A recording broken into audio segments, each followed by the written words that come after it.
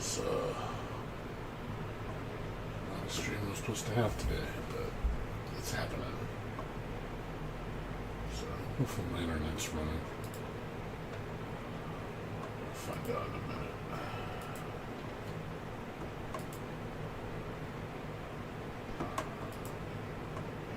Get the feed right.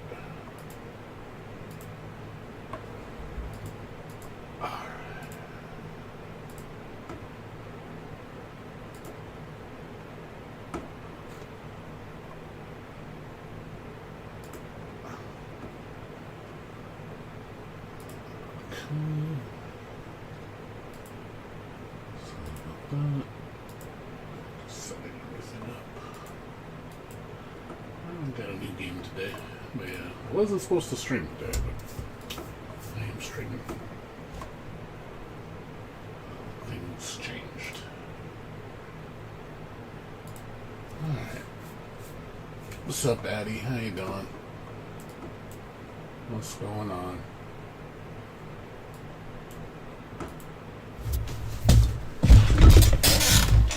How you doing?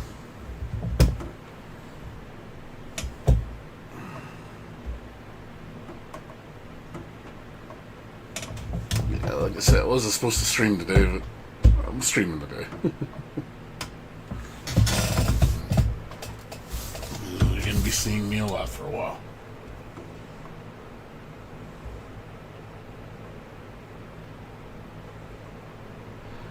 Oh man.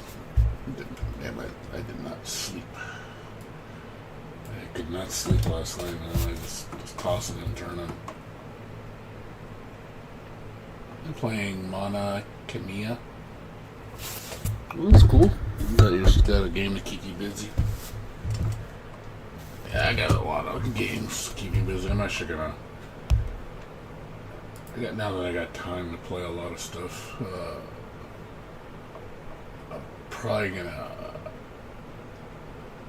I'm probably gonna cancel my pre-order for a couple games that are expensive, and probably just wait to get them on sale. We'll see, because I pre-ordered Resident Evil on Pragmata, but I don't really need to play them on launch. Might just wait for them to go down in price, like, because they drop pretty fast. Like, those games, which should be within 3 months, it should be at least half off. Probably see a lot of CD key sites selling them for like really cheap. It's, the hype be over at that point. Might just do that just to save me, a good 60, 70 bucks. Don't really want to spend. I particularly don't like spending $60, $70 on a game. It's too expensive. I heard good things about Kotama. Got really good. Noisy Pixel gave it an 8. Said it was really good. They really liked it. So, except for a $20 Metroidvania. Well, yeah, I just don't want to get into a habit of buying those because it's just expensive. I'll be honest. I want to avoid just buying those altogether if I can. I can afford it. That's not the thing. It's just I don't like spending 50, 60 bucks on a fucking digital game that I'm gonna play for a short time. I'm not gonna get the enjoyment I want out of it, and by the time, like I said, within 3 or 4 months, it's already gone on sale for like half price. Because again, the hype's over. So it's just I just wait till then, and then I got plenty of games to play. That's the thing. I got plenty. I don't really need to spend and buy more games. So I don't mind spending like 15, 20 bucks. That's fine. That's okay. For a game that's not bad. But yeah, for a brand new title, it's like that's a bit much. I mean, I wish I could just use Game Pass, but Game Pass doesn't always have the AAA titles, unfortunately.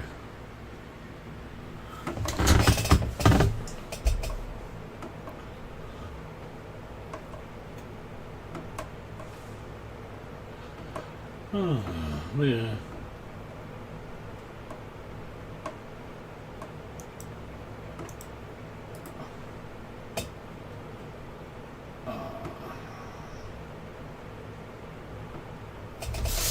Yeah, I'm not paying $90 for a stupid game. You're yeah, that's you're out of your mind spending that kind of money for a game. I'm sorry, I don't care how good it is. That's just too much. Yeah, I'm not. I just a lot of stuff I play. It's like I don't need to play it day one. I really don't. The only way I would buy it day one is if it came with like a free. If I bought something and I got a free copy with it, then I would play it day one. Then it would save me a lot of money. But like the Battlefield bundle, I got 2 Battlefield copies because I bought video cards. One for my upgrade, and then one for I got a new CPU, and then the other one I bought and I gave it to my friend. Yeah, that's dumb. It's $20 for a demo is dumb as hell. The company shouldn't be doing that. That's not right. That to me is wrong. You shouldn't be charging people for a demo. That's just asinine that you're doing that to people. I think that's messed up. You're being very criminal by doing that.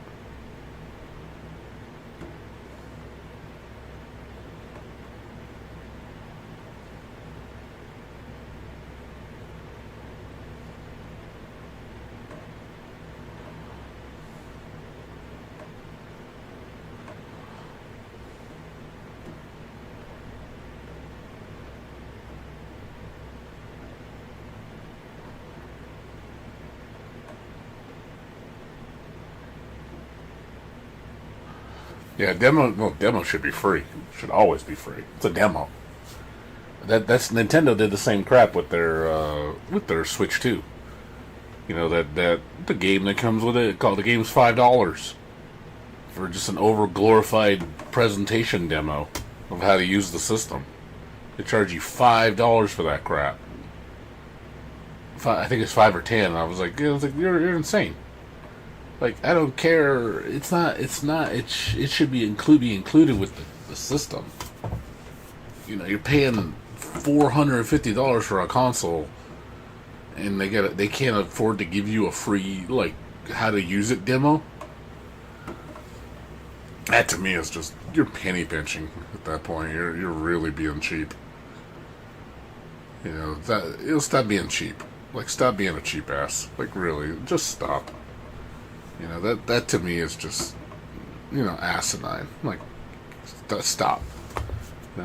Stop being a douchebag. Stop being, screwing with your customers just because you can. To me, that's messed up. You should be putting out your product to show, hey, the demo should be something to entice you to want to pre-order the game. That's what it's there for. It's like giving out free samples at Costco. You get the free. You're like, we got some free, tostada samples. Try it out. See if you like it. And then it's like, oh, you like it? Well, we have the full, the complete box you can buy of, that's how they get you in the door. They give you free samples. That's the way a demo should work. It's like, give me a tasty demo.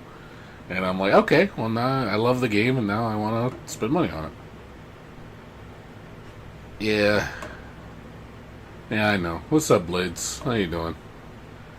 Good to see you. You're probably wondering, why is he on tonight? It's Thursday.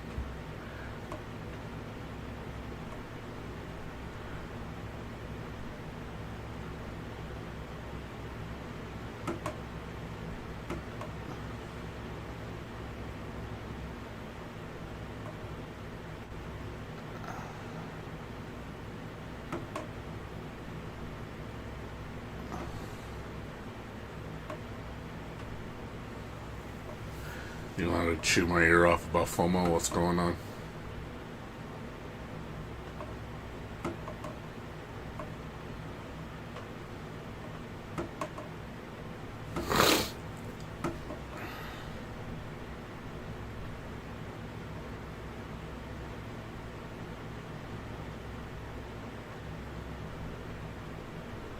Oh yeah, They just try to nickel and dime everything. That's all it is. It's like, it's no different than putting extra service fees at a restaurant. They charge you the dine-in fee, the convenience fee. You know, you got to order, you got to eat at our establishment. Fee. You ate it's a premium on this day because we're busy fee. Something stupid like that. You gotta pay for, you bought box pizza? Well, the box is extra. That's like when they sell you plastic bags at the store. They're doing that for pizza and selling you pizza boxes. You want me to put the pizza in the box? That costs extra. Nah. FOMO? Nah. Well, FOMO? If anything, I was just talking about FOMO with new games. People, like, when a new game comes out, everybody wants it day one. Because they gotta be where everybody else is. I gotta play it because everybody else is playing it. FOMO. That's why I'm gonna cancel my pre-order for Pragmata and Resident Evil, probably get my money back, because I spent like $110 for both those games. And I was just like, yeah, it's a lot, for 2 games. I want to play them, don't get me wrong. I'm sure they're wonderful games. It's just, it's too expensive, I don't like spending $50, $60 on a game if I don't have to. Can I afford it? Absolutely. I can afford it. No problem. I can easily afford it. I got the money. But it's more the principle of just like, do I need to play games brand new when they come out? That's FOMO. I don't. Because, I got tons of games I can play,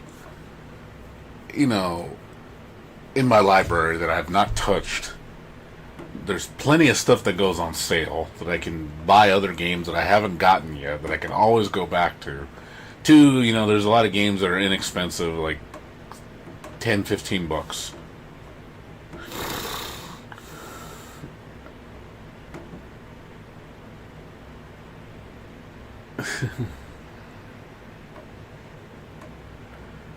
Hate that you hate Disney. Oh, why do you hate Disney? Disney's so nice. Well, Jam and Kai were never lovers. Jam's kind of like just goes after good-looking men. She likes Sin too. Like, she hits on Sin. She hits on Sin. She hits on Kai. She hits on. She hits on Bridget. Because she knows Bridget's the guy. And she basically told her, come back older if you want to have a little fun, kind of thing. I was like, wow. I was like, this woman, man, she a little she a little kink.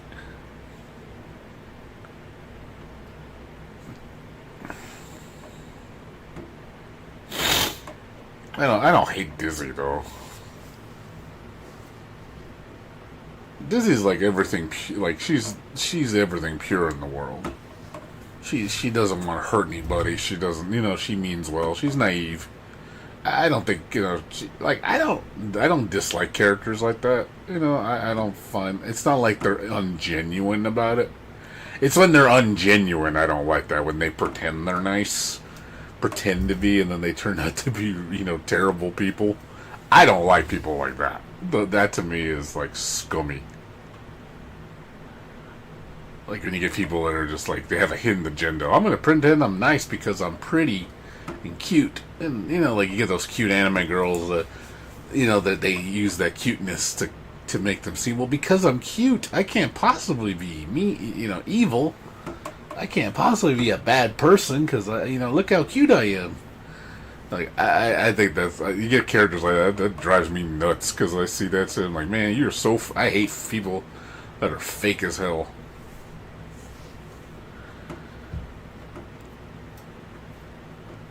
She marry? Yeah, I don't know about that. Yeah, I'd love to have Jam as wifey. You got a woman that can cook awesome and she looks sexy as hell.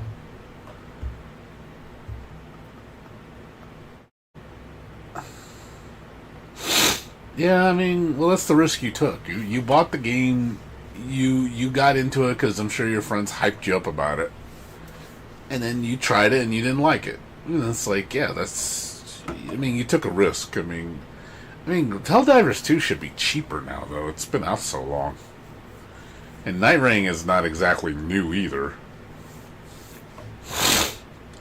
But to be fair, even if you bought it on sale, that might have been a lot of money to you.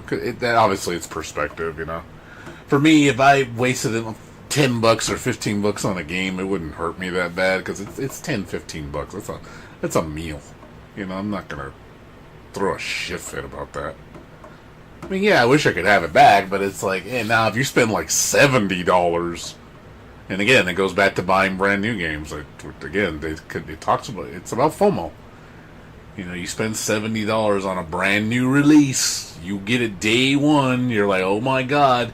You play it for like 5-6 hours, and then you're kind of like, this isn't that great, or I kind of regret buying this. And it's like, well, it's too late now. I mean, yeah, that sucks. You spend that $70, and there's a lot of people that do that shit. And I'm just like, nope, I ain't gonna spend $70 on a new game. You're crazy.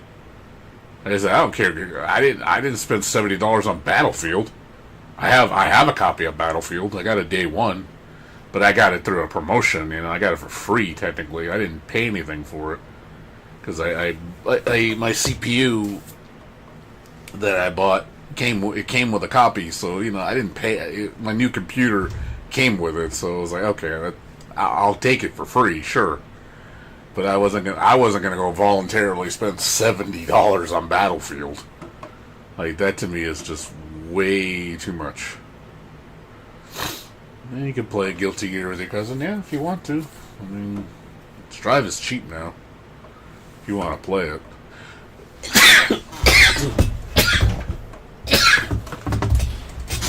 But yeah, that's why I stay away. I try to stay away from new releases. I really do, because I don't see the point in getting them day one if you can just get them later.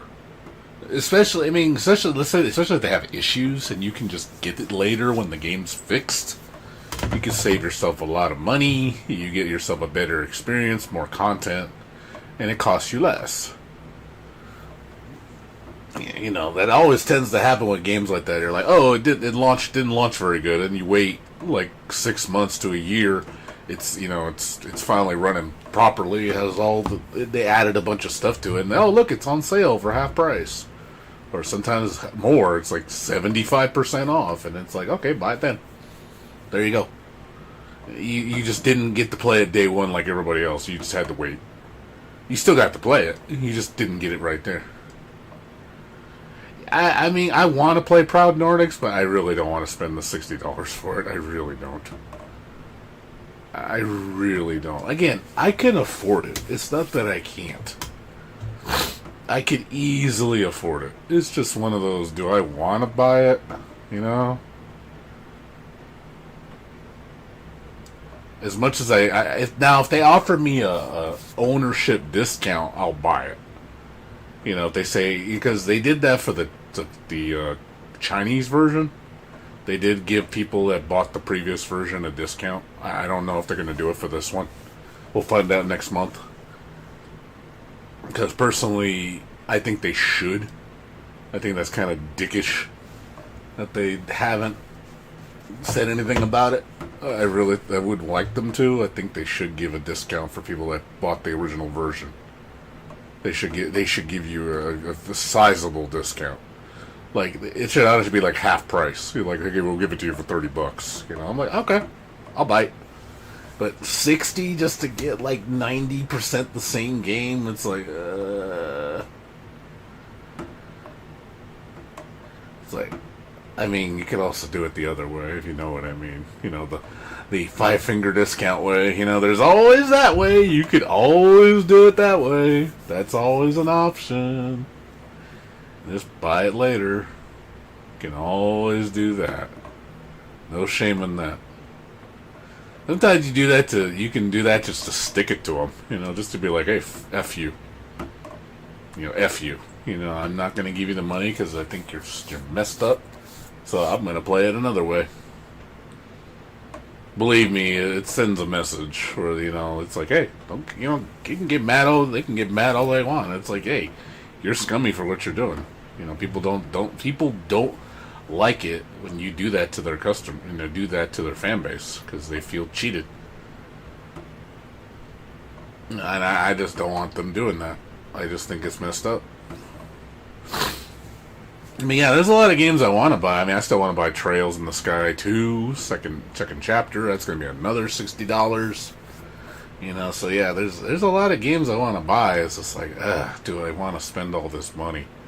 Again, I could afford it. I can easily afford it. I can sell stuff to make extra money. I can do that to compensate the cost.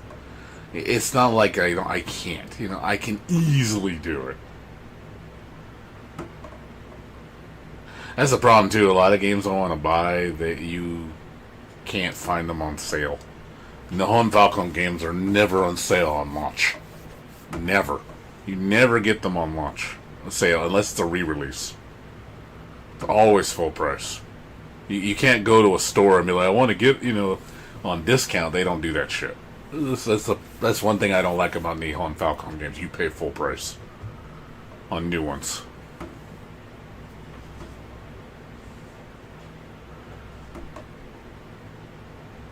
Yeah, I mean, yeah, I hear you. I have Royale. I have the collector's edition Royale. I got it from Amazon like a long time ago for $50. I don't know what it's worth now. It comes with the chest and everything. I do like the characters and the story and the music. I just don't like the game. If it actually jumps up in price, I might just sell it. I'm not emotionally attached to it. Have I tried Anthem, Addy? No, I haven't. What's up, Tudo? How you doing?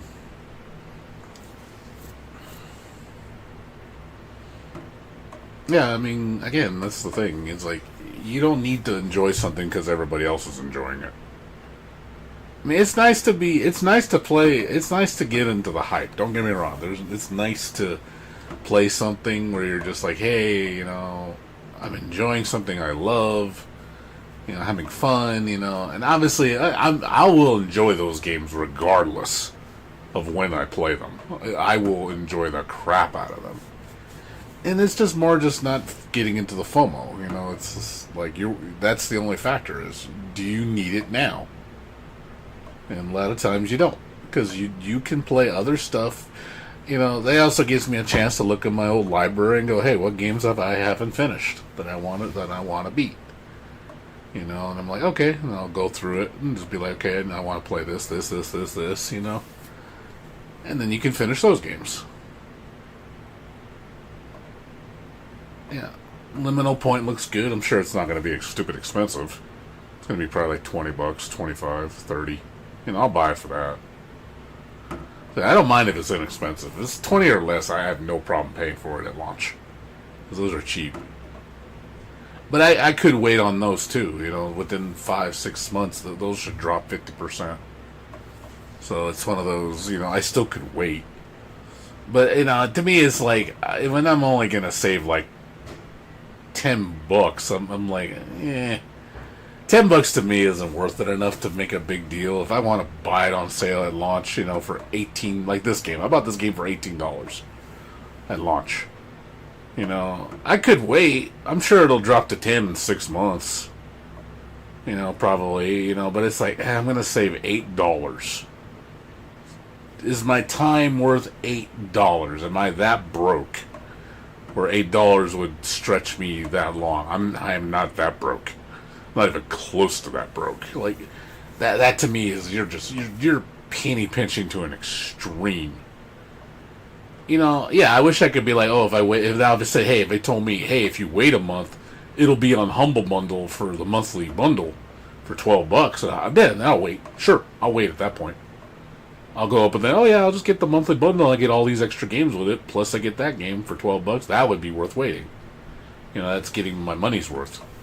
Maybe there might be 3 or 4 games in that bundle I want to play. It's like, cool, I'll just save myself some money and expanded my library a bit more. Yeah, see, I want to play Parasite Mutant. I'm sure that'll be 20. Liminal Point will probably be 20, 30, and then Onimusha is probably going to be 60. I don't. I think I'm going to hold off on Onimusha. Because I pre-ordered a lot of games so far. Like, let me see what's coming out. Yeah, see. So yeah, we got. Let's see, I got Demon Tide. I think this is gonna be like $30. It ain't gonna be that much. Yeah, this is gonna be 60. This is gonna be 70. This is gonna be 50. Surprisingly, this is only 50. I'm shocked. This is only $50. I probably can find this for like 40 on sale, like for pre-order. I'm pretty sure I can find it for 40. Fatal Frame, being Silent Hill F cost me, I think $50 when I got it on pre-order instead of 70. Yeah, that one, Pragmatus is 60. I paid 40, I think 42 for it. But yeah, a lot of these games, it's like I could wait. Onimusha's expensive. This will probably be like $30, $40. This is gonna be 60 for sure. This is gonna be 60. I got a lot of $60 games, for sure. But I could just focus on the cheap games. Just get them on. Get the ones on sale. Just, like what there's games in here I have never played that are stupid cheap because they've been out so long. So I could just buy those games like Journey. I know Journey is really good. It's $3. Or go to Humble Bundle and just say, hey, what's on sale with Humble Bundle?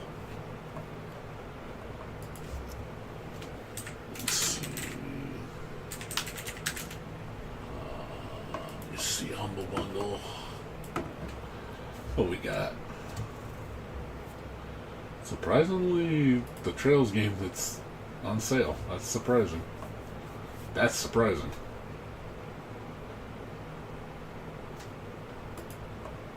Only the deluxe edition, not the regular one.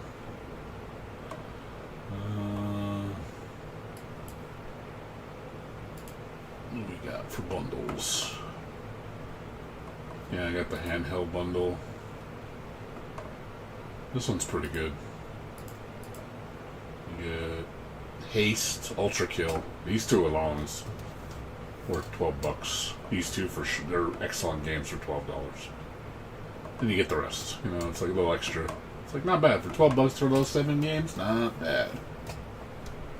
Definitely 2 games I would play for sure.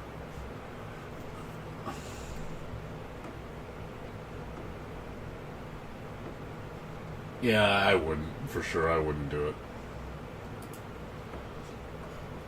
What else we got? 3D waifus for you. Waifus. That's all the like zombie games. Yeah, I paid $25 for all these. I don't know if I play these. They're okay. Like they're okay.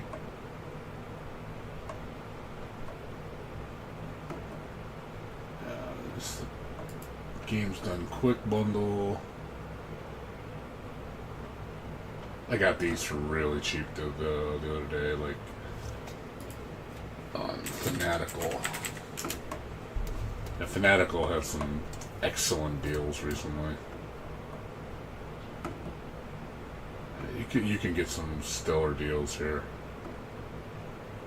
Yeah, I think I bought this bundle. Yeah, I bought this one, I think.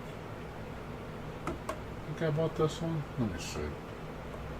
Yeah, I bought this one. I got Mika, I bought Asterigos, Painted in Blood. I think I just bought those 3 games. So that was $10 for these 3 games, which is a great deal. And then I bought, I think the Platinum? No, not Platinum. Platinum's good though. Platinum has a good set of games too. You get Fallout, Doom, RoboCop, Amnesia: The Bunker. This one's alright. I kind of had mixed feelings about this game. And Reveal. I'd say get the $5, get it for $3 each. Not bad. Then there was another bundle. I don't know if it's here anymore. I think it's gone. I think it ended already. No, here it is. This bundle. This bundle is amazing. If you want a stupid good bundle, this is like one of the best bundles. Right here. This is a fucking deal. Yeah, I picked up. I picked up Chernobyl Light, which is a damn good game. Picked up Cuddly, Carnage, both Postal games. Martha's Dead, and I would say, and then you can get Strange Brigade, Sniper Elite, definitely Zombie Army 4. For $1 each, roughly, that is a steal, man. This is an amazing bundle. You get some good games in here.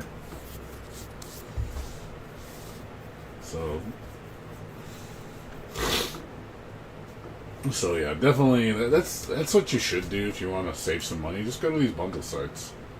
Be surprised how much you save by just doing that. Watch the sales, shop smart. You know, and then load up on your game library with a bunch of games that you know you'll play, and that'll keep you busy till the next bundle.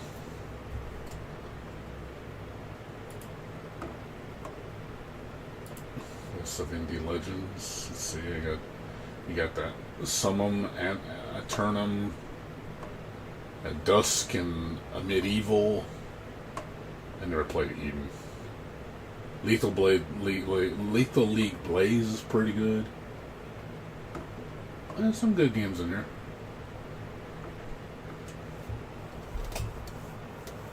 I only got to buy 2 games too. So, yeah, for $2.50. Not bad. Not bad. Why would I pay $100 for 10? What's up, Jayha? How you doing? Hey man, how you doing, man? Good to see you. I know I haven't seen you in a while. Surprised to see you grace our presence. It's like what brings you here?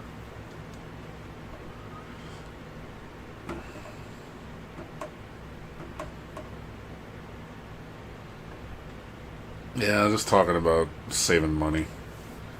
Like, just going more into savings mode.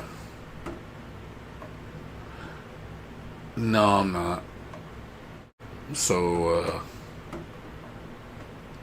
yeah, I called you early. I called you that early, like last week too. I called you, I think, and you didn't pick up. I figure you're just busy. So I just, whenever I see you. Like, there was time I meant to talk to you, but then something came up and I got to. So don't worry. I know you're busy helping your mom, right? That's mainly what it is, right? So you're always helping your mom.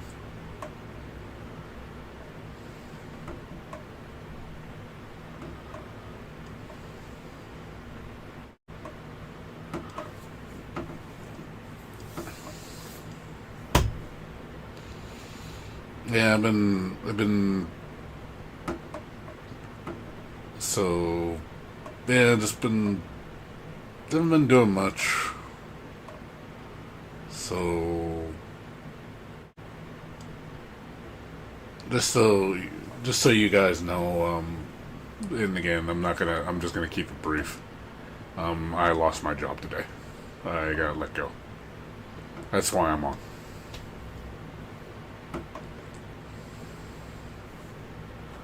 So I'm no longer employed.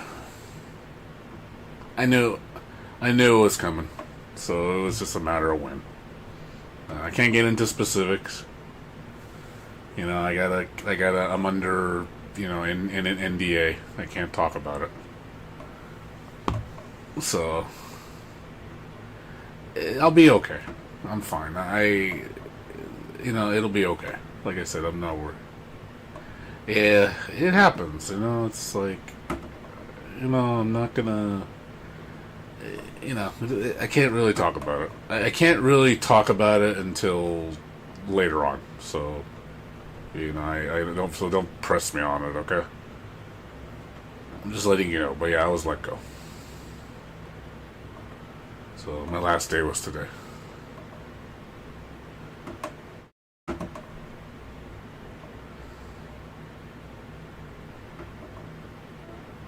Yeah, no. Oh yeah, I'll be fine. Believe me, I'll be fine. So there's more to it than that. That's why I can't really get into it. That's why I can only talk at a surface level. That's why I'm kind of like, if I was, like I said, if I could share more, I would, but I can't. So I can only I can only give you the vague answer. So that's all I can share. Because I'm under NDA. So.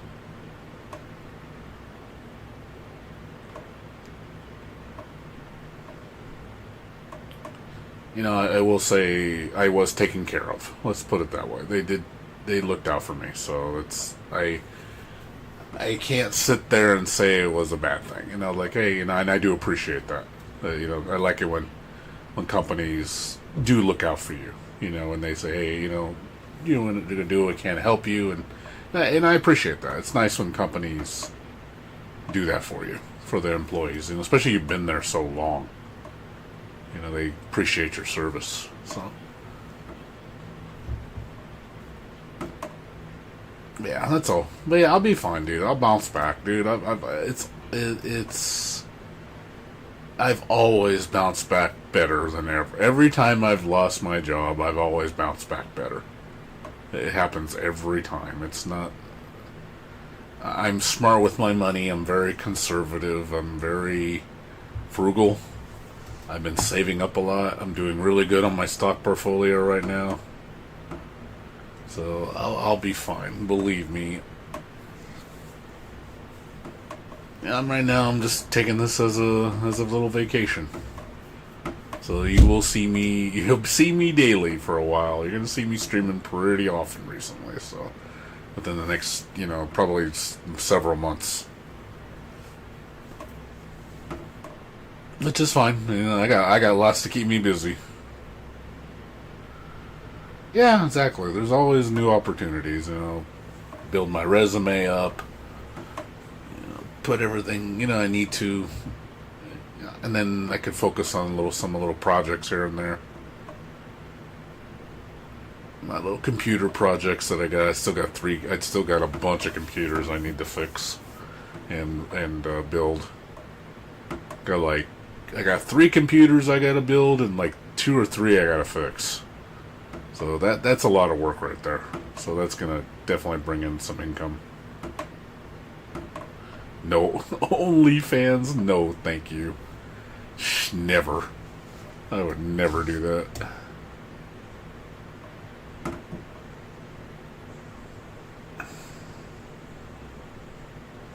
Yeah, sorry. I'm not kinky like that. But yeah, outside of that, dude, yeah, just gonna have a lot of free time now. So,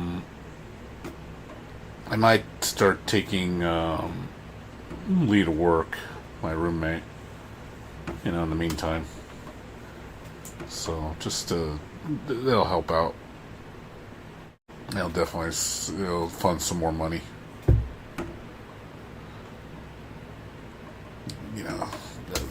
Like I said, we'll see. We'll work it out.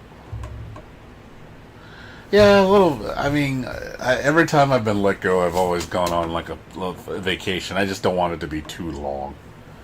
As long as it's before my benefits run out, kind of thing. Because there's no extensions right now, so you can I think it's only 6 months for unemployment. Can't get more. You can't get more than 6 months, so I'll be fine in that time frame. I'll be more than fine. Yeah, we're not, the unemployment rate's not that high, so that's why it's normal. So, yeah, again, yep, it doesn't matter how long you've been unemployed. You've worked for. I mean, I'll get my full benefits because I worked at my company for over a year, so I'll definitely get my full benefits. But it's just one of those, it's the last job. The same thing happened. I got let go, and then about 7 months later, I got hired again. And then like I did better. It's the best I ever done, and it's been a cycle. I usually have these 5 to 7 year periods where I get let go, and then I get hired, and then I'm good for a while, and then But every time I've done that, I've always improved myself. Especially with my spending habits and my savings, because I'm saving more because now I'm being more frugal. Basically, it gets better each time. I learn more, so I'm okay. And since I think that way, I'm always built for when the time comes when I get hit. It's not going to hurt me that bad, like very little. It can look like barely a dent. Like honestly, I wouldn't be surprised if I could do it for several years and I'd be fine. Obviously, I don't want to do that. That's not a smart way to handle things. Essentially, I could, but I don't want to. I don't want to push that. That's just dumb to do that willy nilly. But if you need to, you have an option to do it. It's like, it's not like I'm going to be cornered and I can't do anything. Yeah, exactly. I think you get, like I said, you get stuck in a rut sometimes because you're just doing the same job, and you just realize that. I mean, it's cool, it's nice, everything's trucking, but sometimes it just happens where you're just like, hey, the wind's changing. It's time to change. It's time to change course, and then that's it. You just go with the breeze. I'll be fine. And I'm sure everybody else, similar situations, they'll be, they will make through it. The first time's usually the hardest. It's the first time's usually the hardest because it's a shock. When I was let go of my first job, it definitely shocked me. But at the same time, it was also a blessing. Because I did feel trapped at my job because there was no growth. And I saw it as, oh man, I need to get away, don't settle for this, And then the next job it did better, and then, let go again, and then, I had a downhill, a little bit of a downhill there, then it got better, and then downhill, and it got better. Making an airplane. Yeah. Yeah, I've been through that rodeo, man. It's nothing new for me. Like I'm used to it. It just that time just comes when it comes. It's just like, and the landscape's changing right now. Look at how the world's changing with AI right now. It's scary. I think AI is going to cause a massive layoff in the industry. I really do predict. I just don't trust AI. I think AI is gonna really screw with the whole system. I see what companies are doing with it, and it's just like, yeah, it's rough. It's definitely not looking good. Especially with the computer industry, man. You've seen how bad the computer industry is now with AI? With all the parts skyrocketing in price, they're already talking about, like, computer industry is a shit show right now. Like all the everything's getting affected by it. Like not just RAM and not just video cards. You know, they've already announced a price increase on all the video cards by like 10-20%. They announced end of life. I can't believe this is happening. This was from Nvidia partners. They announced end of life on the 5000 series cards for the high-end cards. End of life for the 5070 Ti, end of life for the 5080, and the end of life for the 5060 Ti 16 gig. Already. It's current gen. How the fuck is it end of life? I'm like, what the fuck? Like, that to me is nuts. That's how much Nvidia is pivoting right now. I couldn't believe that shit. I was like, wow, you said this is crazy. Like, and they said the prices on the 5070 Ti have already raised up to like I think $880 or something like that. Like, it's already raised up over $100 on premium. Like, video cards are going to get really expensive really soon. The high-end ones. Anything that's a 16 gig capacity or more, all the 9060 XTs jumped up to $400 now. Minimum price. They were $350. Now they're $400. The 16 gig 5060 Ti, I think it's like $480 now. Almost $500. And then that card's like trash for $500. But yeah, it's just like, I'm just looking at them like, holy crap, this is not looking good. CPUs are going up in price. They said power supplies are next. Power supplies are going to be affected by the shortage. So they said you're going to start seeing like a 10-20% increase on power supply prices. I'm just like, this shit. I was like, pretty soon buying a computer is just going to be a luxury. Like, who's going to be able to afford to buy a computer? And people are going back to DDR3 to build computers. DDR3. Can you believe they're going back to that old of a platform? Like, holy crap, that is old. That's 2 generations ago. That's like early 2010s, I think. Or like a little bit before that. That's just sad. Because RAM, you could still buy like 16 gigs of RAM for DDR3. I've seen it on eBay as low as like $10.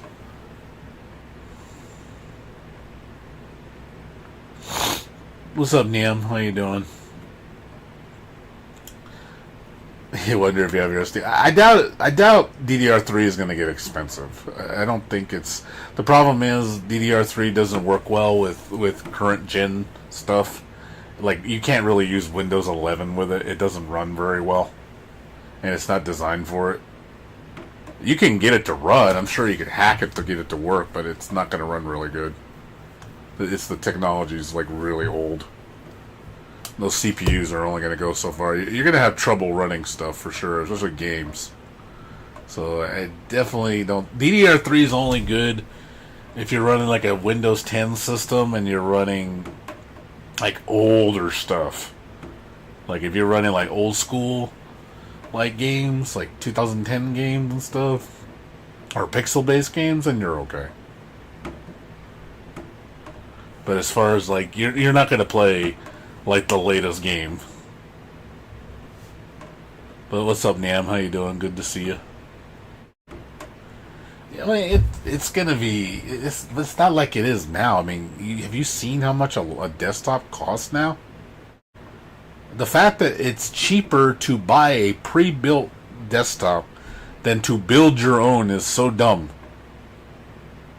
It is literally cheaper to go to your local Costco and get yourself a high-end rig there. Like, I saw they had one that was like, I think $1,400, and it came with like 32 gigs of RAM, a 5070, and like I think it had a 90, what do you call it, the 9800X3D CPU, which is an amazing CPU.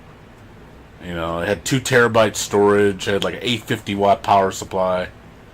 really nice case. It was like, you can't build that for $1,400. You just can't. It's impossible. Because the RAM and the the NVMe drive, just those two alone will run you anywhere from $500 to $600, and that's on the cheap end. So plus the video card, that's another. Now that the 5070s are now $600 now. So you're already almost at $1,400 just with 3 components, and you still have the other half of the computer to build. So you're probably looking at at the absolute cheapest you can make it is like $1,600. It's like it's cheaper you'll spend $200 less getting a pre-built. I'm like, that never used to be that way. That was never the way to do it. Now that's becoming a thing. Like, people are just like, yeah, what's the point of building it if you can't save money? Yeah, NVMe, like, yeah, I don't know if you've seen, like, I can show you. Here, 2 terabyte NVMe. Like, this is not right, by the way. Like, these are outdated. Oh, well, they actually have, that's actually cheap for this. That's a solid state, too. That's actually cheap. I'm surprised they have it here. But yeah, let me list 2 terabyte Samsung Evo 990 Plus. Let's look at look at this shit, dude. Look at that. Look at that shit.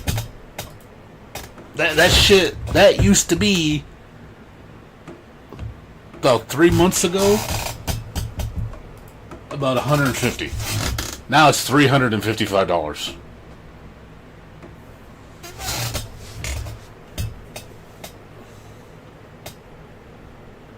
That to me is like insane.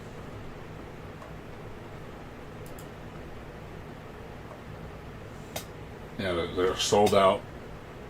Like all the low price ones that you could get. 990 Pro, 320. Yeah, it's one of the top of the line drives for Samsung. And it's like, man, I shit, you could get those for like as low as like 160, like half the price. Now it's double. It's like that's a lot of money just to buy just for storage space. That's ridiculous, man.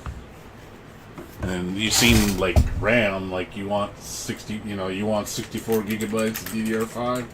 Ooh, man, you're gonna pay. Look at this shit. Like, you're spending about $600 at a bare minimum.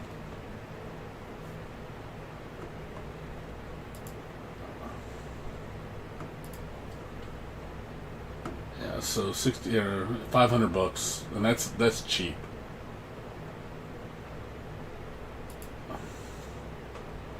Yeah, $500. That's open box. It's like. It's like, my God, dude. We are fucked, man.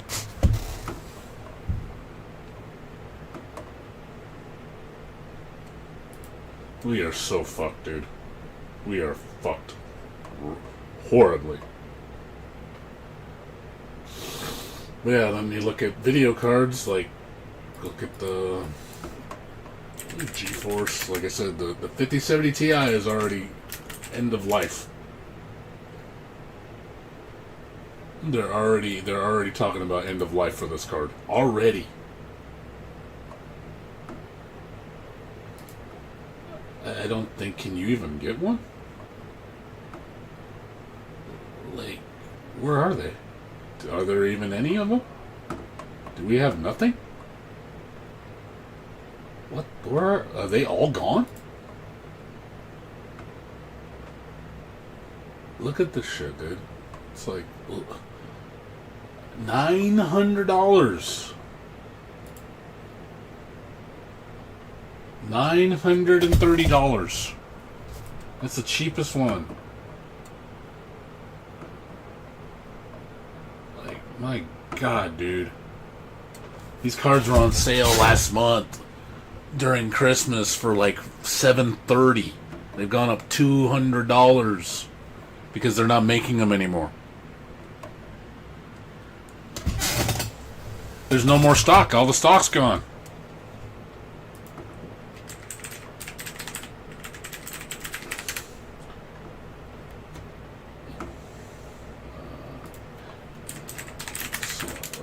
What does this say? There we go. I think this is the right site. There we go. There we go. Yeah. Look at this shit. 829, 1079. Look at this shit. It's all gone. Look at that. There's only one place you can get it for like over $80 over MSRP. Just one. One damn site. Oh, it's not, and the listing's gone. So literally $1,000. There's pre-orders for $1,000. What the fuck?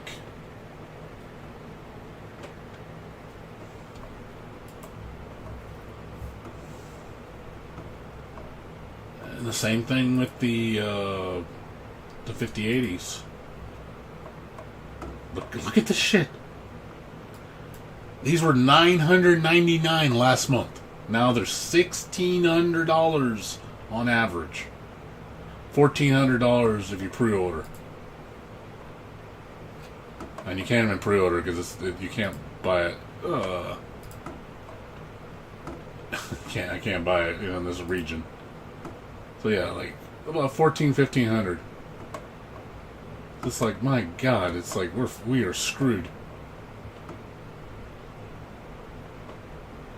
But they said it's even affecting the RTX supply, the AMD variants, the RTX. Was it 9070 XT? You can still get those, I think, for like $650. But yeah, look. No, actually, no, they raised. See, now $750, $730, $820. These were as low as $570 retail. You can get these from a store for $570 retail on sale during Black Friday and Christmas. That was the lowest they went. Now they're jumping back up to about $800 average. But again, it's like we're not going to have any. We're going to be screwed. We're going to have no options. Like, what are we supposed to do? Like, I feel bad for people that want to build a computer. They're going to be screwed.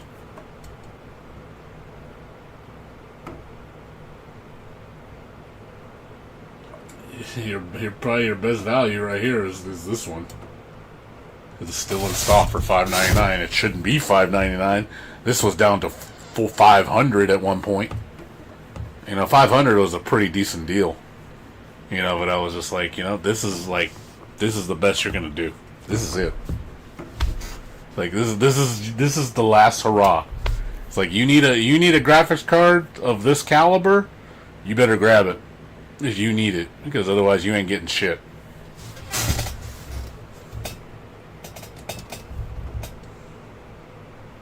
Oh yeah, Steambox. They've already talked about that. The release date on that. They leaked it. So apparently the price tag on the Steam Deck, the Steambox, the Steam Machine, is going to be $1,000. Who's going to buy that shit? Who's going to buy that shit? This is leaked documentation. That's allegedly the price, $1,000. Who's going to buy it? Seriously, who's going to buy it? I don't know about the specs. This again, it's just the alleged price.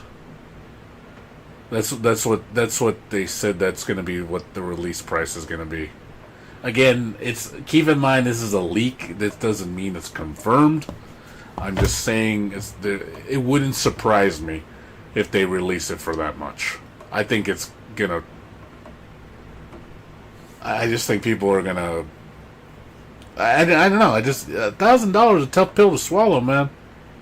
You know what the best deal is right now? If you want to play games, get the fucking PS5. That's your best deal right now. I think you can still buy a PS5 for $400.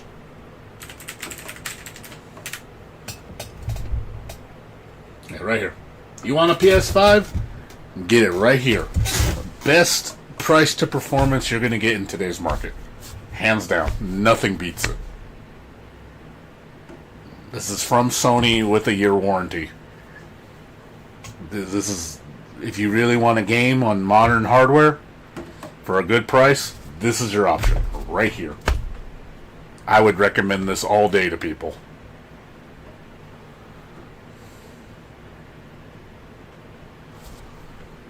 Serious, like I'm not kidding. Like out of all the consoles, PlayStation's the only one that hasn't raised their price really that much. Xbox is outrageous. Nintendo's already allegedly talking about another price hike. So PlayStation's the only one that hasn't been doing it.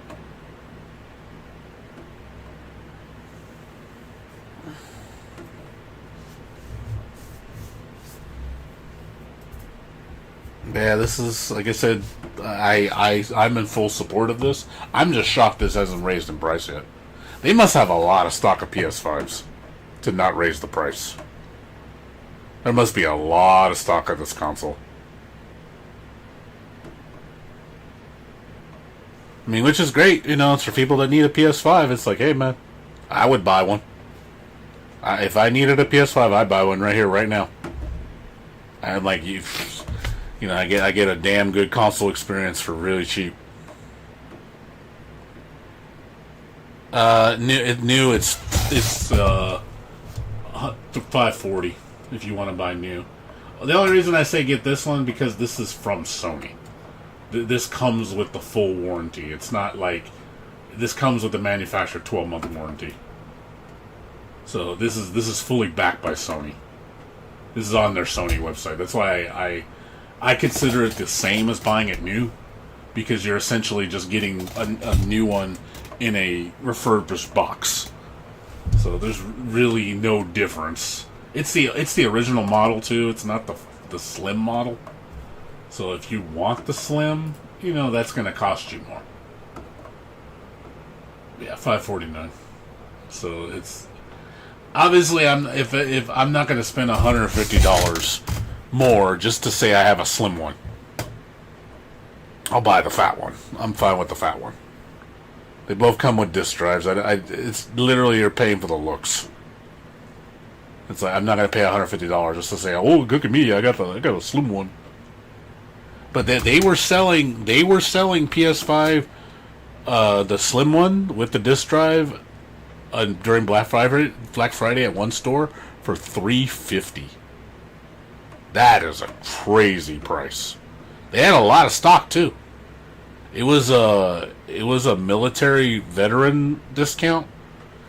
So if you knew somebody with a military veteran, you could have bought one. Free shipping, no sales tax. $350 out the door. That is like holy crap, dude. I'm surprised they didn't run out for that price. That is a steal for the latest model.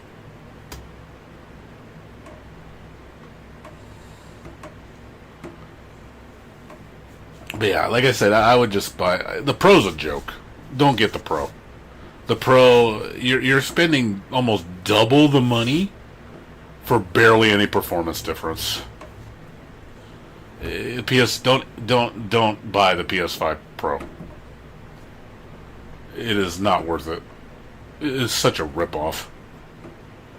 That system is so poor because of how expensive it is and how little the improvement was. It was not worth it. But yeah, the Xbox is. Look at how much Xbox is.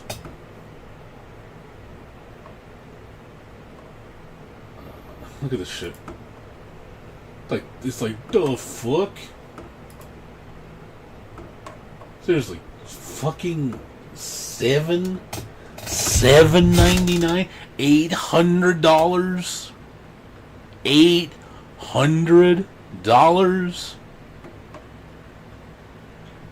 Like, oh my god, like, shoot me. It's almost $900 with tax. Like, who's gonna buy an Xbox? That's outrageous. Like, what a joke. My god. No. It's the same thing as the Xbox Series X. This is not an improved model. This is the same one as the original.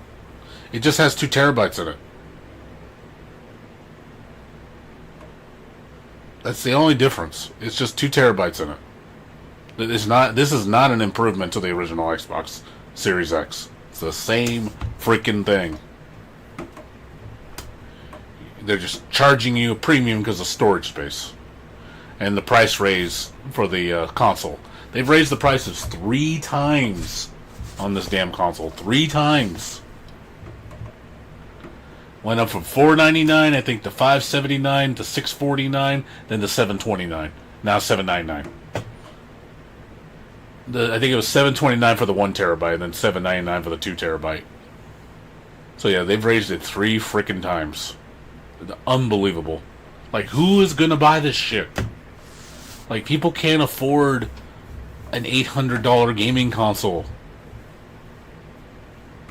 Like, I'm sorry, but I just don't see mom running out to buy one. Like, I just don't see it.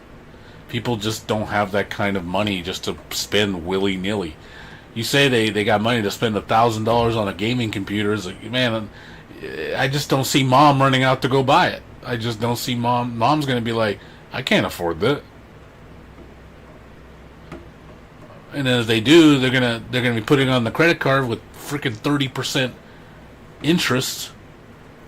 And it's like, oh well, that $800, that $900 purchase, now it's freaking $1,200. Then you're really screwed. Like, I just say, how is a family supposed to buy one of these? It's just not a good option for people, Hell, the Series S was a good value. Was the king in terms of value back when the prices were normal. You could get a Series S for as low as, I think I've seen them as low as $200 or $150. I think I saw one for $150. It was refurbished for $150. I was like, $150 for a Series S? That's a steal. That is like god tier value. Like, you can't. Next gen's console at that price point is unheard of. I would have been like, oh man, you want an Xbox? Get that one. Like that. It's not as good as the X, but shit, for what you pay, it's just like not bad for the performance.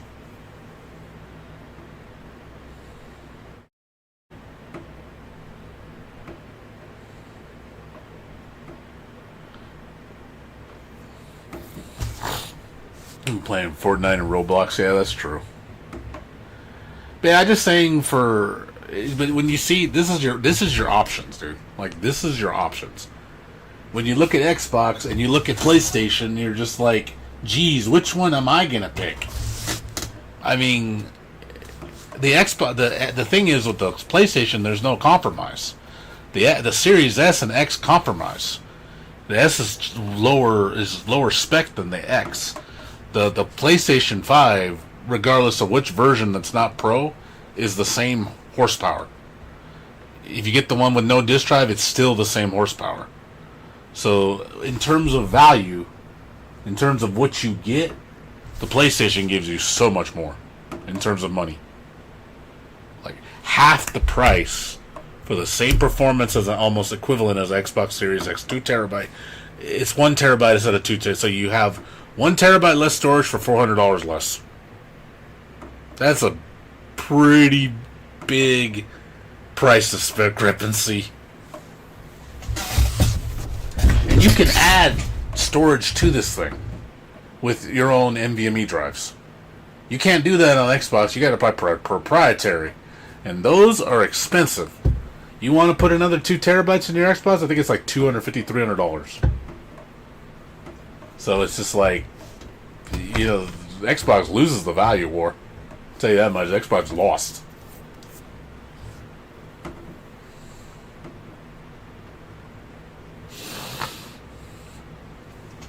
Xbox can't compete with the PlayStation in terms of value. It used to be the other way around. Xbox used to be good value. You know, with the S, and then you had the Game Pass. S and Game Pass was like the king in terms of value. You know, for people that wanted a budget game, that was the way to go. I would recommend that for days when the prices were at their all-time lowest. You know, when Game Pass was only like, you could buy a year of Game Pass for like less than $100 with the Ultimate. Now Ultimate's like 3 times as much. Costs $30 a month for Ultimate now. It's $360 a year for Ultimate. I'm just like, holy crap.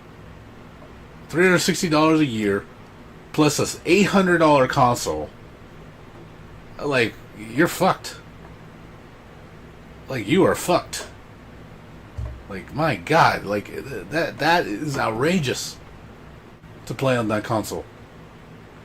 PlayStation, you don't have to spend that much. I don't think even their Plus subscriptions aren't even that bad.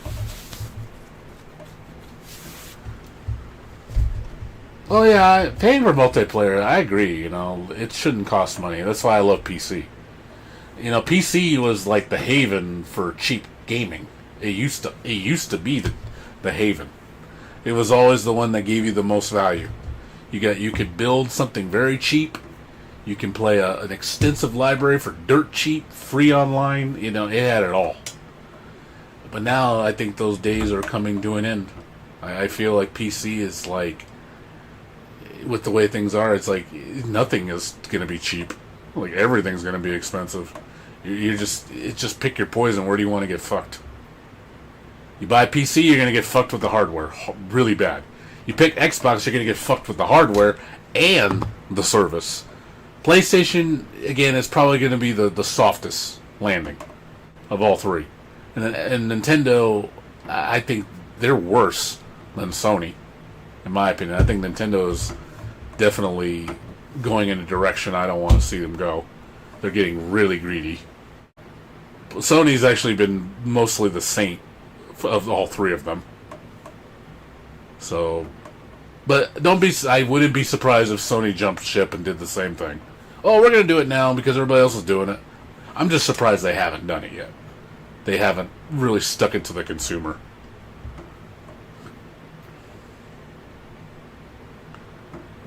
Well, yeah, if you want to play cheap games, you're going to have to build a low end rig. Like I said, you can build a DDR3 rig for pretty cheap. You know, like probably less than $300. Hell, probably $200 if you buy used parts. You use CPU. You know, use yourself an old school hard drive, Windows 10. You know, probably 16 gigs of DDR3, 4x4 kit. You know, get yourself like a 7th gen Intel, like 4-core, 8-thread CPU, like a 6700 or like 7700, 8700 or whatever. And then your power supply, you can buy like a 600 watt for pretty cheap. I've seen them as low as like $30, depending on what brand you get. You know, cases, I just picked myself up a nice case for $30.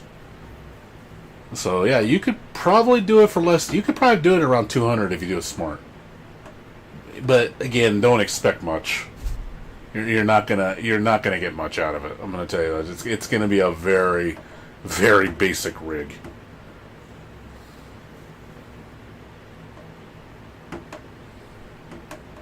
Oh, they will. I mean, believe me, there's a will, there's a way. I believe it. There's people who are always figuring out ways to be more frugal.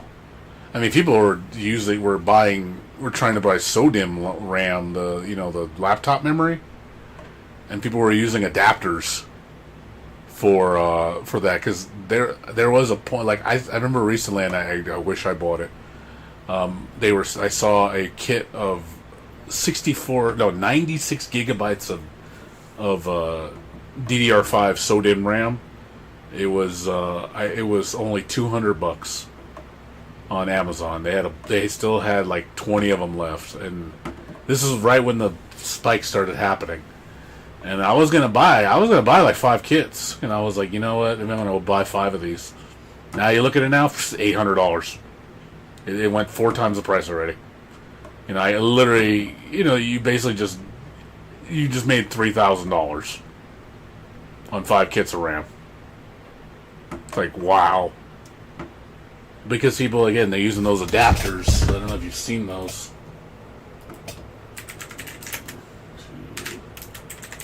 Adapter. These things.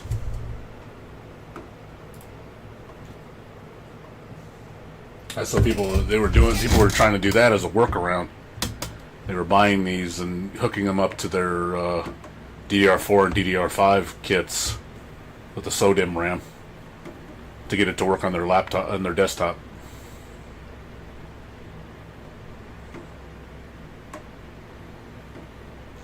But now that people are doing that, now it's like, well, okay, well that didn't work. It's like, well, what else do we do? All we can go do is go backwards and get the older generation stuff because nobody wants it. Nobody wants DDR3 because it's so old. And there's tons of it out there. That's the thing. There is tons of it out there. That's why that's the only option people have is to go back to DDR3, and that luckily still works up to Windows 10, which is still technically relevant with the security updates for another year. So yeah, if you need something to hold you over, if you really need like that cheap $300 computer, go get a DDR3 computer, build one, go get some used parts, and go make a computer. I'll hold you over. That's what you're gonna have to do.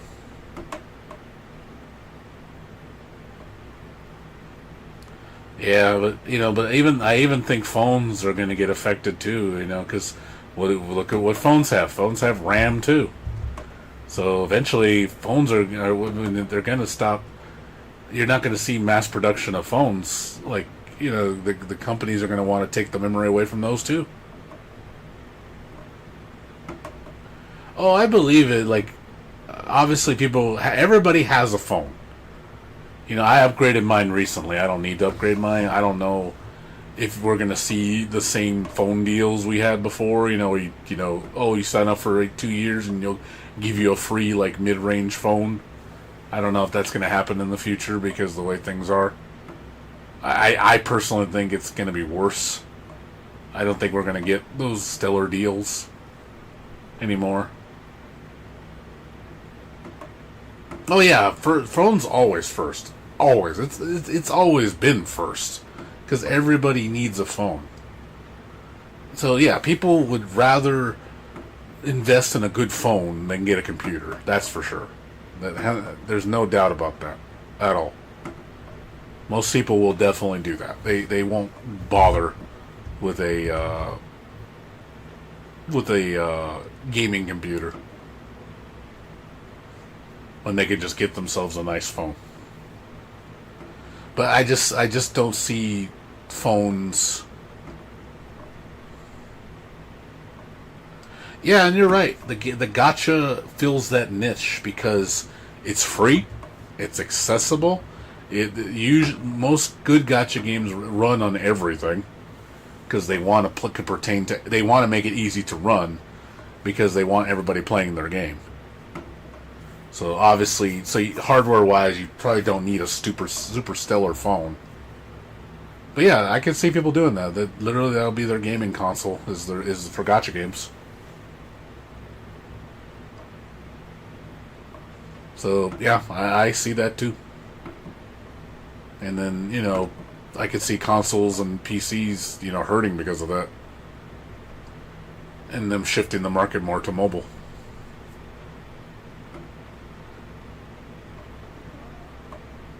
Yeah, I hear I know it. Yeah, it makes total sense. It's a whole untapped market that they can cater towards. Millions of people will play it. and you know how inexpensive the game is. You know, people have no problem paying for it, and they'll make millions.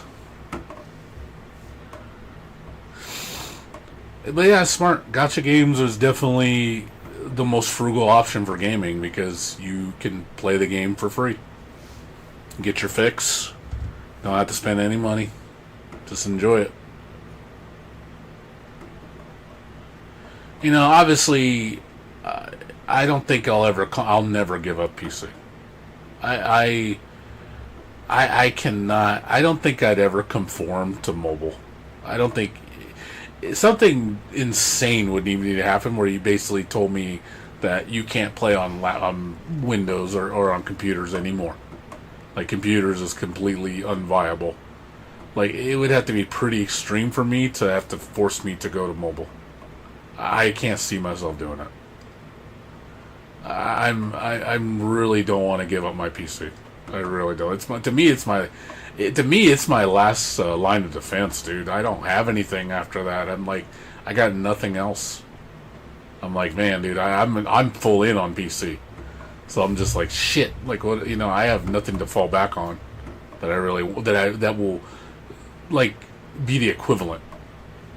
There are options, but I don't like those options. I don't want to go to console. I don't want to go to mobile. You know, but yeah, if it came down to it where PC got so expensive, where literally, like, let's say PCs get so expensive, it's literally like $5,000 to build a basic computer. Let's just say it gets that bad, where literally you have to spend $5,000 just to build an entry-level computer. You know, that sounds pretty asinine. I mean, there's a possibility that the AI could get that bad, or where we have that much of a shortage. The prices skyrocket to that absurd level. I don't think it will, you know, but there's always that possibility. It could get that bad. But yeah, if that happened, I mean, yeah, that would be like, wow, dude, like this is, you know, that would pin me to the wall. I'd be like, wow, it's like I can't believe I'm doing this. Like, it's obviously it'll probably be a matter of principle, because I would definitely be like, look, I'm not gonna give. Or find a new hobby, yeah. Do something else. Yeah, there's always you can do something else. But yeah, I agree. Or just, you know, you can just come back later. You know, come back later, you put it away, or you just you know, you use what you have and just play what you have. See, obviously you and me, Jayha, we upgraded our computers recently. You're fine. You're not affected by this. I'm not affected by this. We're not going to be suffering with our computers. Like, oh, we can't play anything on our computers. No, we still, our computers are fine for several years. I shouldn't have to upgrade my computer for at least 3. I'd probably push it to 5 years. I shouldn't have to. Yeah, right. You're fine, dude. You're on DDR5, man. I mean, yeah, you got your 3080. I know, you know that card is still good old reliable. You know, it is an old card. You know, but it's good old reliable. I mean, yeah, oh yeah. I mean, if somebody said I'll give you $5,000 for your computer, Jayha, yeah, I'd be like, do it. At that point, I would say do it. I'm sure you would not miss it. I'll be honest. If someone offered me $5,000, or you know, let's say they went to the extreme, I'll give you $10,000 for your computer. I'll be like, fucking for real? I mean, I'm big on that shit. Like, that's to me is like, that's a lot of money. That's a lot of money. It's like, man. And then honestly, if it came down to that, and it's like, hey, you could still buy let's just say computers were $10,000 and PS5s were still $400 from the site. I'd literally switch to my PS5 at that point. Well, guess I'm playing PS5 for $400. I'm just gonna buy games on the Sony store, because shit, for that kind of money, shit, I'm set. I won't miss the PC. I'd be like, I'll wait till that, because eventually we know the bubble's gonna burst. It's a matter of time. It's gonna happen just like it did with cryptocurrency. Because remember, cryptocurrency was doing the same shit. It was going out of control, and then the minute they passed regulation, they put the proof of stake, the whole thing came tumbling down. Like it's like watching watching Rome fall. Like it died so hard. I was like, yep, that's all it takes. It's like you pulled the one thing holding the whole structure up, and it just comes falling down like something out of a movie. And you're just like, and there it goes, and it's gone. That's what's gonna happen. We're gonna see the crash hit hard, and we're just gonna see this flood just open up. Like, and there it is. Just a matter of when.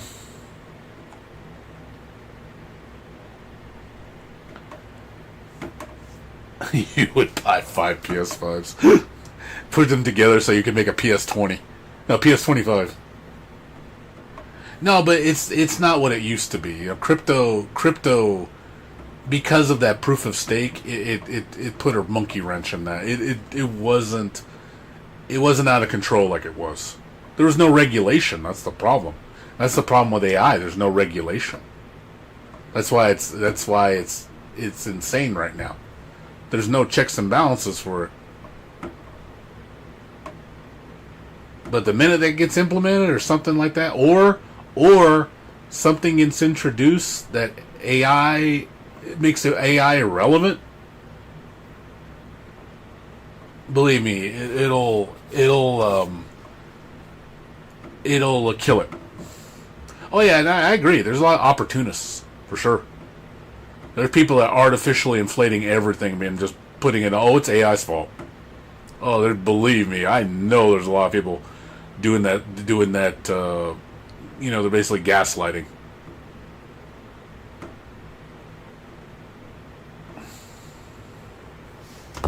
Oh no, look at the AI. That's why your prices are so high. Oh, oh my God, that's why we have to charge you so much because of AI. Oh my God. And it's all this AI shit that they're hoarding is all for theoretical stuff. It's just they're just hoarding supply for makeshift AI data centers that aren't even built. It's just for the future. Oh, we're just backing up, in case we need it down the road. It's like it's not even getting used. It's literally they're just pre-buying it and just storing it. When the time comes to use it, hoping that the cash cow is gonna fucking, flow in, and they think it's still gonna be sustainable forever. That's the thing. And it's not gonna work. This cannot sustain itself forever. It's impossible. There's no way.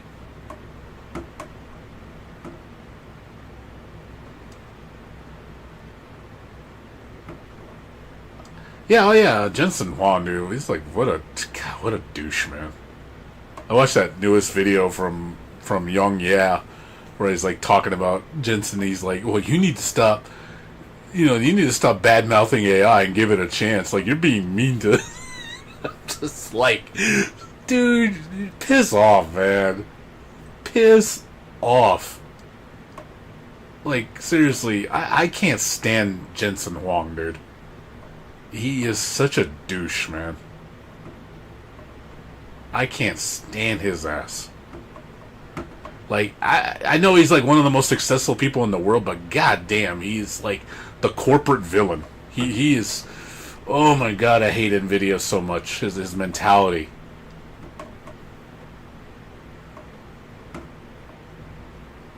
Yeah, I agree. I agree with the Kiryu. Yeah, he didn't do a good job at Kiryu. That's for damn sure. He did that character so much injustice. I agree with that. But yeah, I just think. But yeah, I agree with you, dude.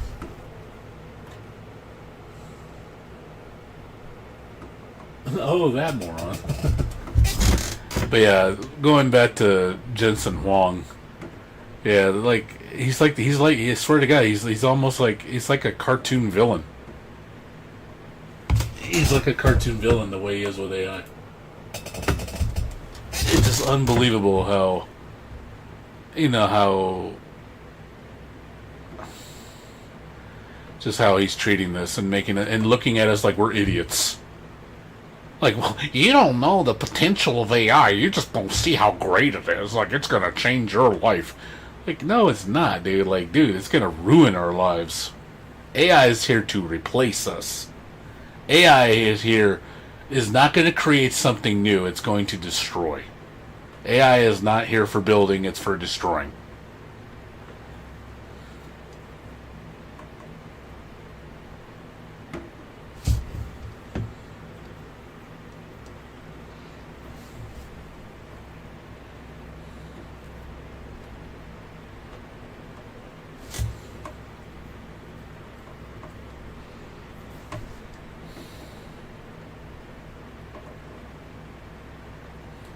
Yeah, I know.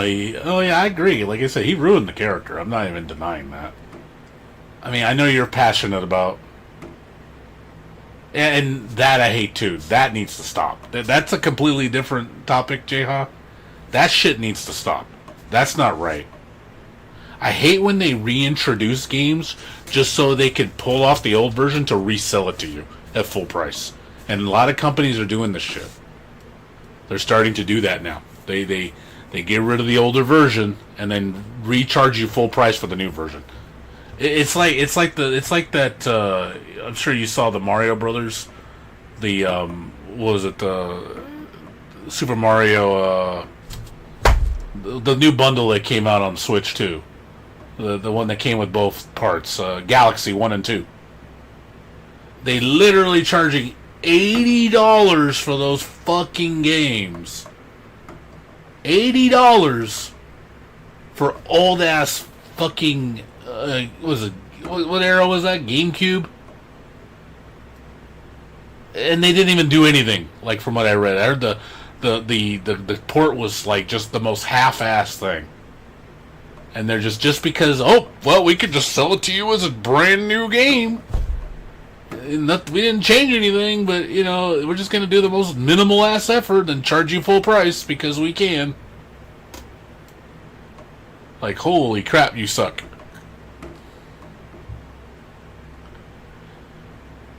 Like, and they're doing that more often. Like, companies are doing that shit.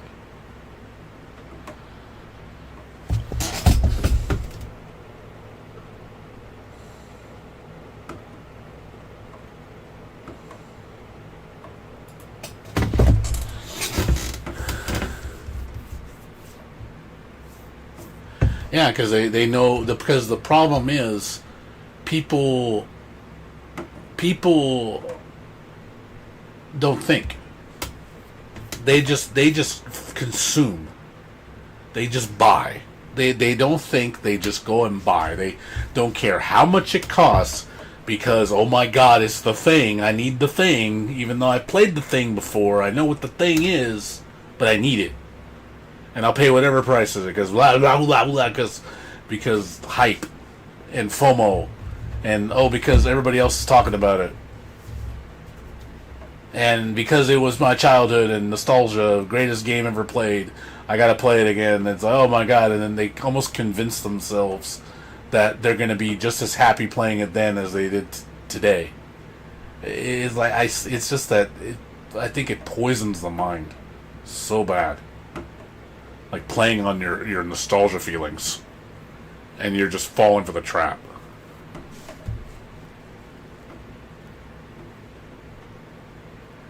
Yeah, that should give you I think they should give you like a version, like a definitive version that comes with everything. It's like, hey, it's like here's like for example when Capcom does their fighting game collections. Like they here's Street Fighter Alpha 3. Here's every iteration of the game. You know, Street Fighter Alpha 3, Street Fighter 03, Street Fighter 03 Upper. You know, every single version for you to play. Like the definitive version of the game. And you have all these different versions that you can play. It's a complete collection of the history. That, to me, is the way you should do it. Because some people want to play a specific version that they liked. It's like, well, you have the whole library. Why don't just release the whole thing as a collection? I'm okay with that. And as long as you make good improvements, like you know, make it run good, have full support, rollback netcode, you know, you actually put some work into it. We're like, hey, this is a nice collection. Holy shit. And it's a reasonable price because it's old games. You're charging $40 for, you know, the Alpha collection or whatever, or the Street Fighter collection. It's like, hey, you got a compendium of all these awesome games with all the versions, with online play, lobby system, you know, rank system, all that stuff. That to me is how you do it. It's like, okay, I'm okay with you reselling that. You know, as long as it's a reasonable price. You know, that to me is you're giving people the best possible version of the game. Like, this is the pinnacle. Like, this will outdo every other version. It should not be subpar to the originals. It should surpass them.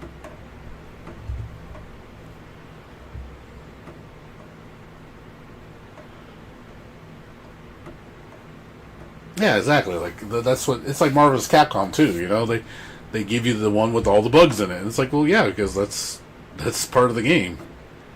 Don't take those out. I mean, or if you make a revision where, like, hey, here's the rebalanced version, here's the unbalanced version. You can choose. It's like, okay, that's cool. Well, you gave me a choice. I'm okay with that.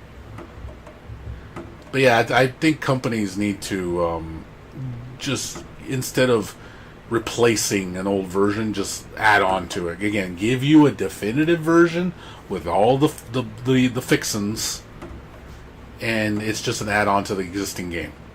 Like, yeah, Yakuza 0 should have just been Yakuza 0, you know, enhanced edition or you know, definitive edition. It's like, hey, we added a new voiceover feature for this version.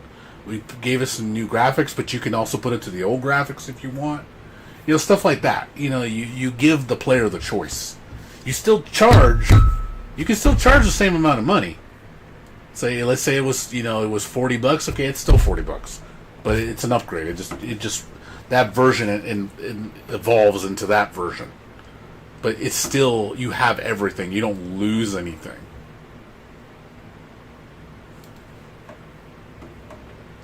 Yeah, that to me that's a smart way to do it. I agree with that.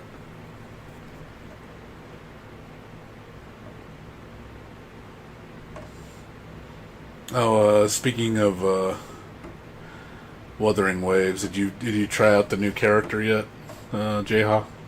Heard she's really good. Mornia or whatever.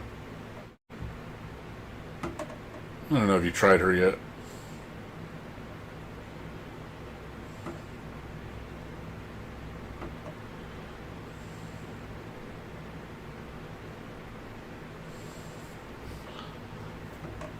She's a support. Okay.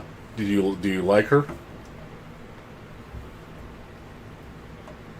Nothing wrong with having another shorekeeper.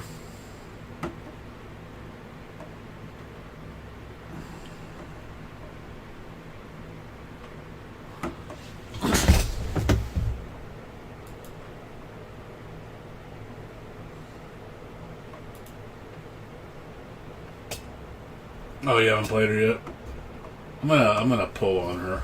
I'm probably gonna pull on her because I want the next character. The pink haired girl. She looks cool. I like her. I'm definitely gonna pull her.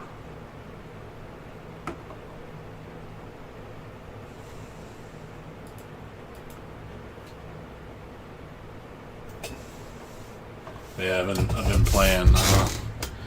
I've been playing Chernobylite. Pretty good game, by the way. I'm a Math. Yeah, I'm a Math looks cool, dude, and she's really pretty. I like her design.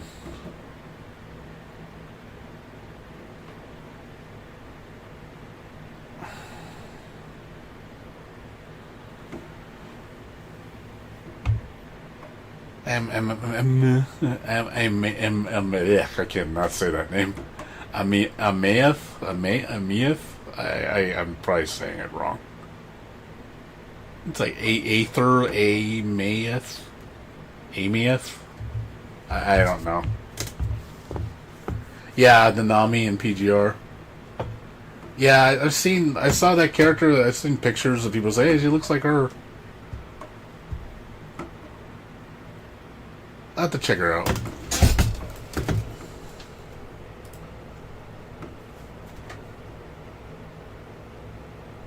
But I'm gonna check out this game right now.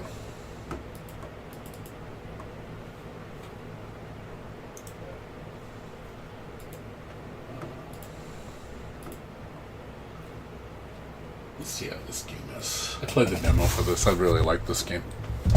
Got good reviews from what do you call it? Noisy Pixel. Been playing Fallout 4. Oh, that's cool. It's a good game.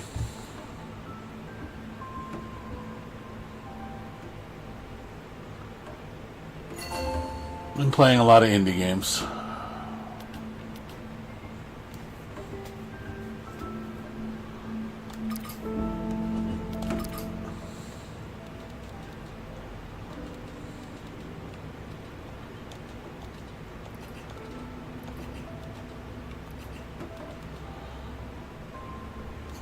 Let's see. PlayStation controller.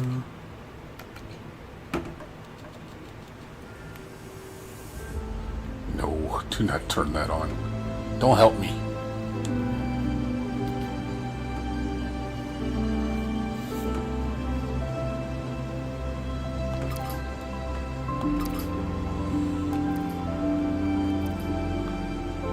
Reality.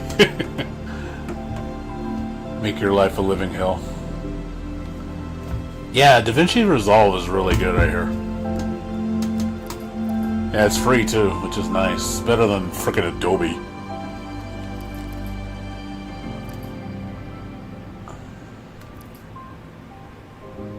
I have no idea how this affects the game. That's cool. I mean, hey, learning something, right? Overall intensity increased. Checkpoints will become slightly damaged checkpoints. Most likely cannot restore Chrono Shell. Difficulty cannot be changed, so I don't get what slightly. I'm guessing.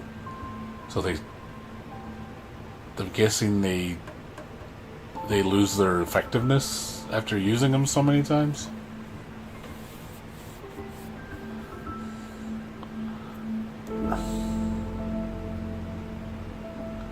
Nothing wrong with that. It's always doing new things. Like I said, it's free. Doesn't cost you anything.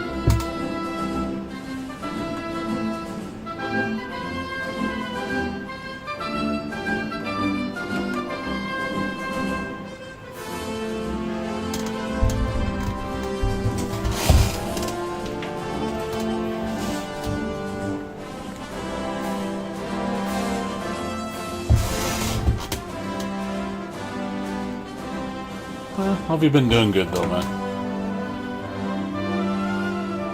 Damn, I see boobs.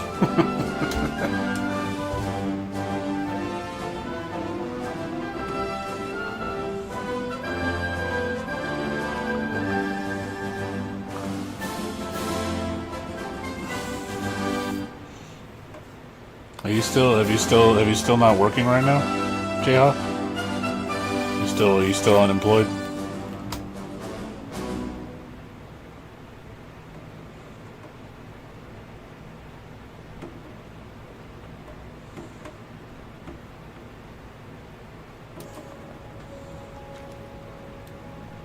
Well, yeah, I mean, I know you don't have a traditional job in a sense.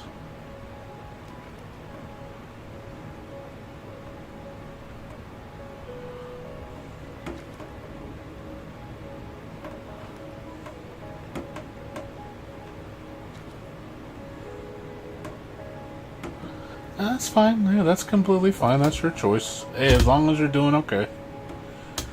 You know, some people do it the way you do, and that works for them. Some people it doesn't.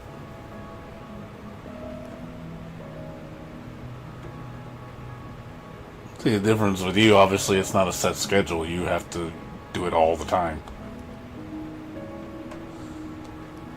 You know, some people do that. It's like having a business where you're like working, honestly, 24/7. One of my friends owned a business, and he said, like, I don't get any breaks. Every day he worked, literally worked like 16, 17 hours a day, taking care of his business. I'm just like, that don't sound fun. That sounds like hard work. That sounds painful.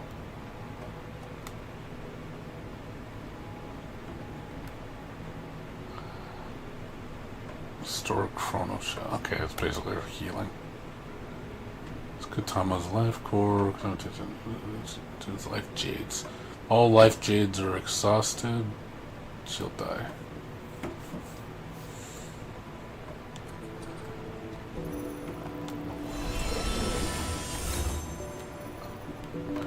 I gotta use the analog.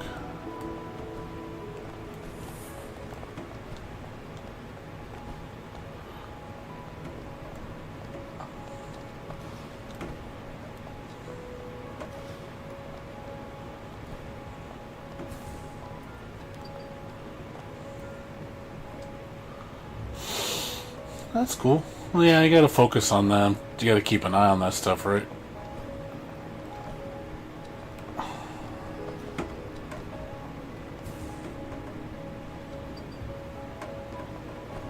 You always have to constantly monitor that.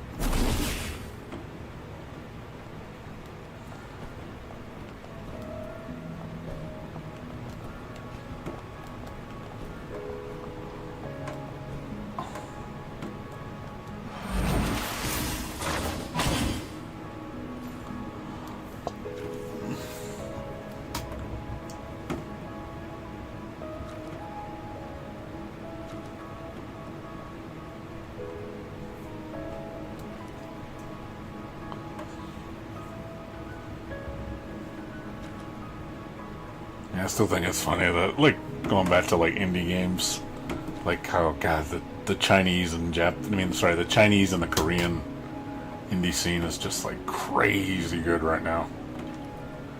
Tell you, man, it's like, a lot of companies need to step their game up. They really do. They really need to step their game up.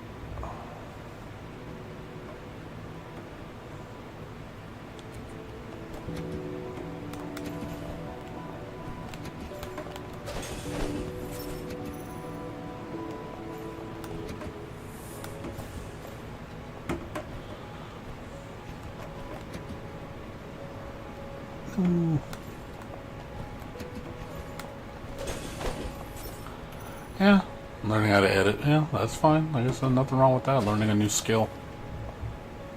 You know, even if it's just for personal growth, you know, not necessary, you know, or you're going to use it to make money.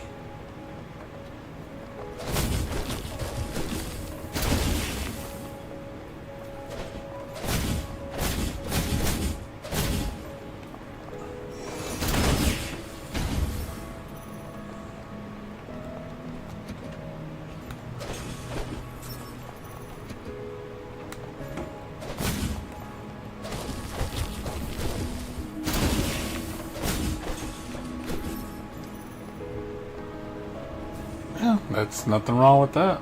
I'm sure people like to watch you. What, you thought about making it and turning it into something lucrative? And there's channels that they do that.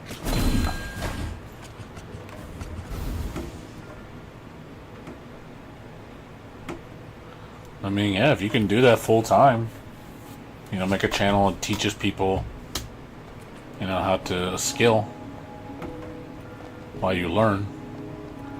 There's channels that do that. And some people make money off that stuff. If you're willing to do it. As long as you enjoy doing it.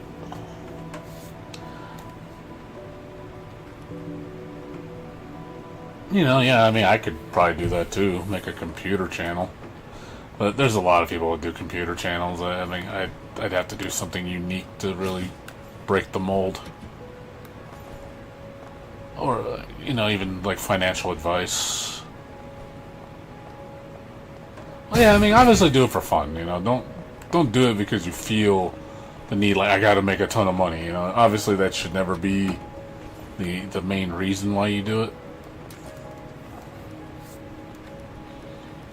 You should do it because you want to do it.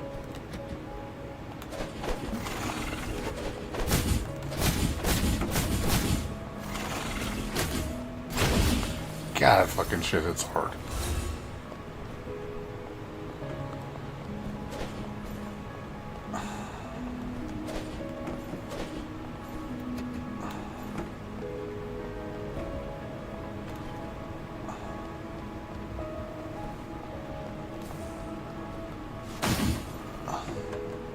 Oh yeah, exactly. Yeah, I mean, kind of like I used to stream every day. You know, I do. Remember when I used to play Final Fantasy 11, and I would stream every day. Like, God, after a while, it burns you out, dude. I mean, yeah, I'm sure I could have made something from it because I know there's some. I would have been a huge FF11 streamer. I think if I would have capitalized on it on my peak, I think I would have. You know, I probably could have made money on that. But yeah, I couldn't do something like that. I can't sit there and play a game like that for like 60 hours a week, streaming it and being involved with the community. Like, I just couldn't do it. It's too much. I would get burned out so fast.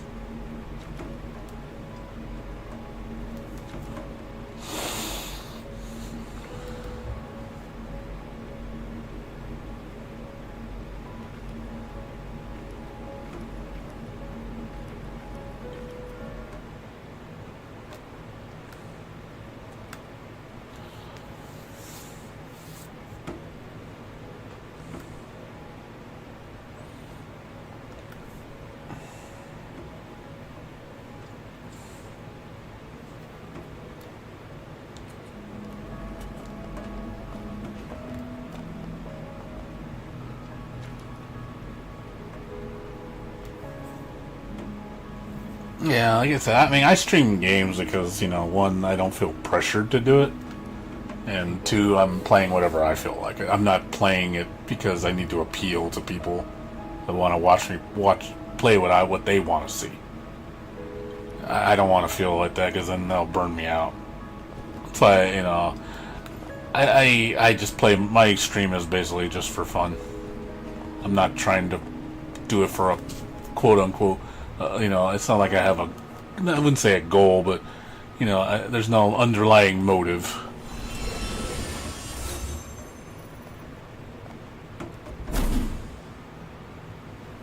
Well, I like sharing them because it's things I like.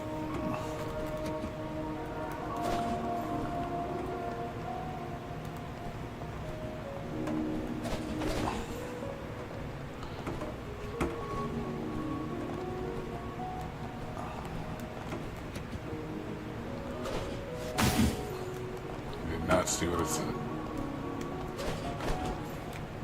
I think it said something to me and I didn't see it.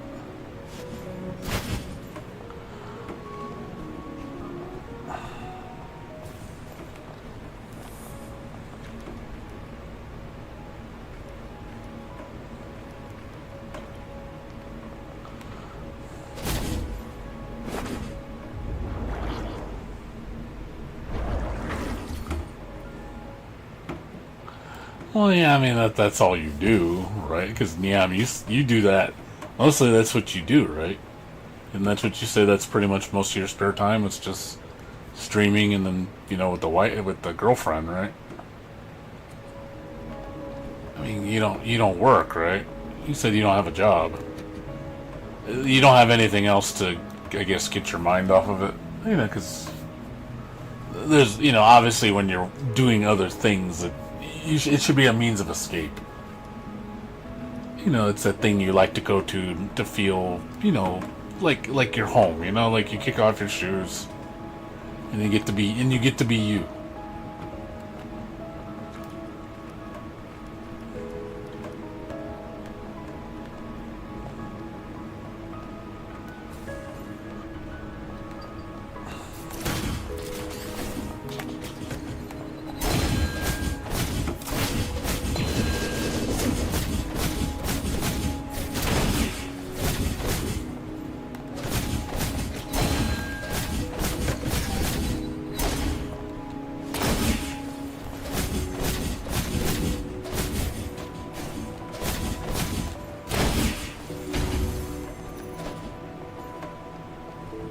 One day I'll be a streamer. You'll be a real boy, right?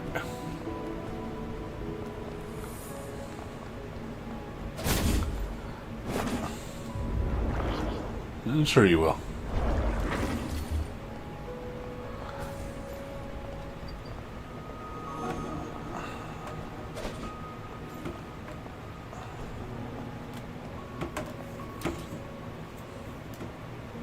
Well, yeah, I mean, obviously, it's a motive.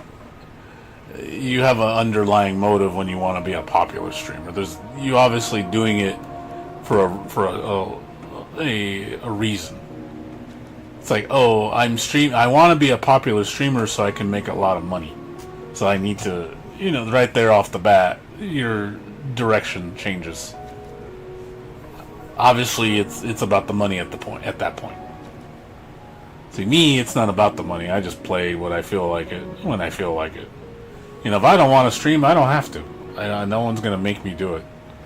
And I'm not gonna. If people get upset, well, you're not playing a game I like. Well, that's tough shit. I'm gonna play what I like. That's why I'll never be popular. That's why I'll never be a mainstreamer, because I don't cater to that shit. I'm a variety streamer, which those are not easy to be popular with. Variety streamers don't, you have to be pretty established to be a good variety streamer. That's what people know you for, is one thing. Yeah, FF11, if I was on 11, I'm sure I'd get a lot of people on this channel. The minute I stopped playing 11, no one came. Same thing with I used to play fighting games all the time, like Guilty Gear and stuff. I had a lot of people come in here. I was like, oh yeah, you're the Guilty Gear guy, because they see you upload all your combo videos and your music tracks and stuff, to the channel. When the D-Force boss run. What's up, Koya? How you doing?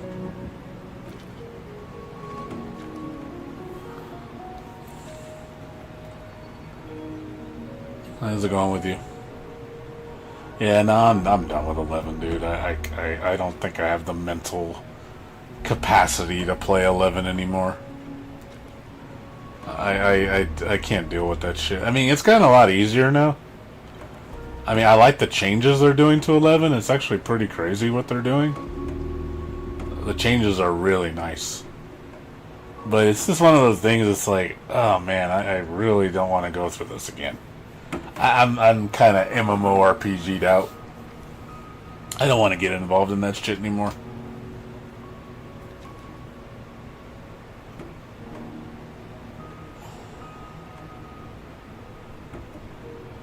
Koya plays a lot of games. He mostly plays World of Warcraft, and he plays Marvel Rivals, some other games, a lot of indie stuff. I mostly see him on World of Warcraft.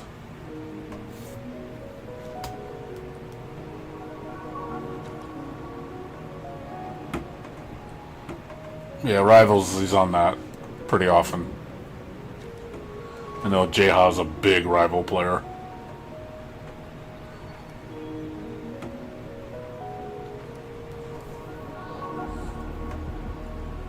Yeah, as far as FF11, there's just a lot of quality of life changes, just making things easier, more accessible, getting rid of stupid cooldowns. One thing I like, you remember before when you would do, events where, for example, you remember back in the day, like Omega Weapon, Proto Ultima, where he drops, those random pieces of his body, and you had to trade them in for the armor?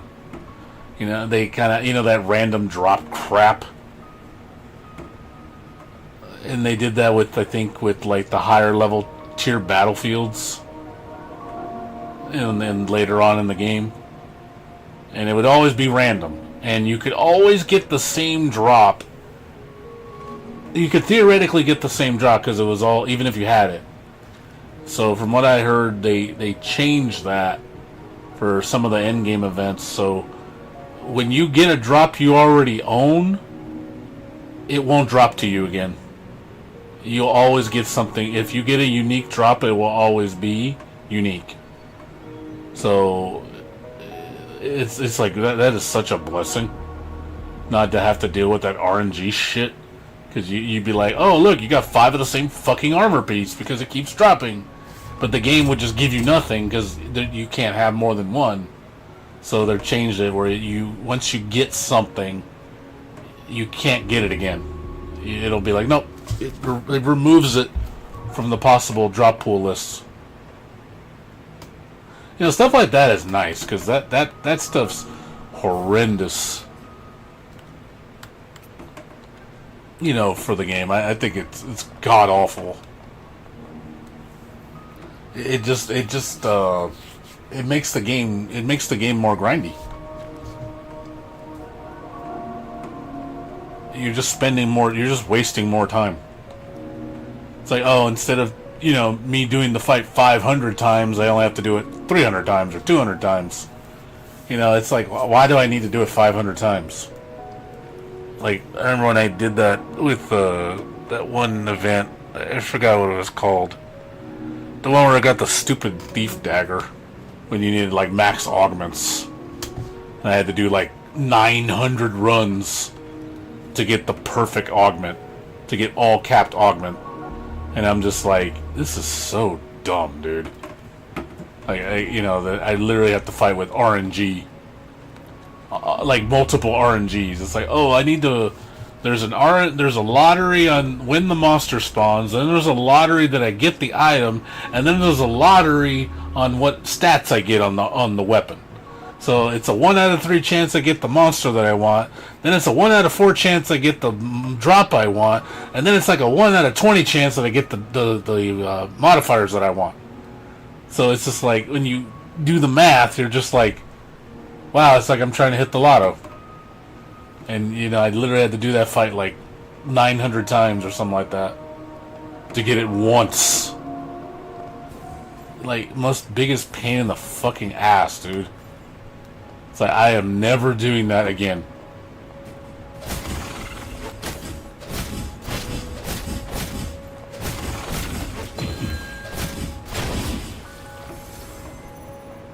So... You stop cold turkey? How come you stopped? Well, I got too much.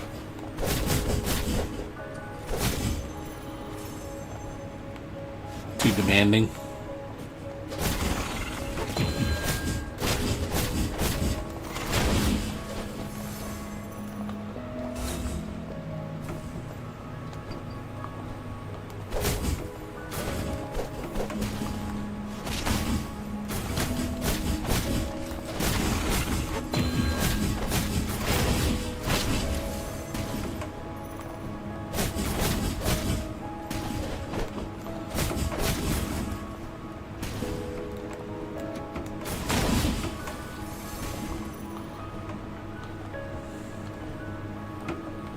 Oh, I see. That's understandable. That's a lot of people, dude. Like, a lot of my friends, we don't play board games anymore. And we used to do our every other week we go play board games. We stopped doing that. It's dead. I miss it. It was fun. I can't do it. I just can't do it anymore.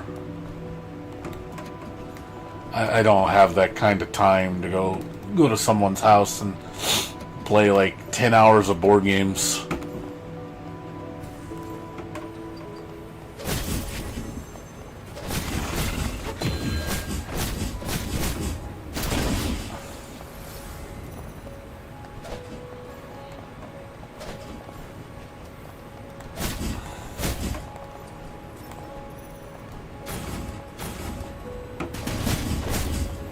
That's good. I mean, I know you liked it. You were playing it for a while.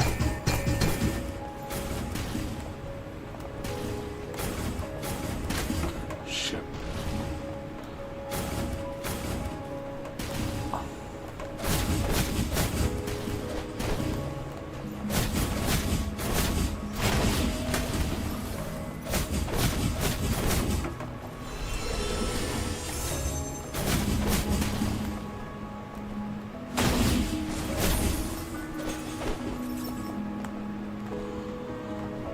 So you just been playing Fallout mostly?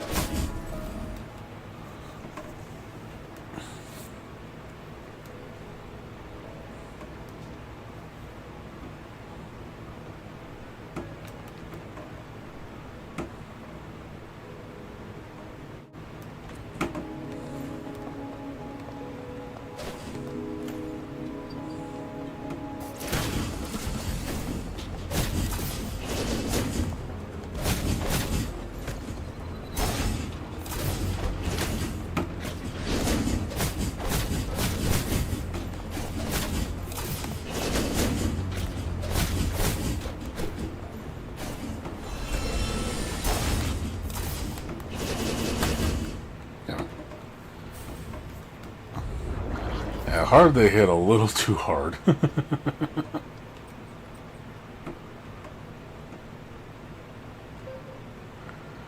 They hit hard on this difficulty. 2 hits, you're dead.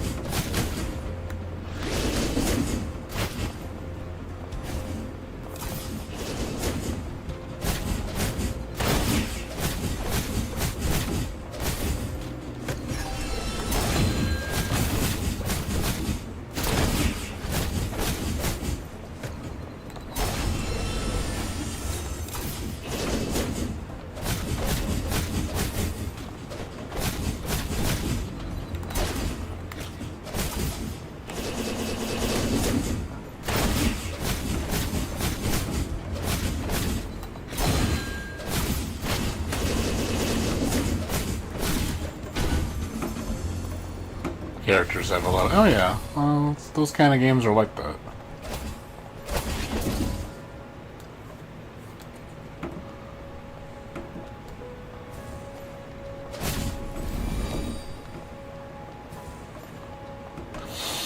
That's good that you're... That's good that you're experiencing something new. Now you know why people like Fallout.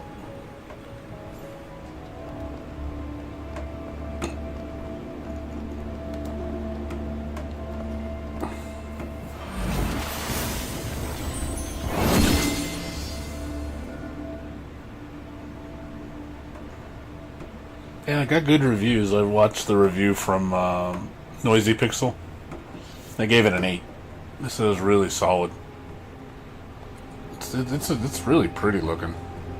Music's good. Gameplay is very solid. It feels very competent. Like, it feels like a nice, well-rounded $20 Metroidvania.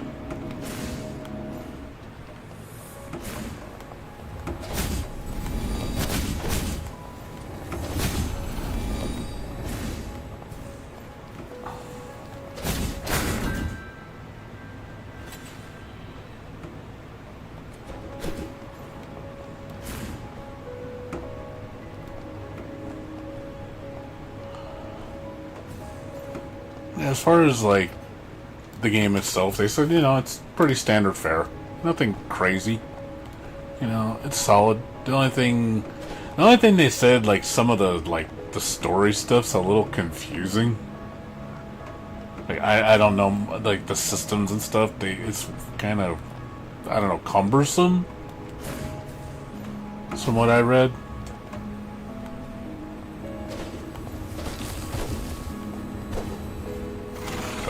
What is that thing?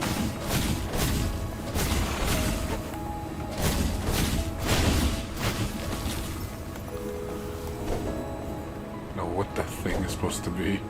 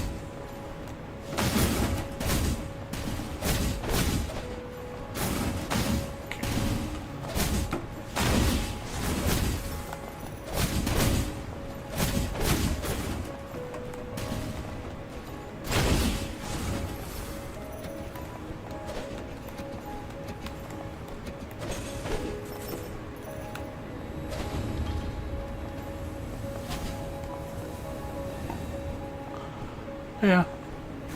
Is there any games you've been looking forward to?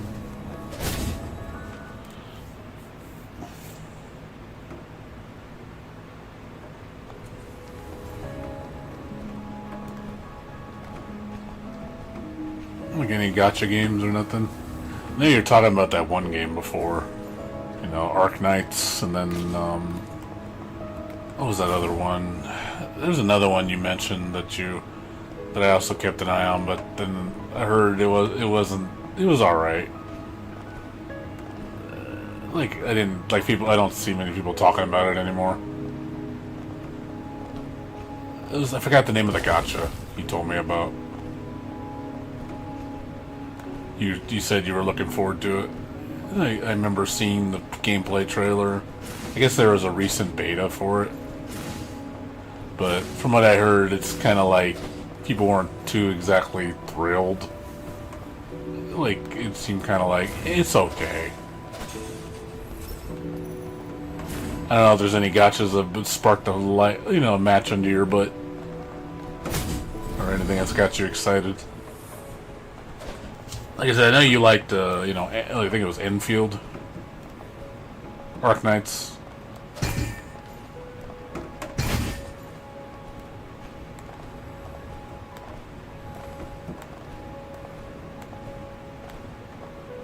Yeah, Duel Knight.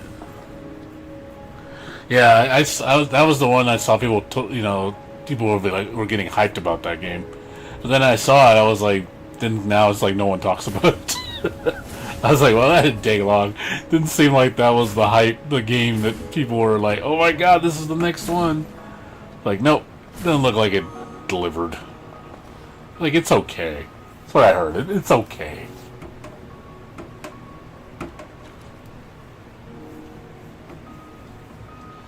I still want to play. I signed up for the beta for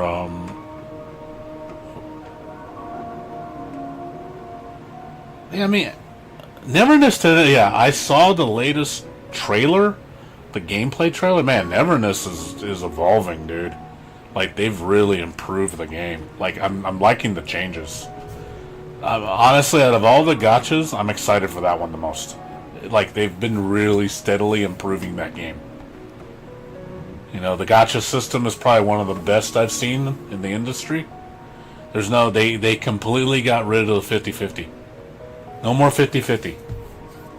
It's everything, when you get the 5-star, it's the 5-star. I love that. And I think it's 80. They use that board game thing to do it. But yeah, the minute you get the 5-star, it's yours. I like that. Oh god, it's such a godsend. No, this random shit.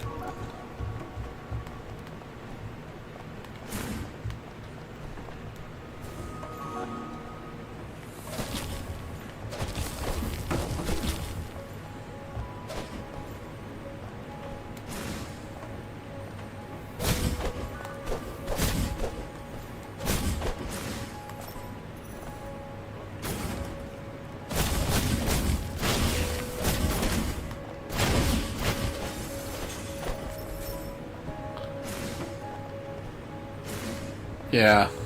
Well, I mean, how bad is the grind, though?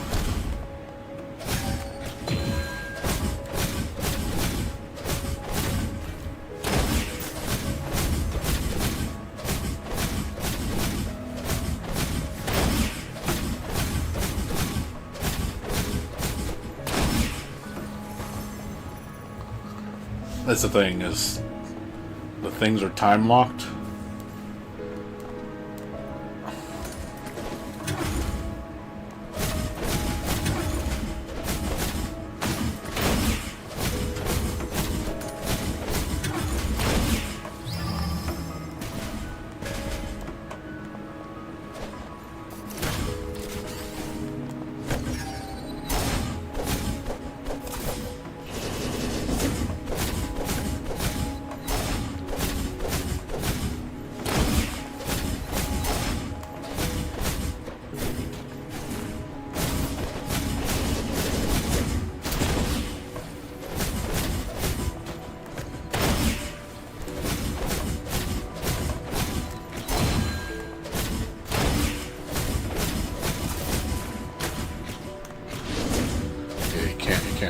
go through people.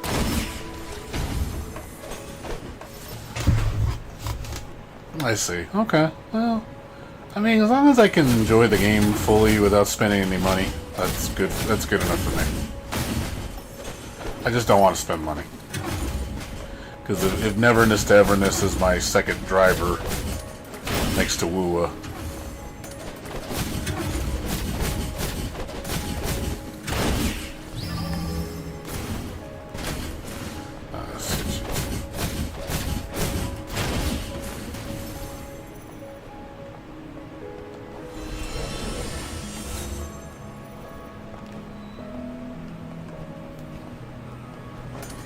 Yeah, Silver Palace. I watched a video of that too.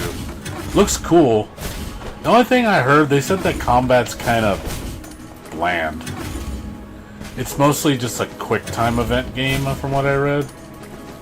Like, people were saying that, like, the parry system is literally, that's kind of it. And I heard there's no jumping.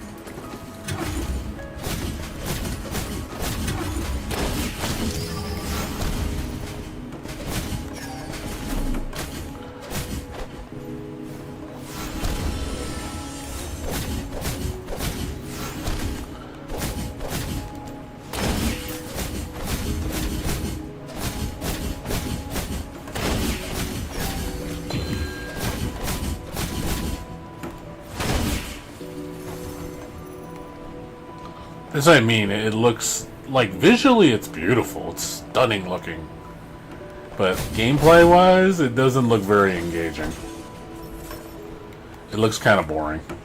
That's why I'm not excited about it. Like, I was interested, but then I saw the gameplay. I was like, nah. I'll be honest, I'm not getting the best vibes. It definitely, obviously I want something engaging like Wua.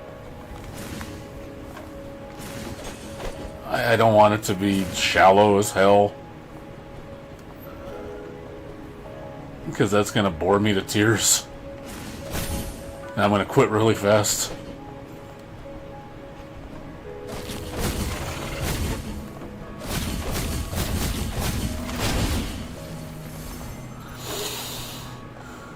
Yeah.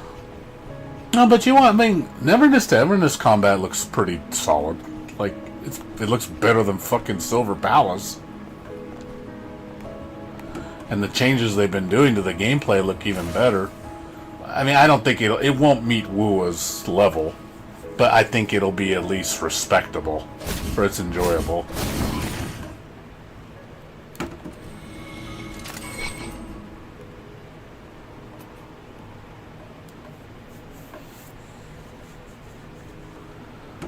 It definitely will. I mean, I'm not expecting it to be a Wua replacement, believe me. I don't think any company is going to go to the level of Wua that Wua does.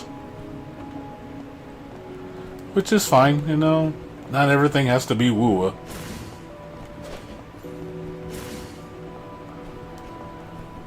I like the world, though. I will say I like NTE's world. It kind of it's got those Persona vibes. Like the music and everything. I love the music.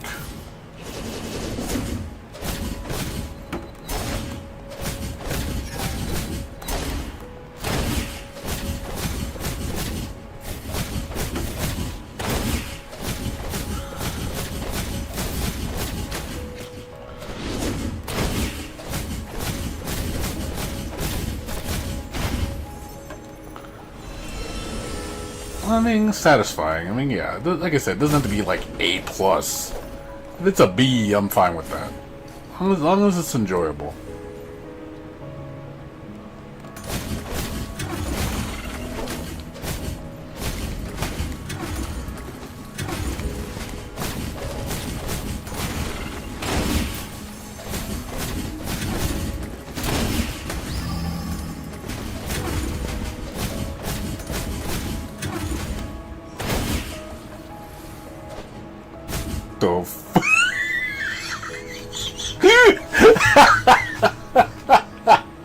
Oh my god, you see this shit?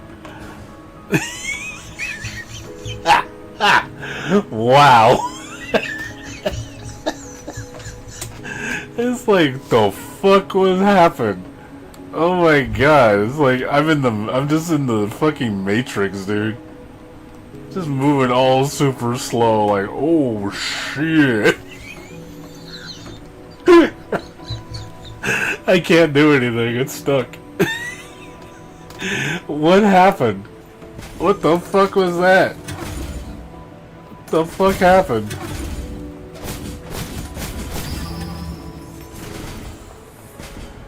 That was funny. It's like, oh shit, you're in the Matrix, son. It's time for some bullet time.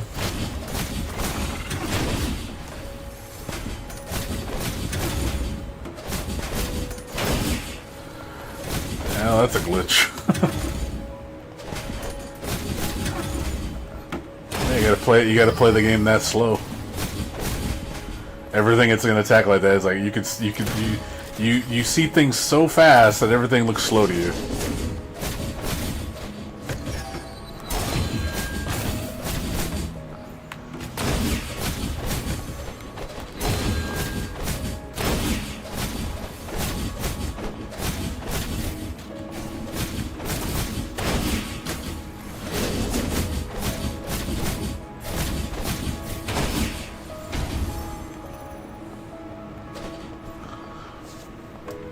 Yeah, this game feels good though. Like, it's solid. Like I said, for an $18 game, this game feels really, really good. It looks good too. I tell you, man, like I said, China and Korea, man, have been slapping, dude. Like, man, dude, like, everything I've been playing from them has just been, like, a treat. Like, they really know what's up. You can just see the level of, like, effort. It's just so much greater. Even for the basic games, or, you know, games that are cheap, it's just like, you could see it. It's like, man, why are these games, like, so good? I really wish other companies would step their game up.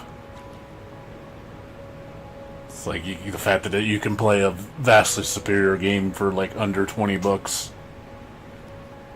You know, it's not perfect. It's not, this game is no 10 or nothing. But, you know, for what you get. China. Yeah, I've been hearing about that. Supposedly China is getting on the GPU and RAM shortage now. So we should start seeing supply chains recover. Because they obviously see a market that's in demand, that they could take advantage of, because the other companies aren't doing it. So if they can jump in and provide assistance for that and make a name for themselves in the industry, and that's a lot of potential profit and customers that they can gain. I'm all for it. We need more competition. I think we're in an era where competition's like, I think competition is we need competition. It's the bloodline. It is the lifeline of the economy. We are built around competition, and we need that. And you know, we need the competition to step the game up, be better, set the standard, and be like, hey, we can do better than you for a fraction of the cost. And that makes other people have to step their game up, because it's like, well, shit, I can't get away with ripping you off and giving you an inferior product for an exorbitant amount of money when my competitor's doing it. He's doing it for peanuts. We need more of that. We honestly need that. I think that's healthy. It's very pro-consumer. So yeah, if China, if those companies in China, you know, help the RAM shortage, hey, more power to them. Because we need help right now. Hey, you know, maybe they'll be the ones that save PC, save consoles, save gaming consoles. You know, they might be the answer.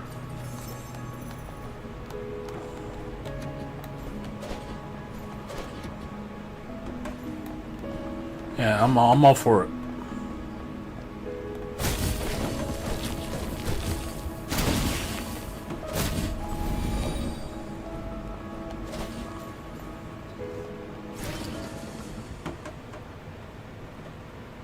Detonation point.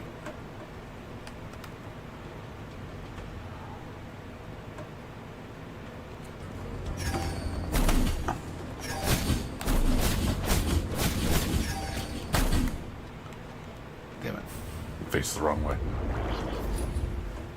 Well, yeah, I mean, cloud gaming in general, you don't own it. It's all rent. It's like a rental service.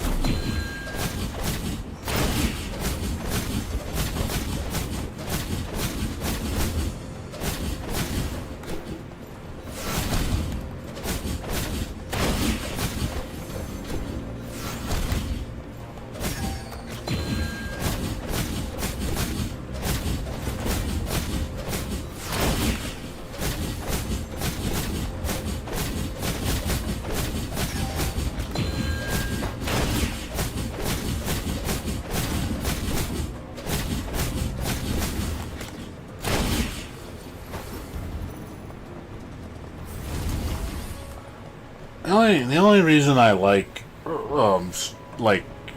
things like Xbox Game Pass is because I can play games really cheap, so I don't have to own them. So, and it's honestly, if you want the frugal route, that's the best route to play games. If everything honestly was on Game Pass, if every game came on Game Pass, I would have Game Pass because it would save me so much money. I wouldn't own anything, but at the same time, it's like, well, a lot of games I don't play more than once, so I'm kind of I just want to experience and be done with it. I can buy it when it's on sale down the road cheaper. You know, it's like, oh, when it becomes dirt cheap, then I'll get it, and then I own it. But I like Game Pass. I wish all the games I played came to Game Pass. I would save hundreds of dollars a year if I could do that. But most sadly, the games I play don't come to Game Pass. You're not going to find like Chinese, Korean indie games on Game Pass. It's kind of rare.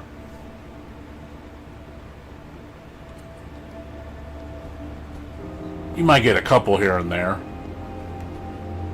but you're not going to get games like this on Game Pass. So I have to buy it. Unless I want to pirate it, but I don't. I like supporting the little guy. I do.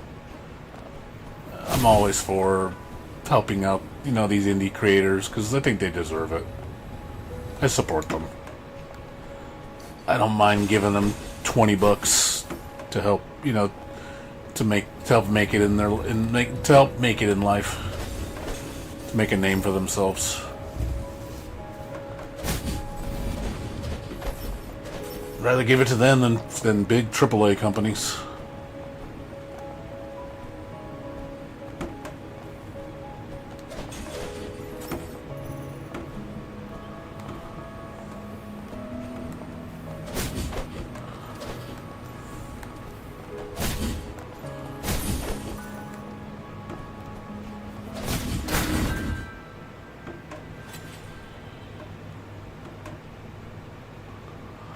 No.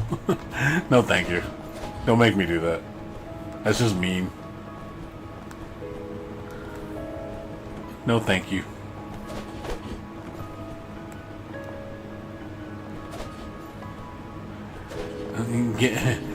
Genshin will never see another dollar from me ever again.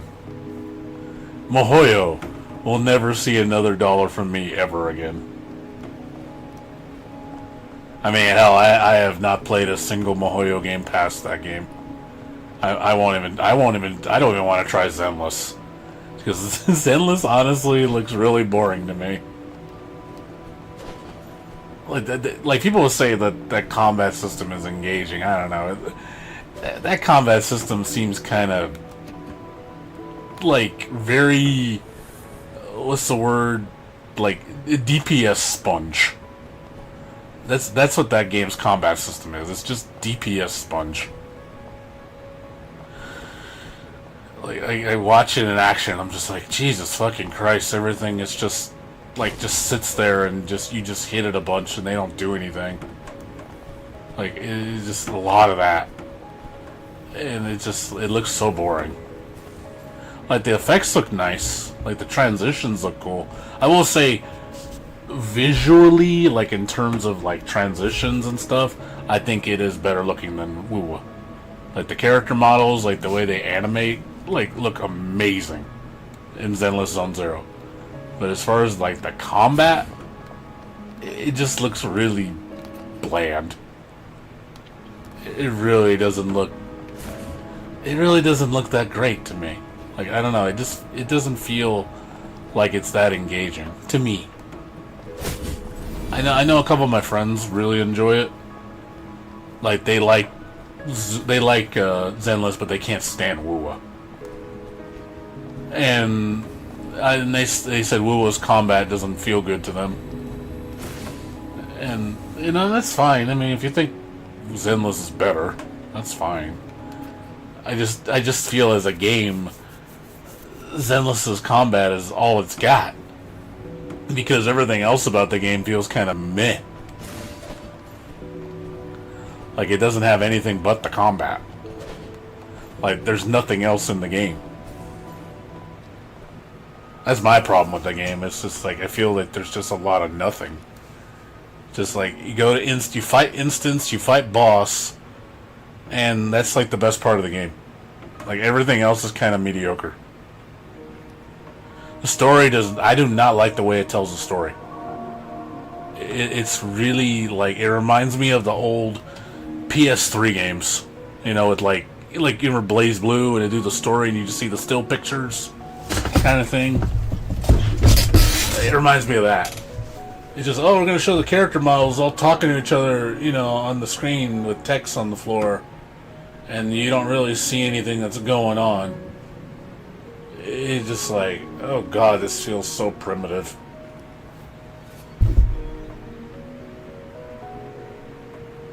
Yeah, I will say the impact frames are there because you feel it really prominently. I can definitely see that.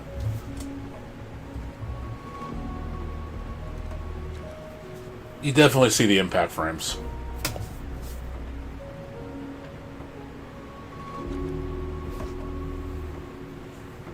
I'm not a big fan of the music either.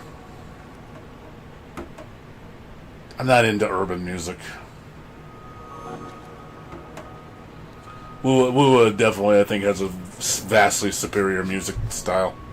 Just in general soundtrack. I like the variety of music in Woo way more than ZZZ. I don't care for ZZZ's soundtrack. The only thing I like about those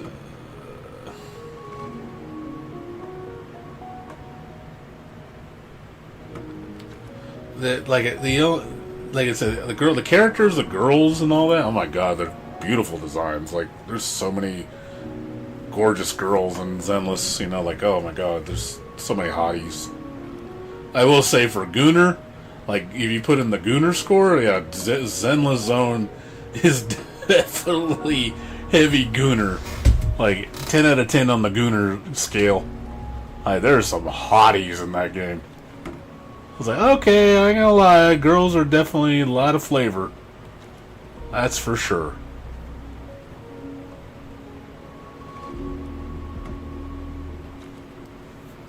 I will say, in terms of, yeah, I think if you put the girls of Zenless versus the girls of Woo, I think, yeah, Zenless would win that battle.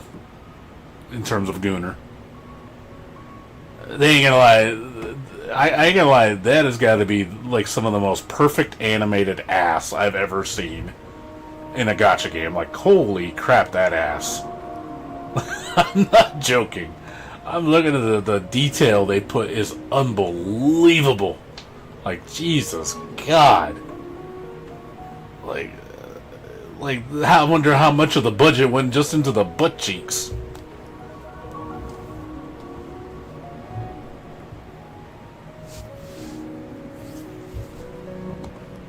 No, but the problem is with Genshin, it's showing its age.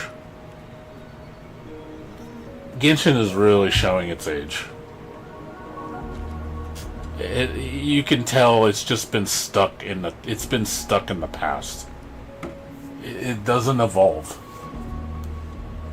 It doesn't try to do anything different. It just stays in its rut. Like every time I see a new area come out, or it just looks the same. Like it's just like, man, does the game evolve? Like, does it change? Where's the direction? Just it's such a straight line, and that's what's disappointing. Like you see, there's so much potential, but the developers don't need to, because they got the game. It makes so much damn money, they don't need to try.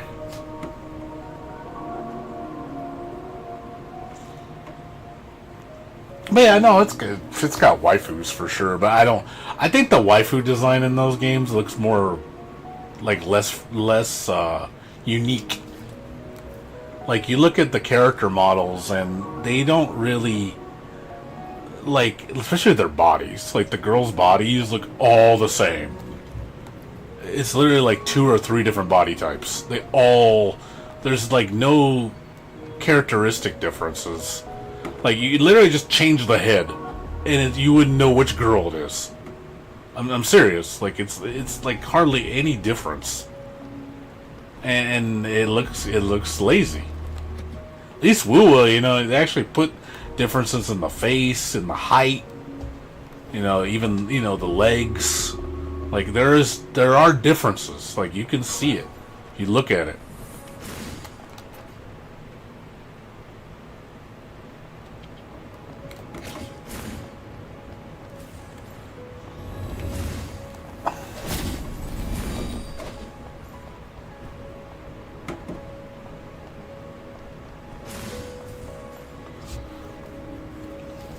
Yeah, I saw that trailer for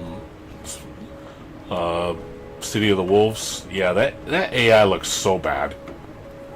Like you could, like, if you look at the text spelling and all that, it's how wrong it is. Like where it says like Neo Geo Land or whatever, it's all AI gobbledygook. I was just like, dude, seriously, this is from SNK. It looks bad. But that's the era. That's where we're headed, dude. Like we're gonna see quote-unquote AAA companies making stuff like that. Like no quality whatsoever. Just complete lazy AI slop.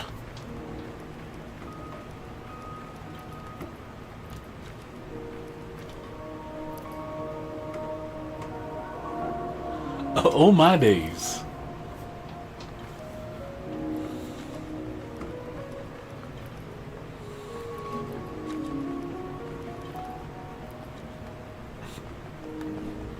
Yeah, it's kind of sad, dude.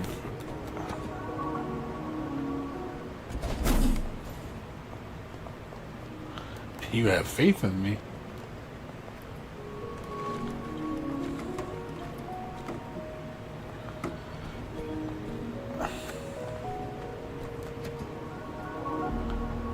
How do you get up there?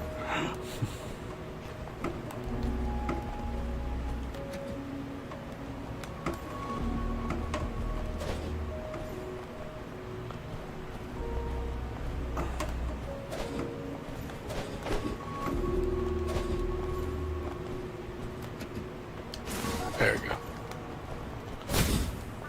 There, dash.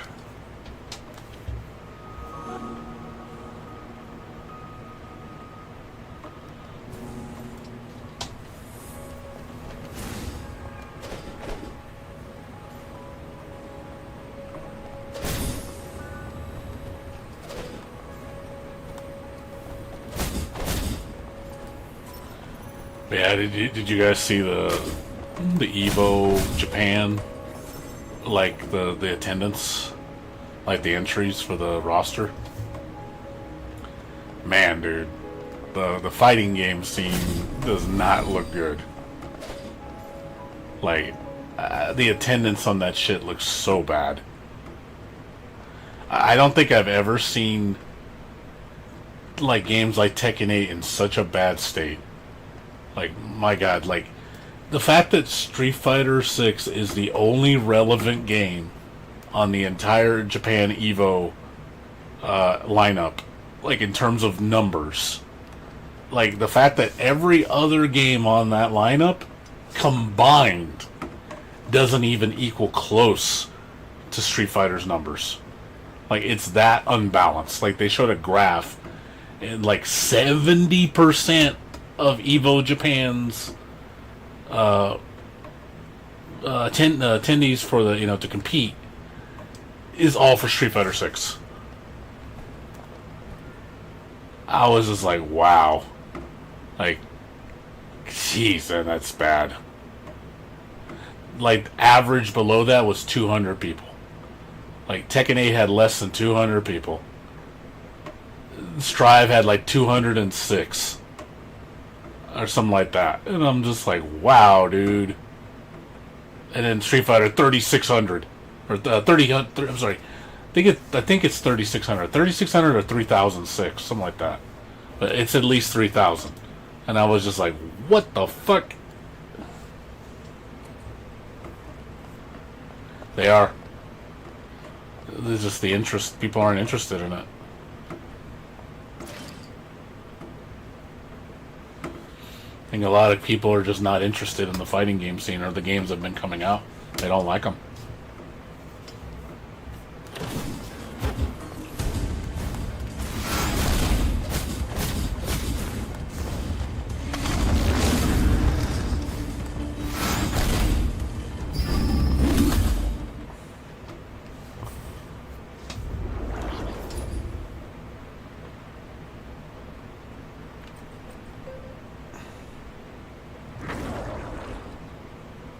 They all ass.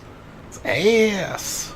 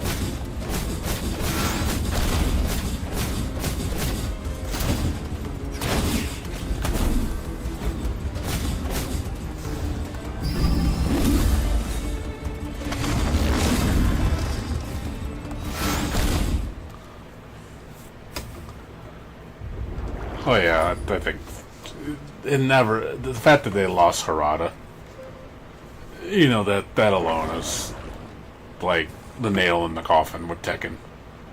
They lost the goat. They you lost the soul of Tekken. It's over.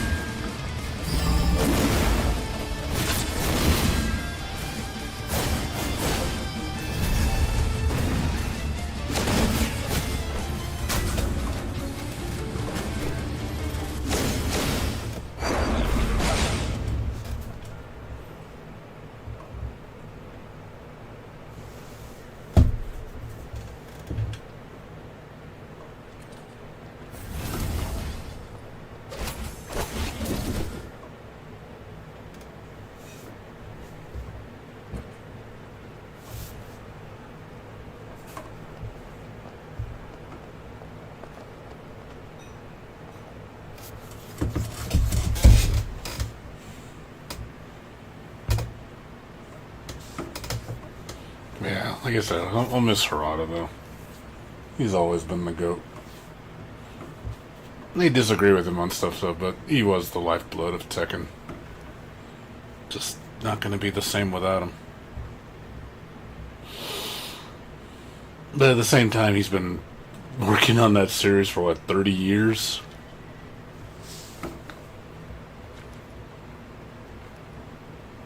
So he's been on it for a while. And I'm sure he's tired. He wants to do something else. I know he wants to start DJing, I think. I think that's what he said his next passion project is.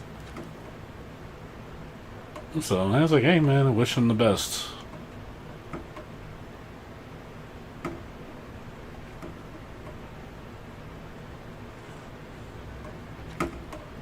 Yep. Yep. Man, guy knows music. So I'm in full support of it. I still haven't listened to his Tekken music track that he released before he left. I forget. I think it's on SoundCloud or whatever. It's like a 1 hour, mixtape of Tekken songs. Oh, that was pretty cool.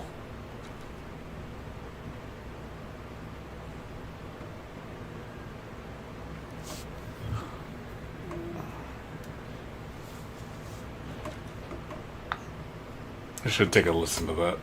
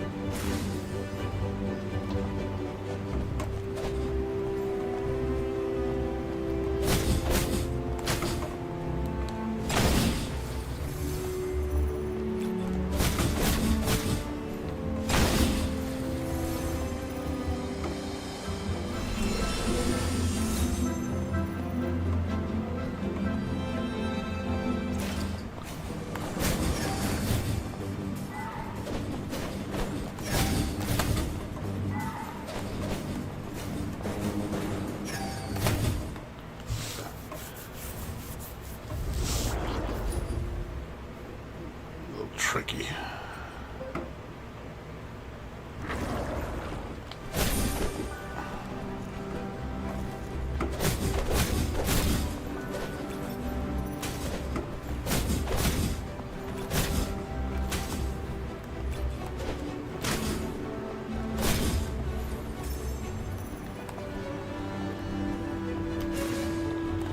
How's my life bar is not showing on the screen? I wonder if that's a glitch. I can't see my life bar.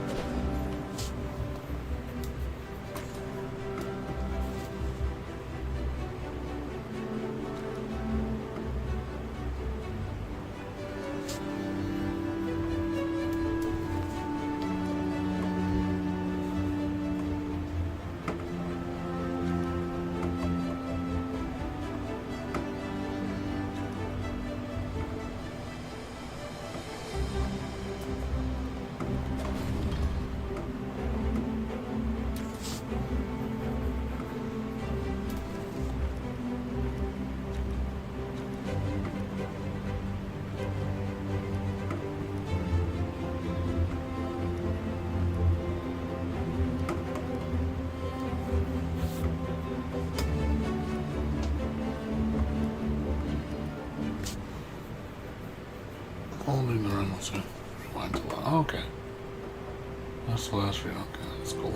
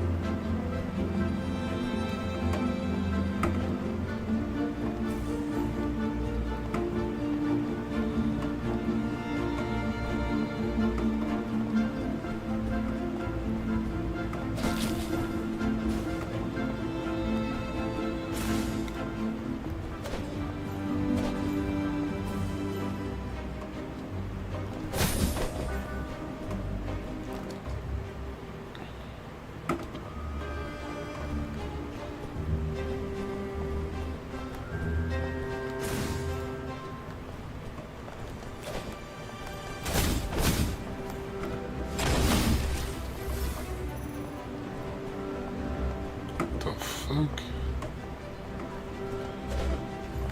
Must need an ability for this.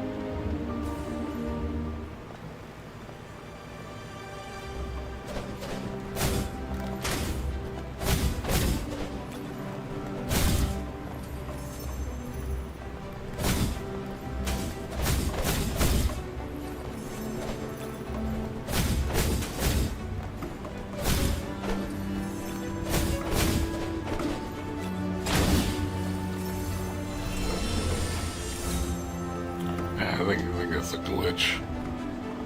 My life has not reappeared on the screen.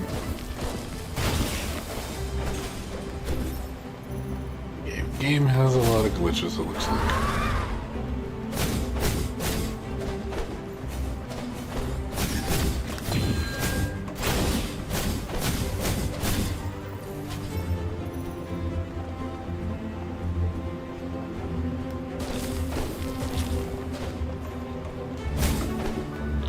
Yeah, I'm gonna zone. Let's see, maybe that'll fix it.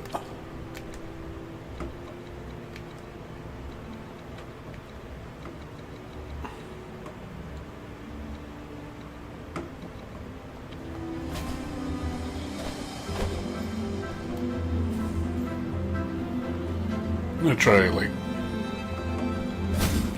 It's only done it in this zone, but yeah, it could be it's permanently glitched.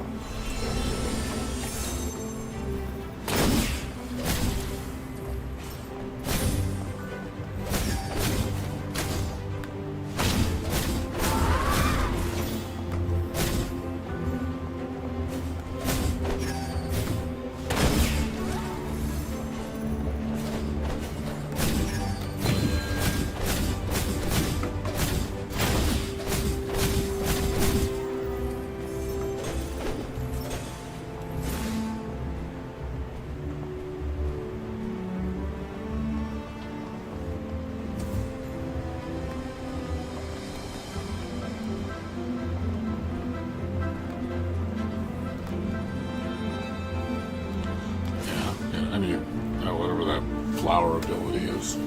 Probably lets me grapple onto that.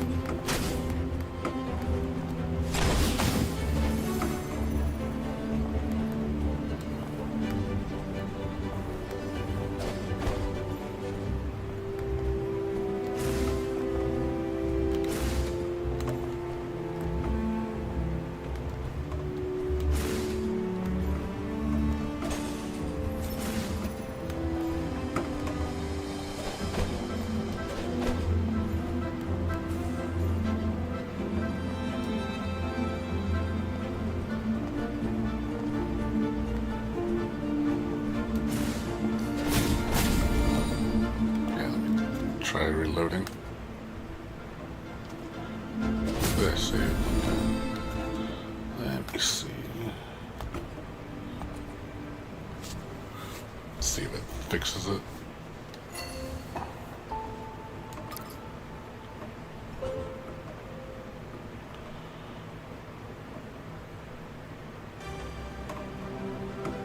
Nope. I'm wondering if that's intentional. Didn't fix it.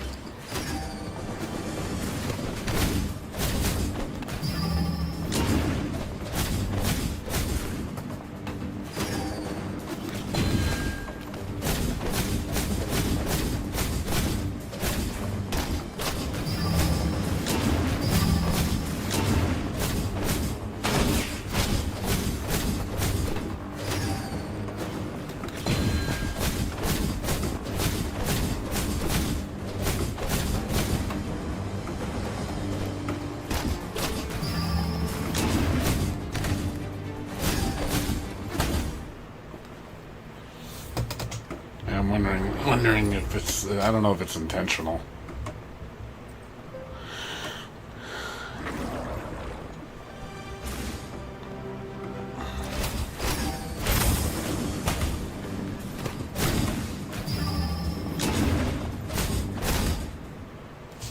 Because I can't see my life. I don't know how many hits. It looks like 2. I can't even see like where my health is.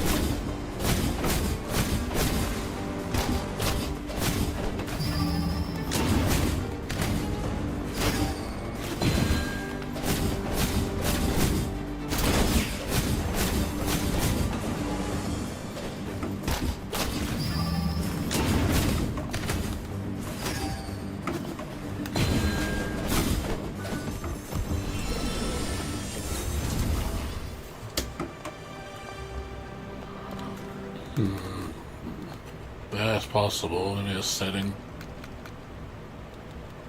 HUD display is on. Yeah, it's on.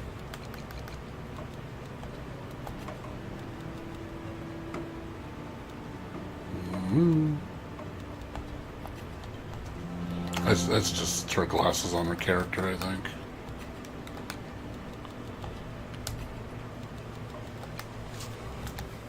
I don't see anything.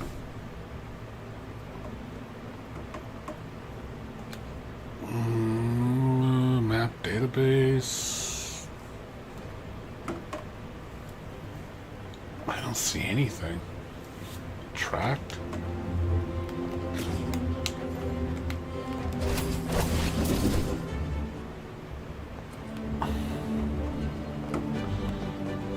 Thanks, gaming.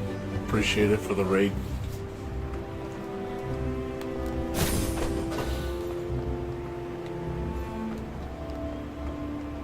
Yeah, like I said, I don't know. I don't know why it's doing that.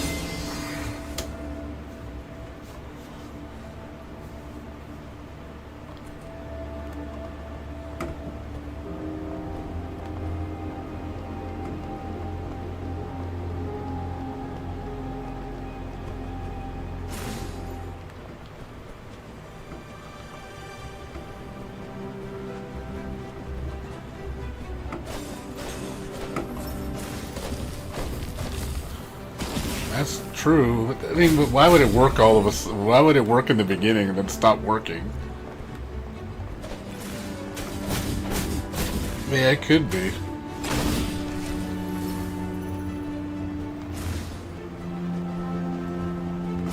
It's possible.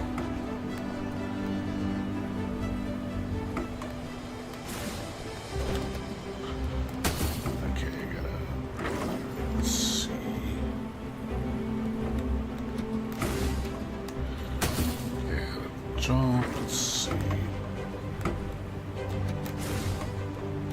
Wow, you gotta be really tight. Wow, okay. You gotta be really precise.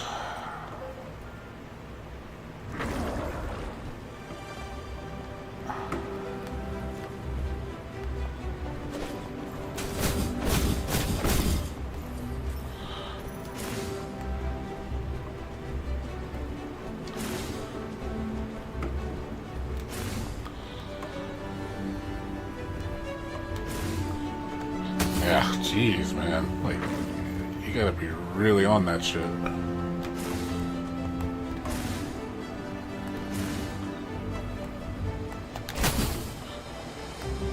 That's such a terrible spot for that to be. That is such a terrible spot.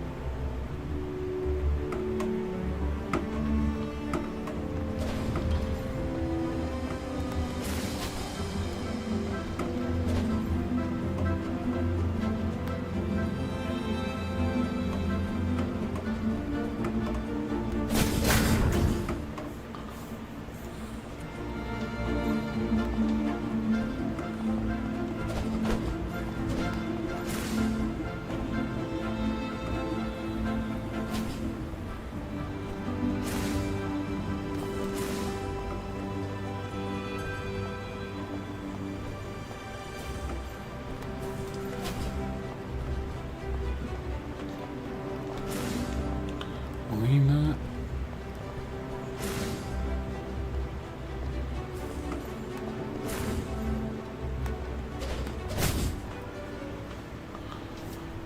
Alright.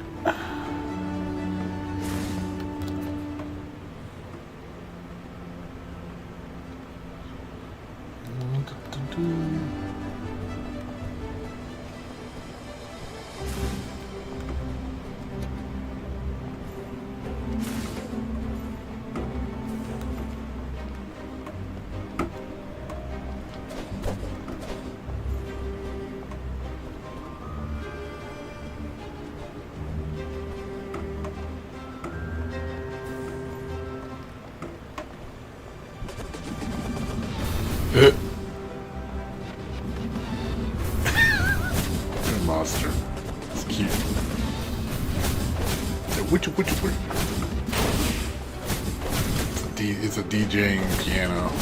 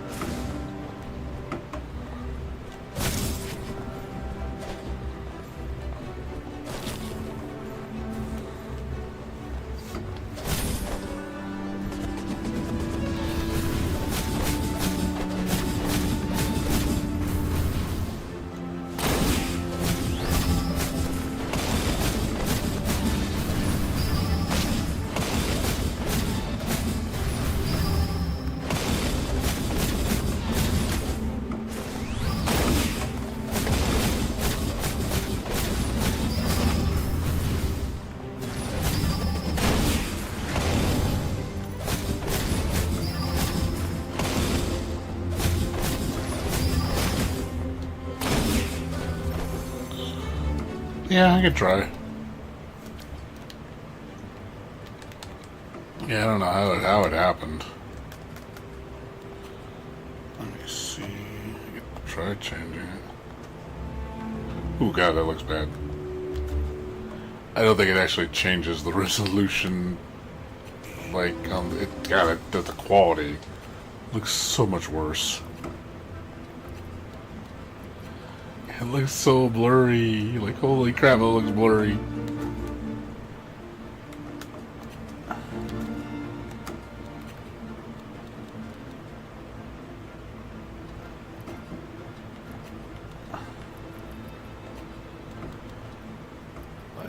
It looks bad, dude. Yeah, I don't know what happened.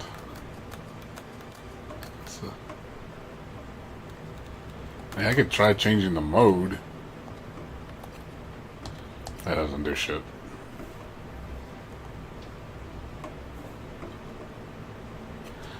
Yeah, it didn't do anything.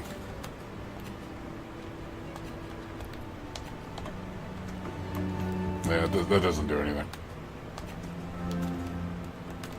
I can't do it.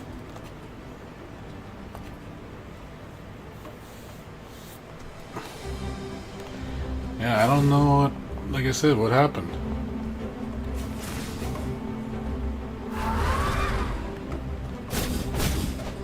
It could have been when that glitch happened, when they had that crazy glitch. When the screen went all fucking...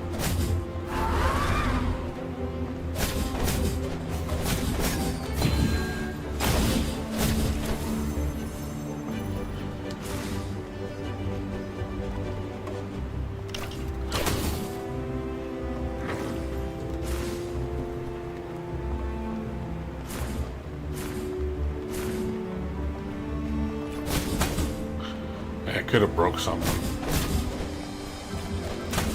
Maybe there's no way to fix it. It's starting over.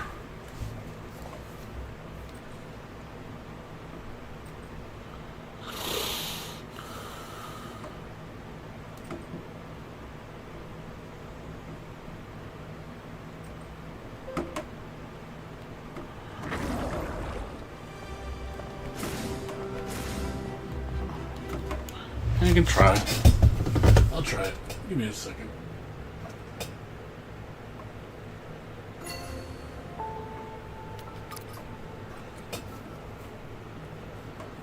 Let me look.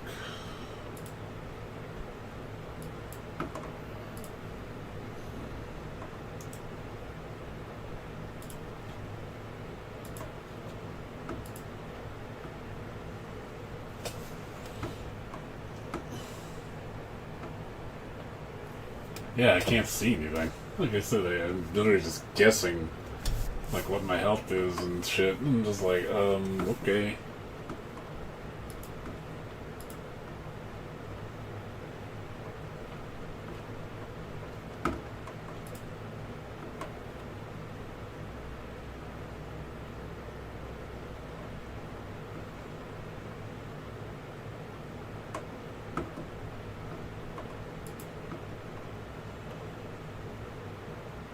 There we go.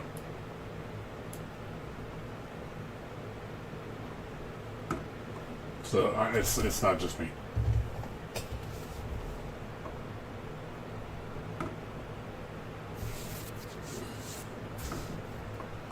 It's definitely a bug.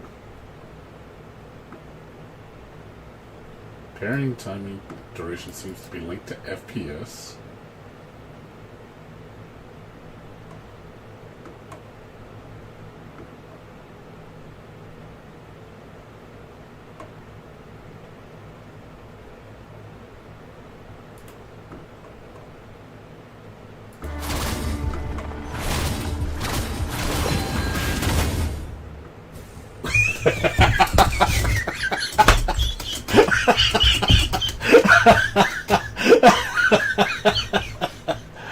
Oh god, she just got knocked. She got knocked into the nether realm and she never came back. And like, well, that's the end of the game. Oh god, that's funny. Yep, I'm that good, bro. Like, good game, bro. That's funny.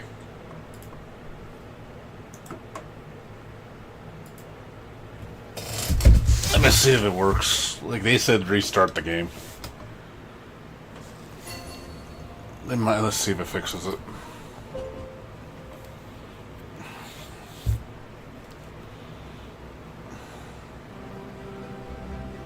There we go. But yeah, you can't see anything.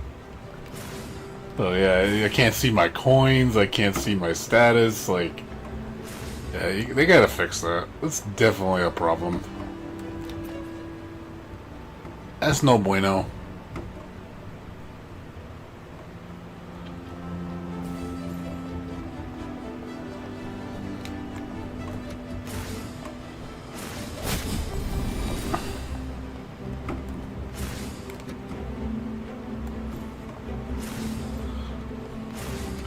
But yeah, the game definitely has glitches. I'm sure it'll get patched.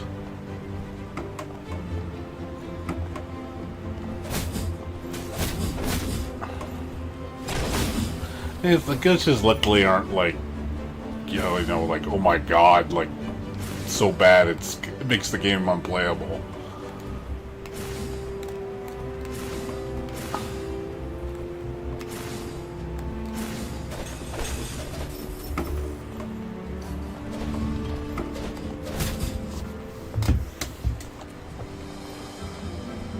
It's serviceable.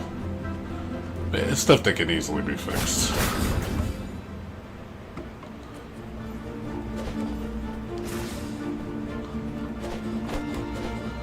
I was kind of surprised there's no diagonal attacks, there's no, like, you can't upward slash, you can't downward slash. I don't know if you earn those abilities, but I'm kind of surprised you can't do that.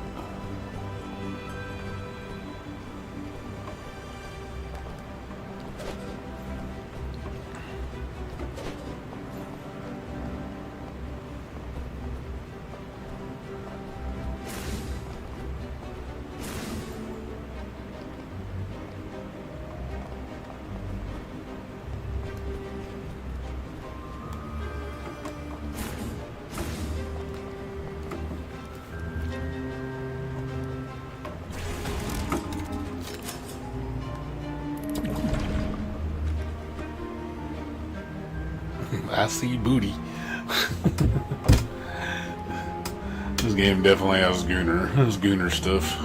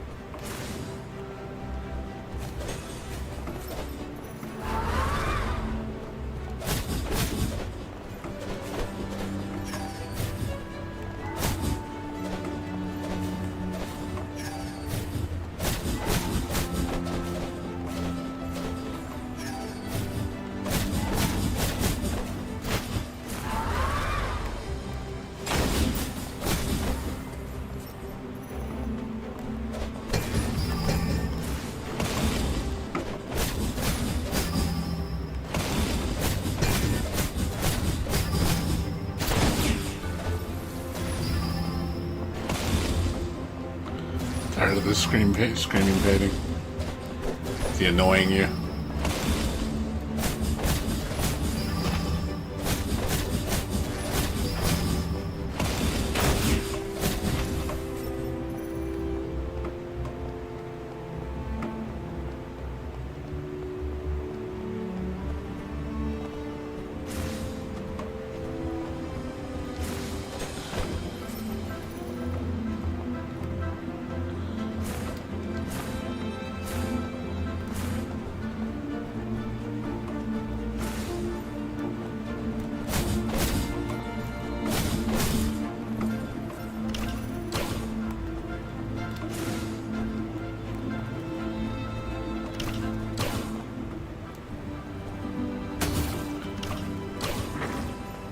Yeah, I agree.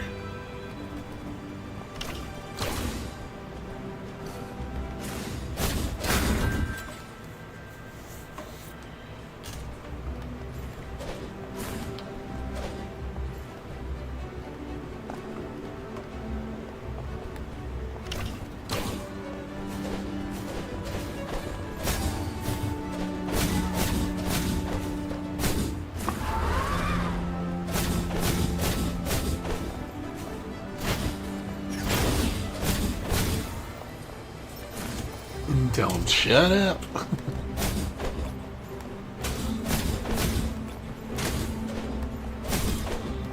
Well, I was gonna ask Jayha if maybe you know anybody looking for a TV or a monitor by chance?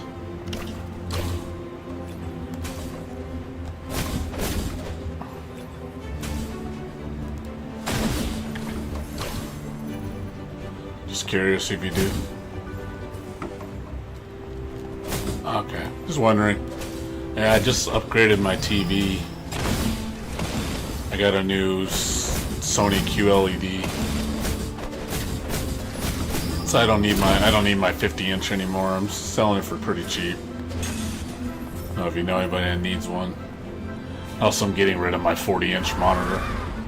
I downsized to a 32-inch. The 40-inch was too big for my desk. Found a really good deal on a 32-inch. Got it for like 113. Really nice Acer.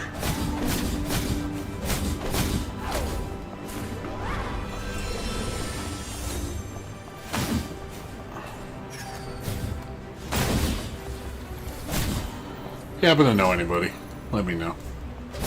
Want to get rid of them, they're just taking up space.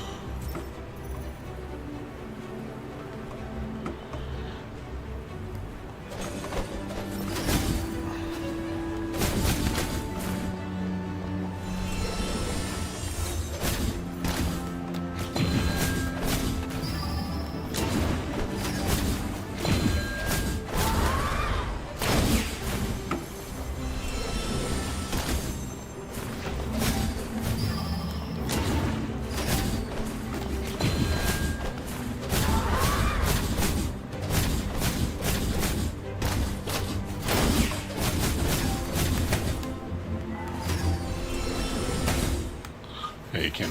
You have to. Yeah, 32 is pretty solid for a main screen on your desk. 40 is too big. Like, it's the space, dude. I have no space on my desk with a 40-inch. It just took all the room. It's really big. So, I pretty much downsized.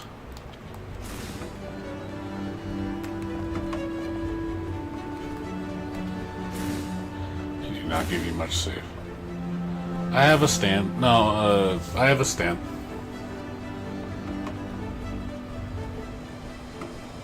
Stand for the, what, the TV or the monitor?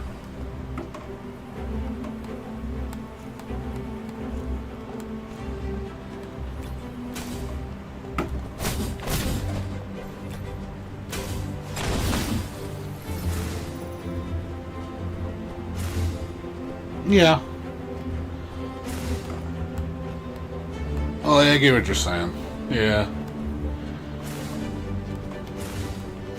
It's just, again, it's too big. That was my biggest problem. It's just too big.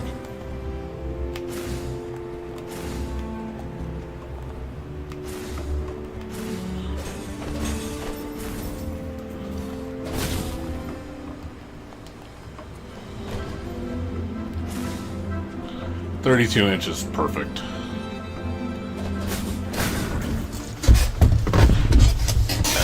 The size, the smaller size, just the real estate. It looks better, and honestly, it doesn't feel that much smaller. I mean, 40 inches, right? Don't get me wrong. I do like the 40-inch. The problem I don't like. I wish I would have kept it if the 40-inch had HDMI ARC. Well, our HDMI ARC doesn't exist on most monitors. It's a TV feature for audio return channel. Because I hook up my my soundbar to my computer.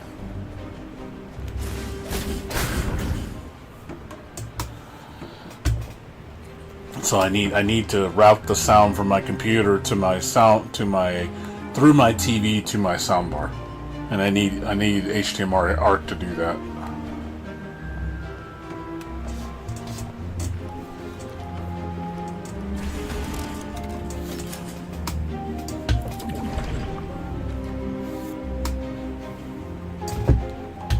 And also, you gotta understand too, my room is kind of small. I only have a 10 by 10 room, so I can't exactly have like two screens on this. I could have two 27 inches. That's no problem. I couldn't have two 32. It would take up the whole damn desk. It would look gaudy. I don't think it would look very nice.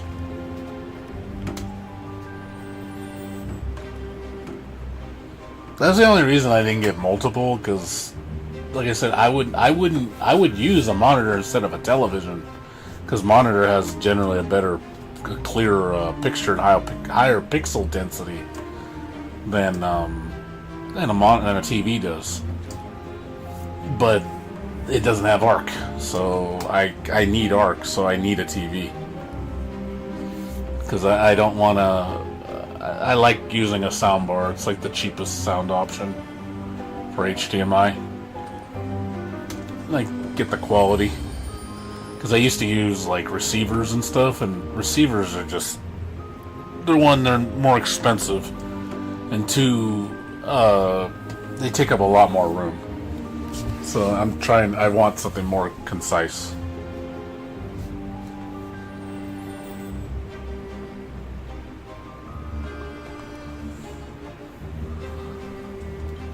Yeah, sound quality wise, like the soundbar is good. Like, I'm surprised at how good the sound is. It's a Vizio.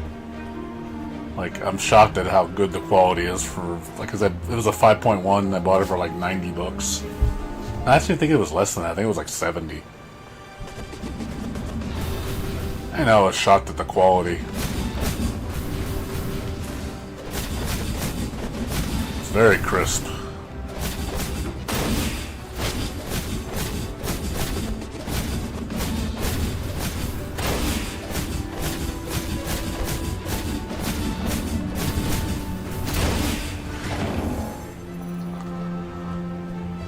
Yeah, it came with a subwoofer. I have two. It's 5.1 with a subwoofer and, you know, two front channels, one center.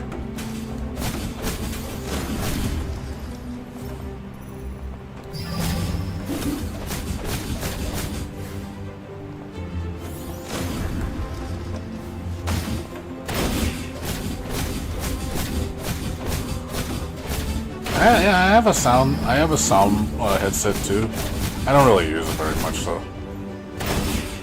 I know you gotta be quiet where you're at. See, I don't really have to be that quiet, so I can use my soundbar anytime I want.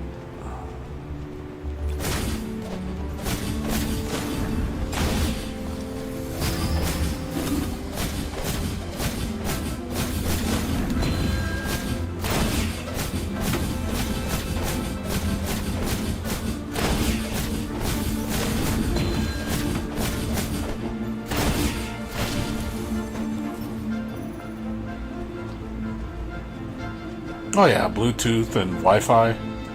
Most standard. I always get the B, what do you call it, like the B50 motherboards, like the mid-range boards. Those are like usually the best boards to get because they usually have like everything you need on them. I don't recommend the A boards, and I don't recommend the X boards. X boards are like overkill. Unless you get it for cheap. X boards are like $200-300. They're nice, but it's just overkill. I think the 50 series boards are like the best deal. Get the most for your money.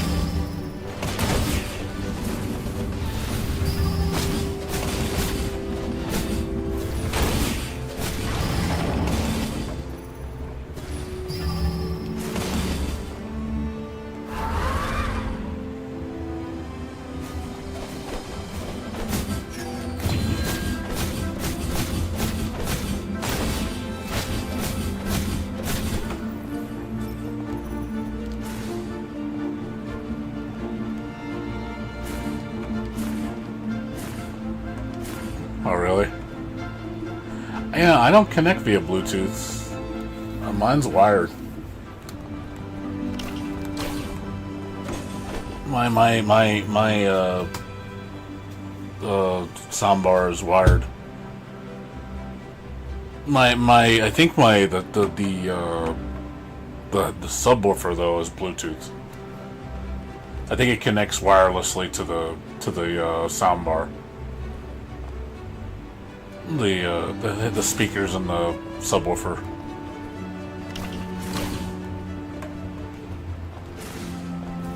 Oh, your earbuds. Oh, okay.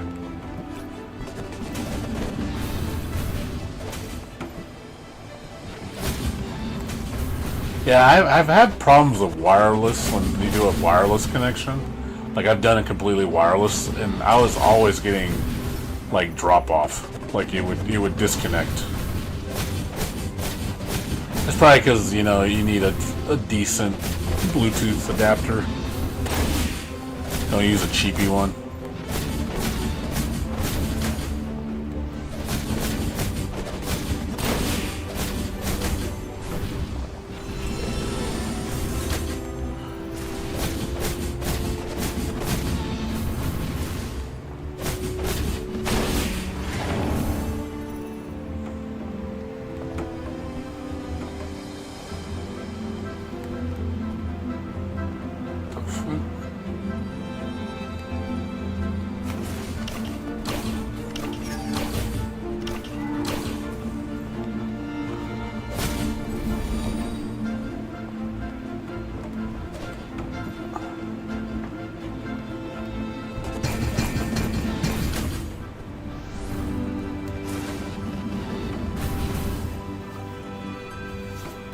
Yeah, I agree. I think it's definitely the interference.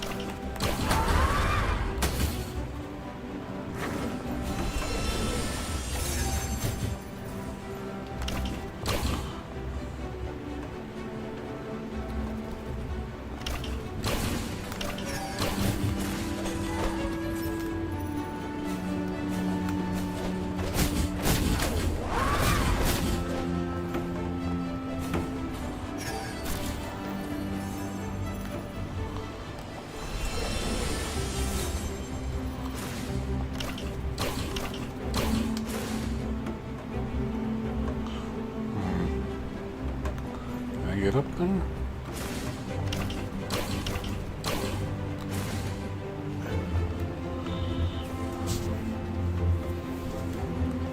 Well, I'm fine with what I got though. I'm set. The only thing I'm probably gonna do on my computer is I'm probably gonna get rid of my 1 terabyte NVMe. I have a 1 terabyte and a 2 terabyte in my computer. I don't need both. I'll probably get rid of my 1 terabyte.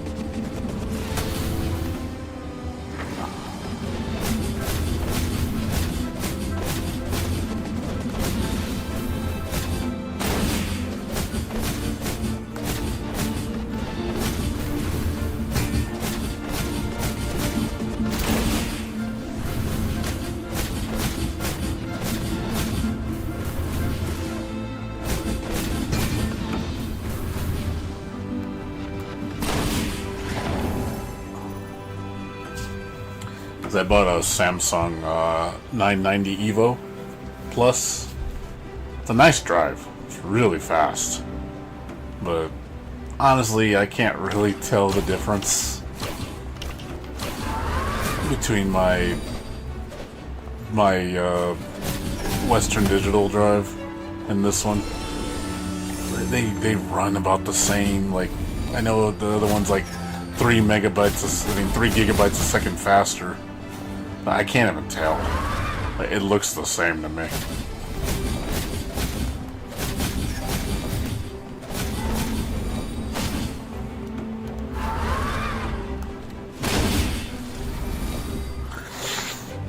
Yeah, the 980 Pro, the Samsung 990, 980 Pro, those are nice drives. Those are fast. Very nice. They run hot though. Definitely need a cooler. That was the only reason I didn't get it. I didn't like the fact that they get hot.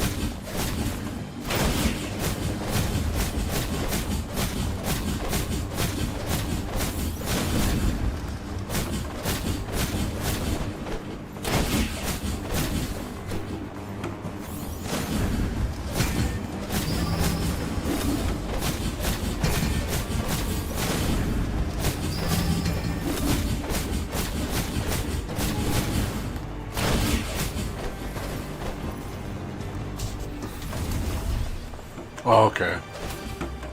Yeah, of course. The onboard heatsink, for sure. That one's better. Yeah, mine has one. Mine has one too. I have a Asus Prime motherboard. The 990 Evo Plus doesn't get hot.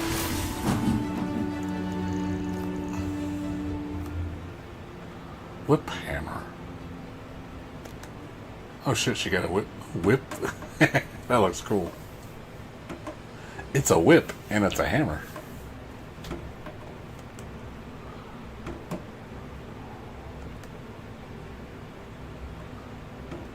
I want to play with the hammer. Okay, so you press down. You haven't learned the morph attack for specifically. You can also use R1 to switch.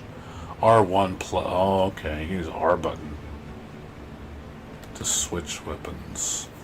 So into the downward slash. Okay. Okay. Ooh, I like this weapon.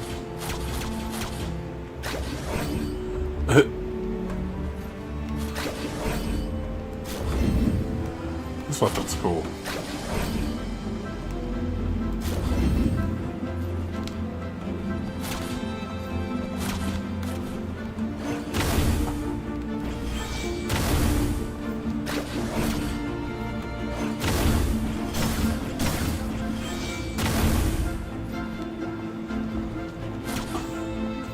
Spin to win.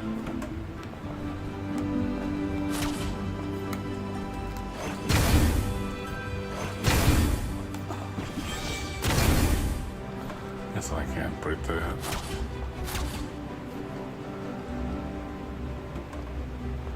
The 27's that's low, man. That's very cool. My drives don't run that cool. I think the lowest I've ever seen my drive go is 30. And that's in this weather. Obviously, when it's in the summer, it goes up to like 40, 50 because of the heat, the ambient temperature.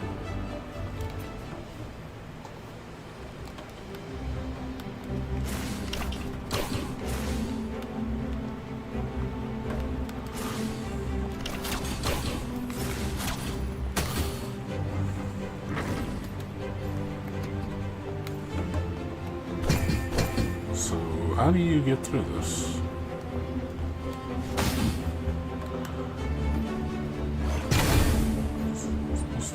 Am I supposed to do like a super drop?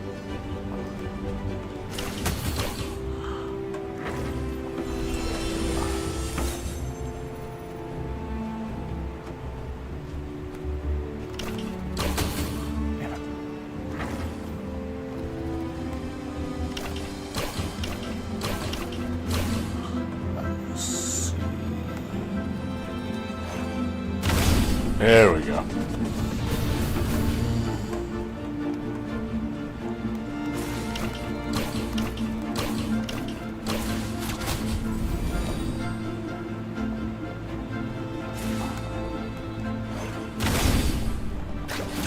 Height based.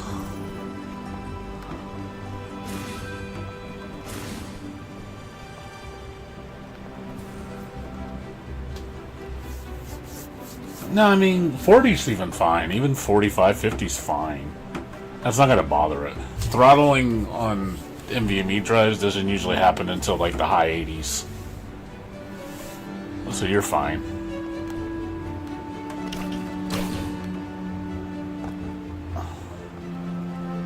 You're well below the operating temperature.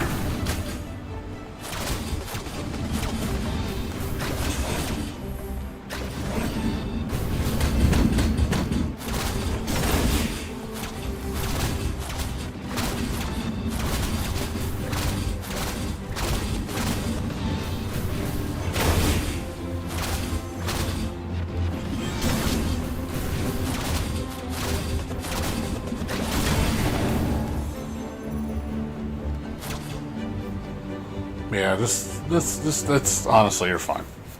I wouldn't even worry about it. Like I said, you're stupidly below the operating temperature, like what it should be.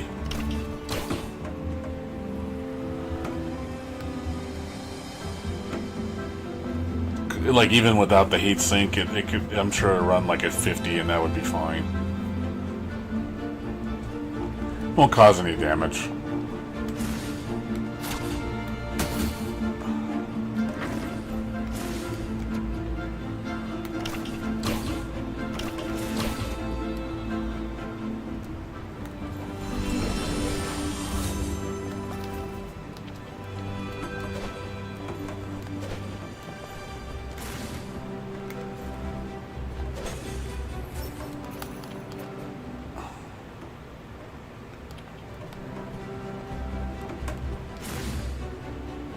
I mean, you're being cautious. I mean, I don't blame you. I personally don't like running my components hot. I prefer to keep them cool, so they last me longer. Yeah, I wanna undervolt my video card. I tried undervolting my last one. It didn't do a very good job. So I have a different model. I could try it with this one, because I know that can extend the life of your drive, of your video card.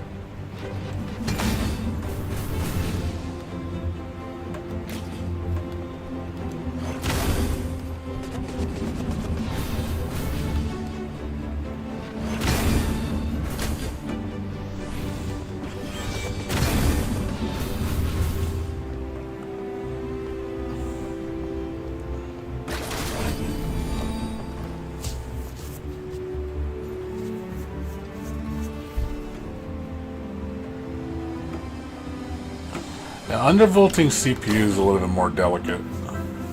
I tried undervolting mine, but yeah, I was running into stability issues. My CPU's been running pretty cool though. I don't like, even on full load. I think my CPU max is 70 Celsius, which is pretty low for a full load on this CPU. Like normally it's around like 30, 40 maybe, when it's doing basic stuff, which is very comfortable temperature range.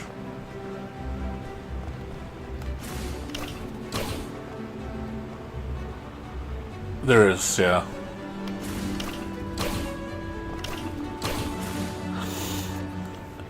I think it's easier though with AMD processors than NVIDIA. I mean Intel, because especially with processors like I have, because they're more unstable.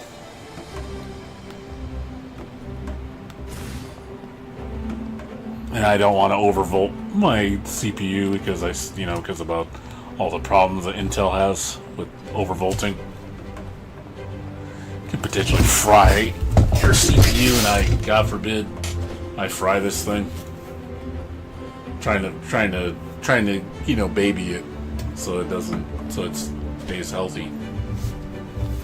I don't, God forbid, I have a spare one. I want to keep it. I want to be able to use this process for at least 3 to 5 years.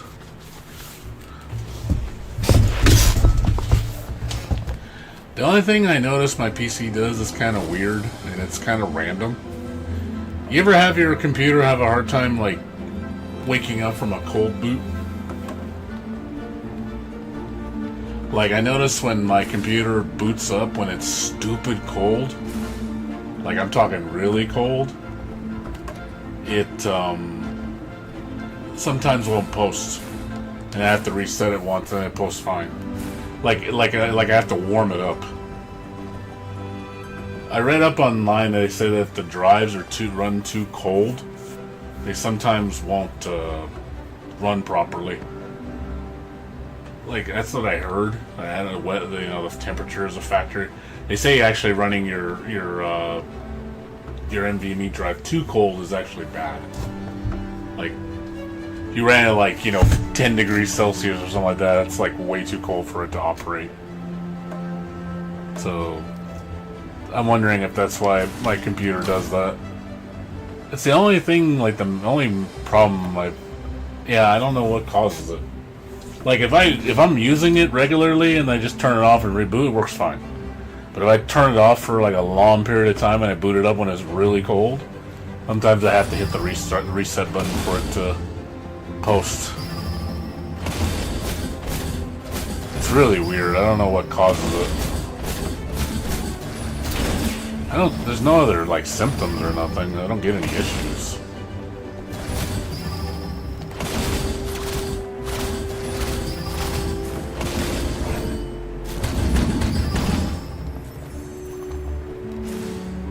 Random system stalls.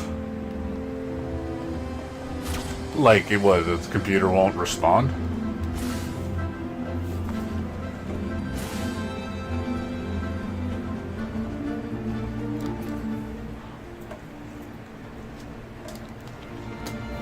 Nothing. It won't do anything. Yeah, that's. I don't know. It sounds like something is like it's thinking and it doesn't know what to do.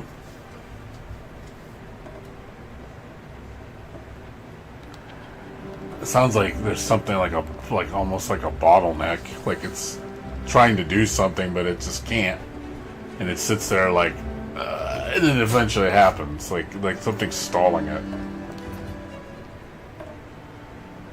Yeah, that's a weird one.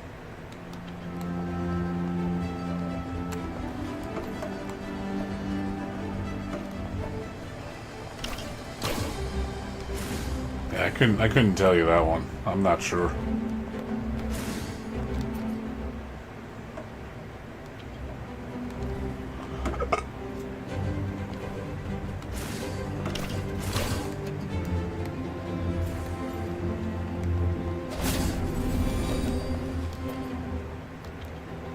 What's up, dude? What's up, David? How you doing, man?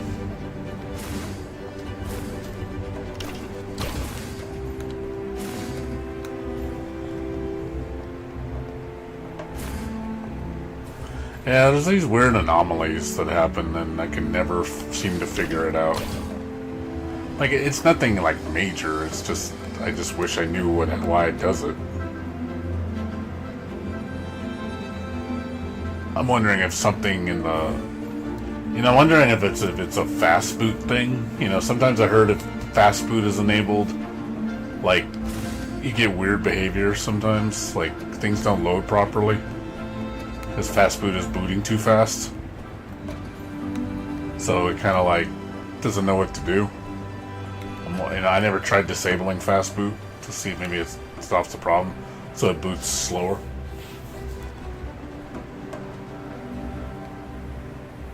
Something to try. Another issue I get, and it's a weird one. My desktop will sometimes become, I can't interact with my desktop. Like none of the icons will let me interact with it. It only does it on my first monitor. It won't do it on my second monitor. It's such a weird issue. Like I can open up a folder and touch the desktop that way. That's fine.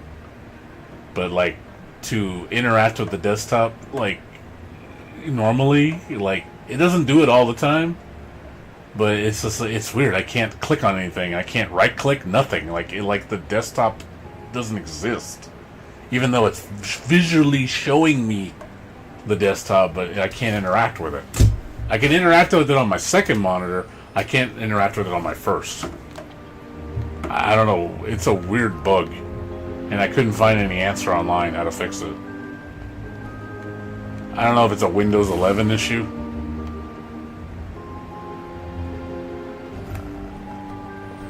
I've never had that happen on Windows 10.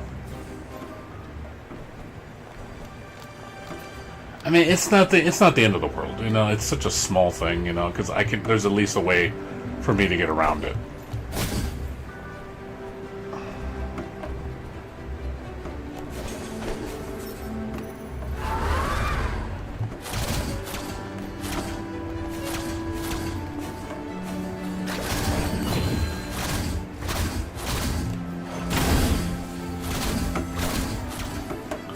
Yeah, it's just a nuance, that's all. Like I said, other than that, outside of those two problems, I haven't had any problems with my computer. It runs perfectly fine.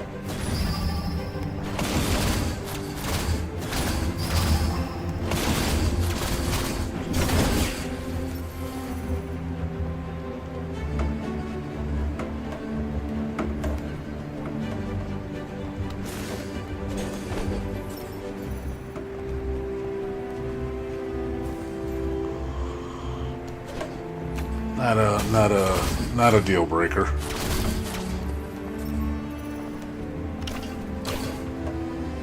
My last computer, like, it was weird. I get these my previous computer when I had a Intel 11th gen i7. It worked fine, really fast. But I noticed every time I would get these stuttering issues. And it was like, it would just happen randomly. And you would hear like it would do like a stutter, and I hear like real quick, and then it would work. Like nothing bad happened. It's just and it would always do it on Wua. Every time Wua loaded the title screen, like when I go into the game, when the character's like putting her hand towards the screen, it would go and they would load like every fucking time. I don't know why. And I was like, I cleaned it. I checked there was no errors. Like I like something stalling or hiccuping, and I'm like, I didn't understand. I could never figure it out, and it would happen randomly, like in other instances. It didn't cause any damage or nothing, and nothing. Everything worked fine. It just always did it.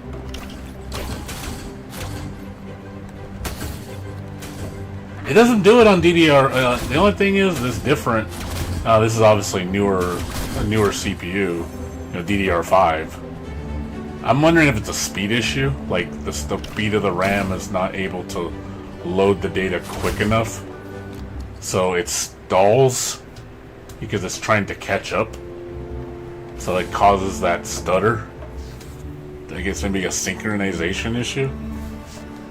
So that could be it.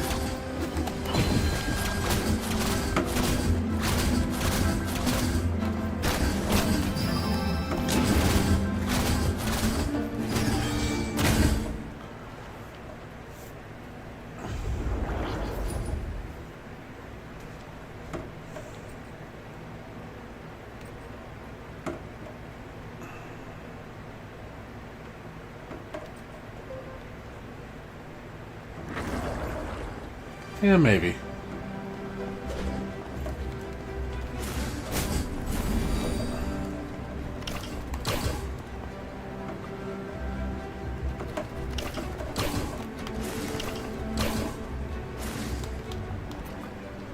Yeah, this is just a weird issue. I don't know.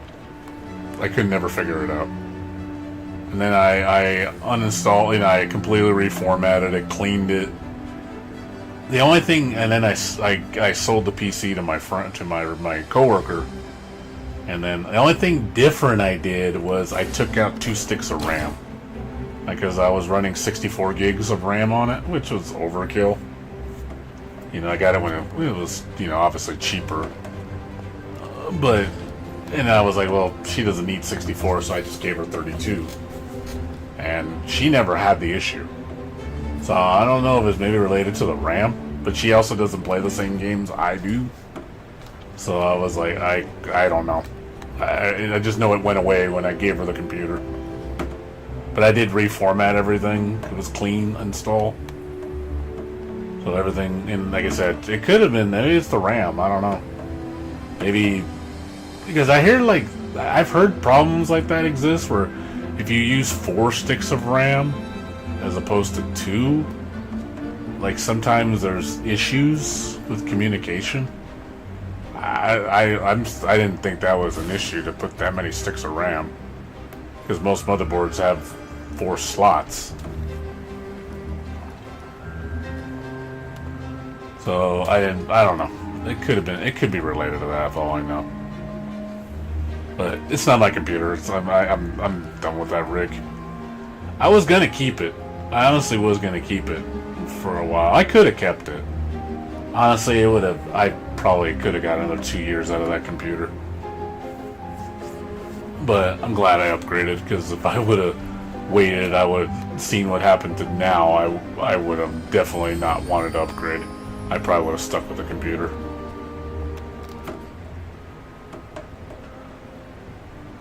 After seeing what's going on right now with DDR RAM and stuff.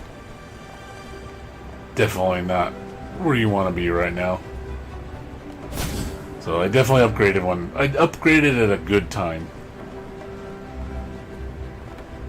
I think I got the RAM at like my DDR5 RAM at like an all-time low price.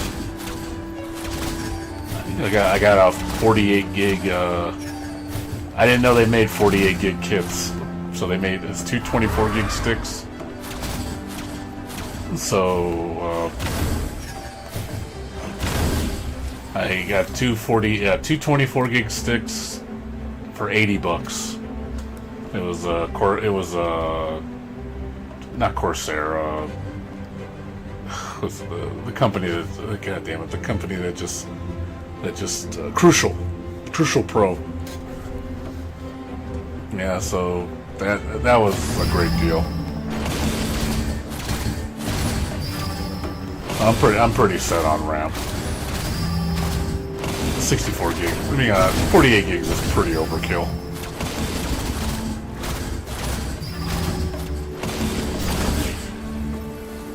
Yeah, they make them in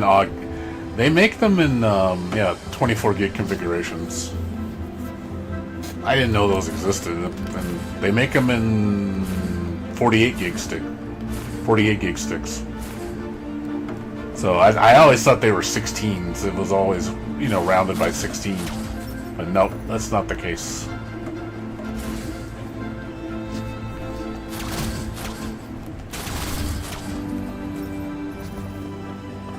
Yeah, he should have, dude. You're on DDR5, right? It's your 13th gen, right? DDR.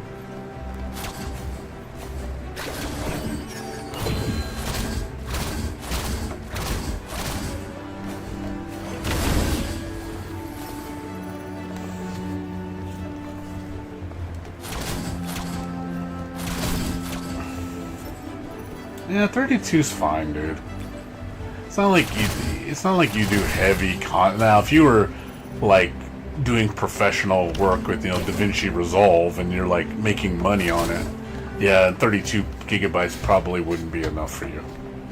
I would say get 64, but with the prices the way they are now, I'm sure you don't want to buy it. I wouldn't. I'm gonna wait.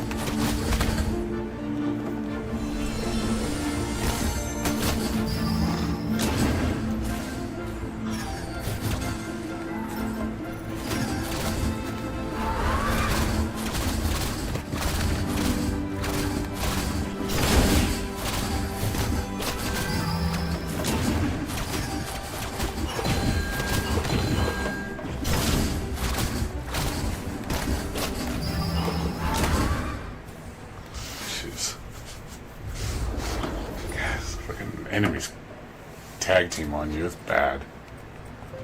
You gotta be careful now. When you get two enemies on you and they're alternating their attacks like that, it's dangerous. You get pummeled so easy. You can't I don't think you can multi-parry. You can only parry once at a time. You can't like parry multiple like things at once. So if enemies stack attacks on top of each other, you can't parry at all. Which makes sense. I mean, I know some games they let you do that, but I don't think this game does.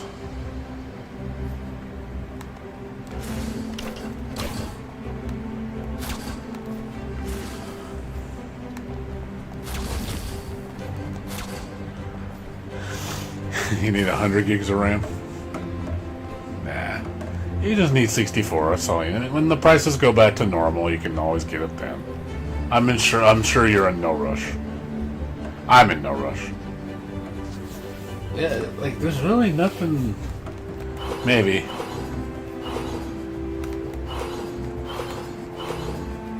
I think it's a single-use parry.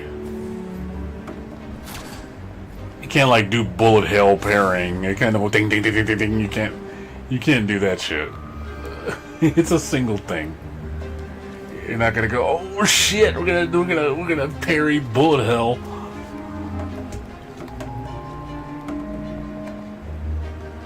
Ding ding ding ding ding ding ding ding ding. No, we're not. We're not. It's not a Toho game. Even though that would be awesome. Where's my Toho? I need more Toho Bullet Hell Metroidvania. Need more. Where's my Rabby Ribby? Where's Rabby Ribby 2, man? I'm starving for that game, dude. I need that game in my life.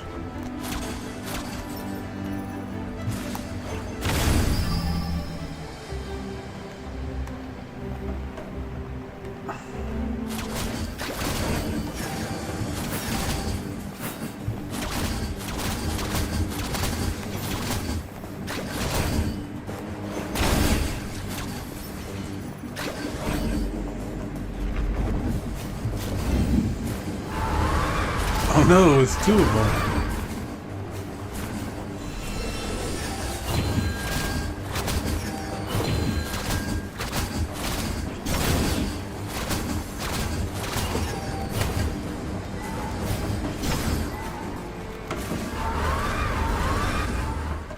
Jeez.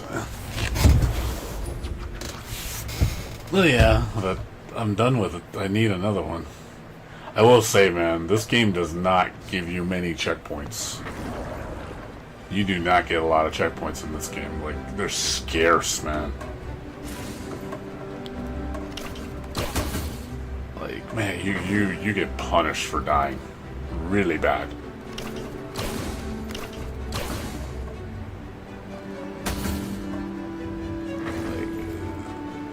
I was like, man, you fuck up. It's like, oh, you lost 30 minutes of progress. I'm like, where's the fucking checkpoint?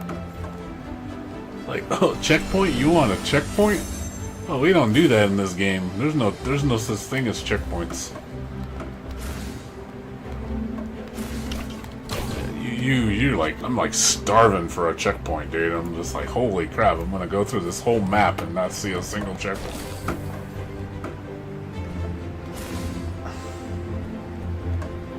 Well, Tevi, they're working on that DLC, that huge DLC update for Tevi, which is supposed to be like an after-story DLC. It takes place after the game.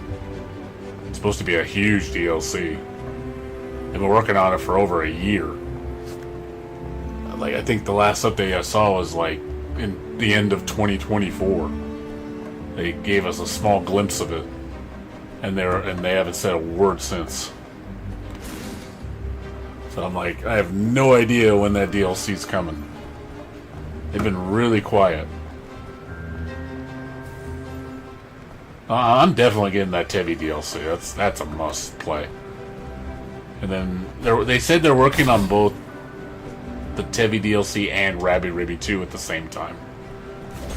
So they're pretty busy.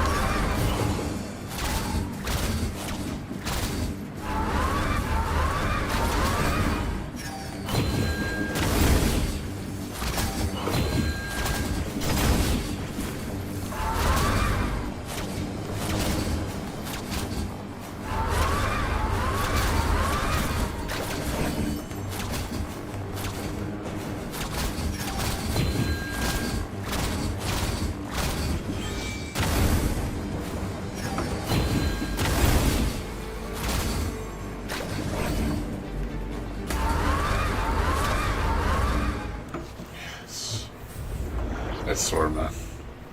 The boss ones, man. That fucking painting screen lingers, man. It lasts a good like 3 seconds, man, and you cannot dodge it.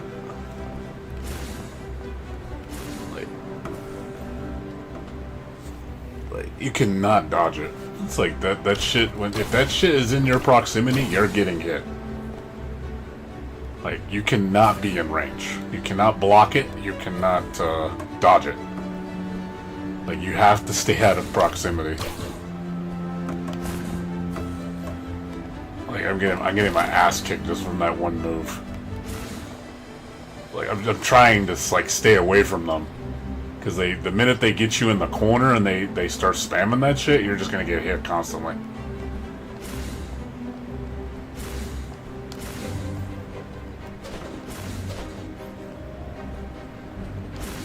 Yeah, some of the enemies in this game are really annoying.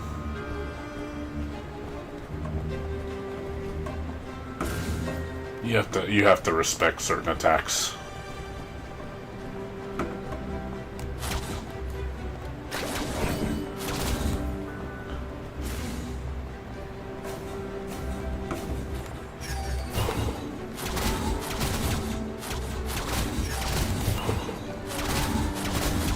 Are you talking about what's her name? I can't ferry.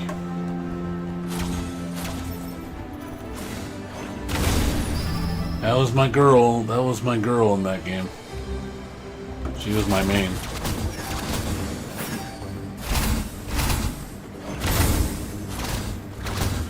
Back when I played that game.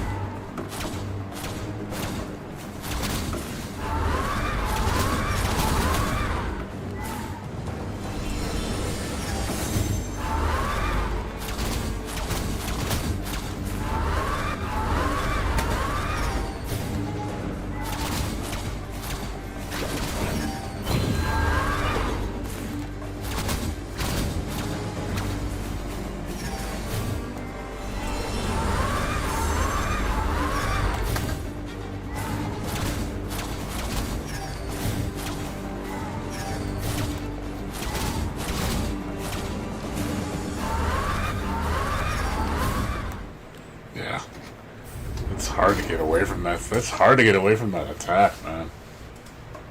Like, I'm trying not to get pinned, and I'm getting pinned constantly. They're pinning me constantly, dude.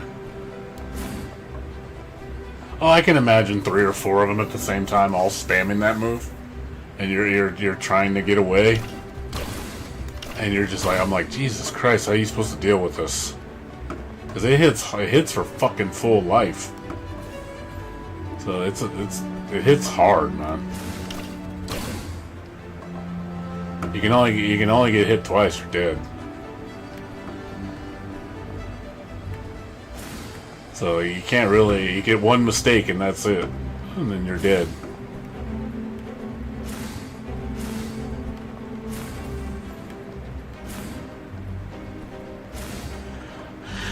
I feel like I'm supposed to be upgrading something, but I feel like I'm missing a bunch of upgrades. Like, I got all this currency and I haven't done a single upgrade. Like, I'm trying to find where the upgrade is.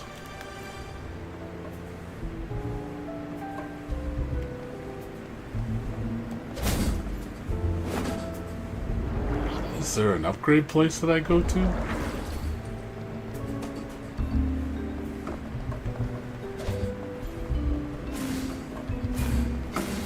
Seems like I'm missing something.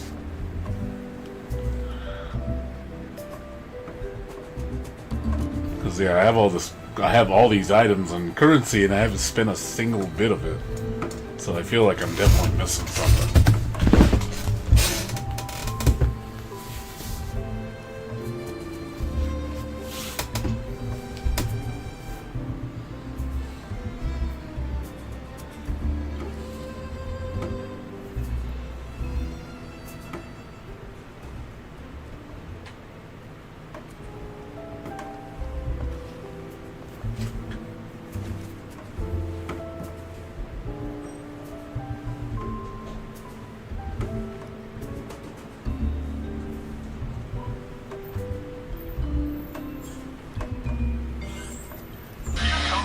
Daredevil! Ooh, I got canned food.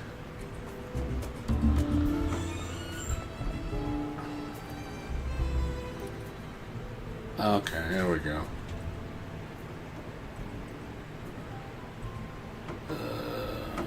Marcus Unexplored Map. Oh, okay. Here comes the Daredevil! It's expensive.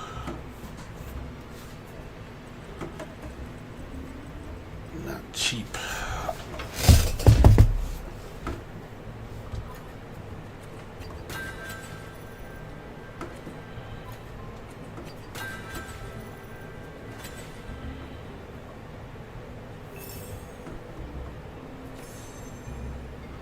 Okay, life increase.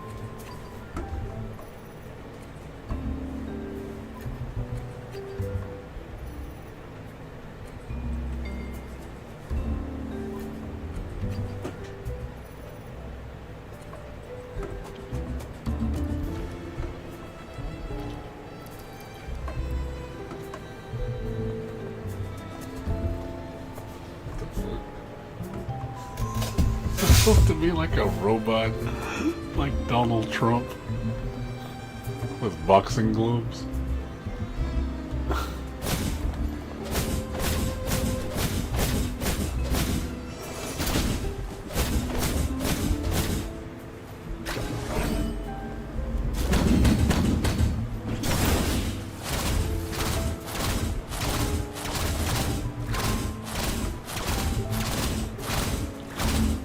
Can I kill him?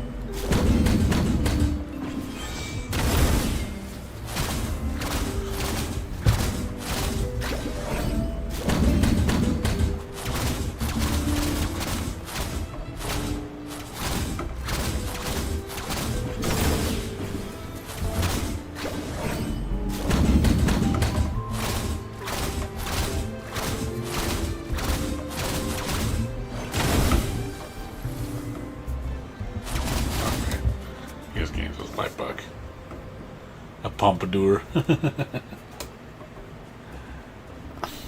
Yeah. Okay.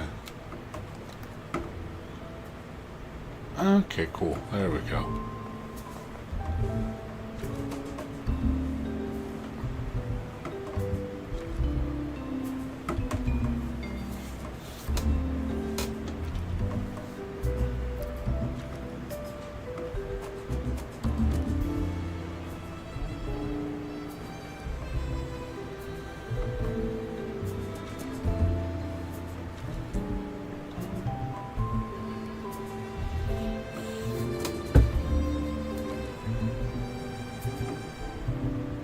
Are you playing Fallout right now? Or are you playing Wuthering Waves?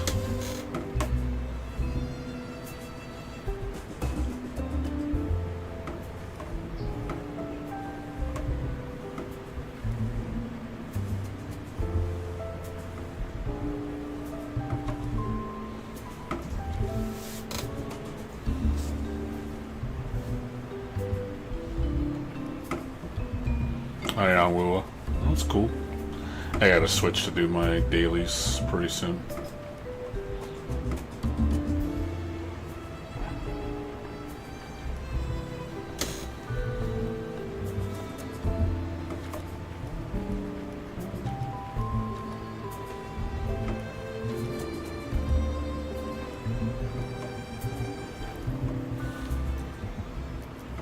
Okay. Silentus.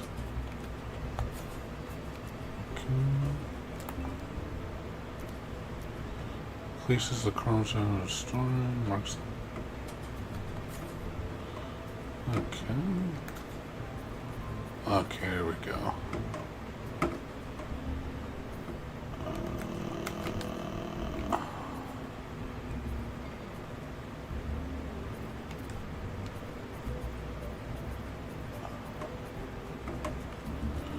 Alright.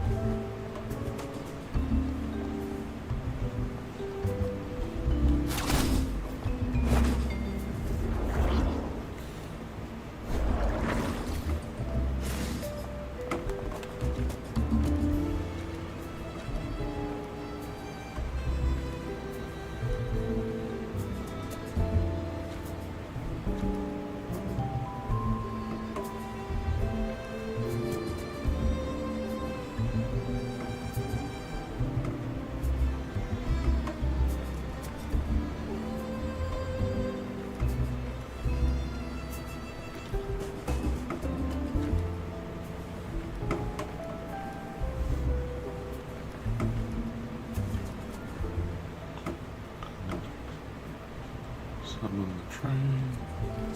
The train, boss, the train.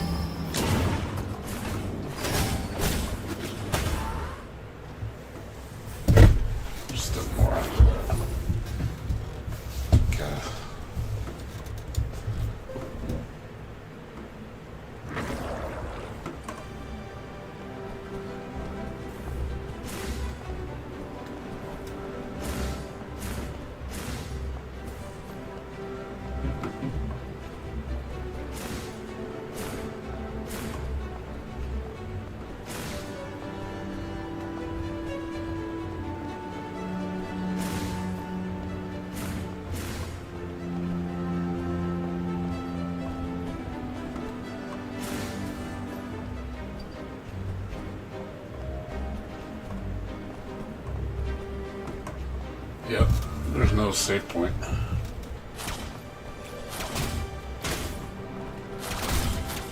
It's rough. So they punish you.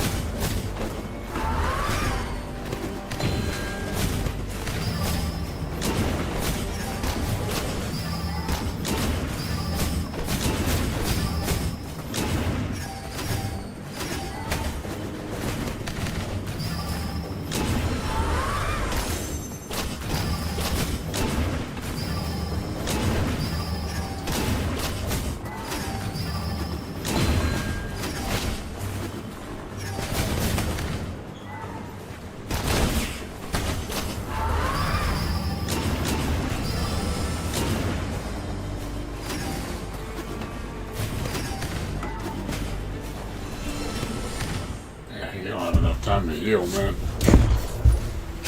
They're just like constantly hitting you.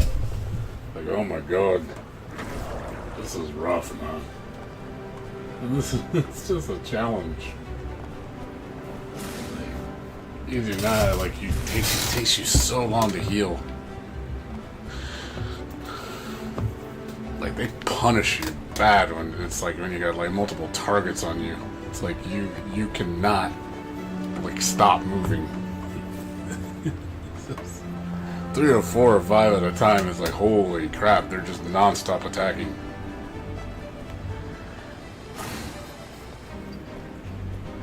Trying to look for an opening. I'm not seeing it though.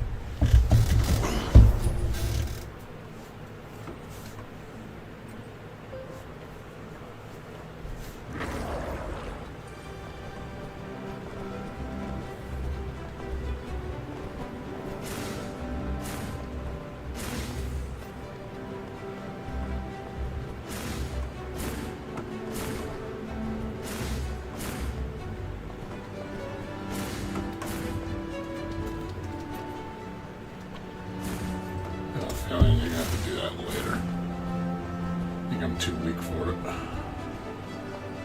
Getting massacred way too fast.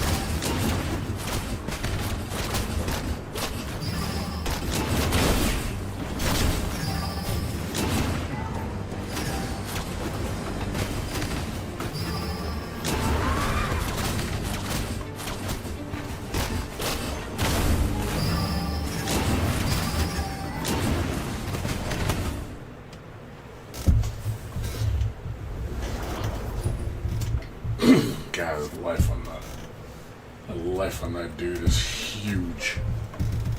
Like, I'm doing like no damage to him. Yeah, I think I need to be stronger. Like, seriously, his life bar is not moving. Like, okay, I think you're a little too strong for me. And there's another boss after that. There's those two pots in the back that are gonna jump in. So it's like, I'm pretty sure stronger enemies after that are gonna show up. So I have a feeling I'm not supposed to be there. Back off.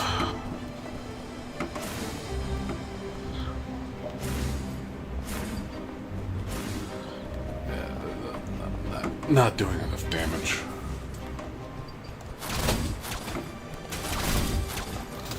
Hey, Bubba. Oh, no. I didn't shower today. Not today. I missed not showering.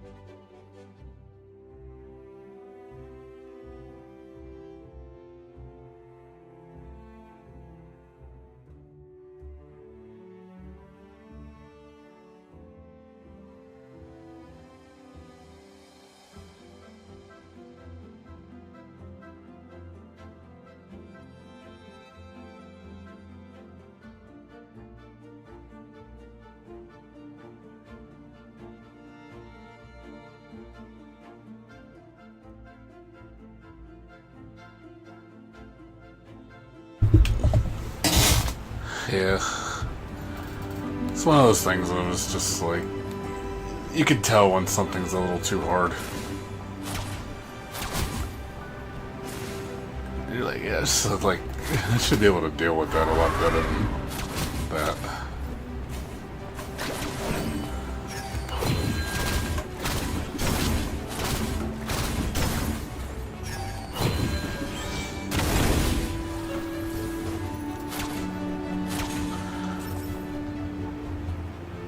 I don't want to lose my gems though, so I don't get.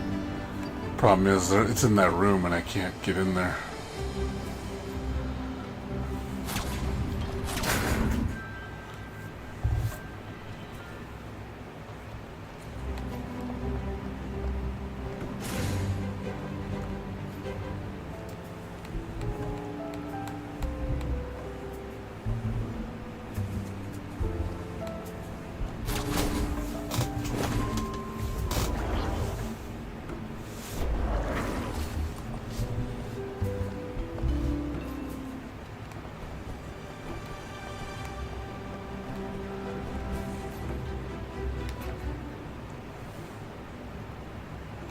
Yeah, it isn't even. It's not even pointing to it, so more than likely it's something I shouldn't fight yet.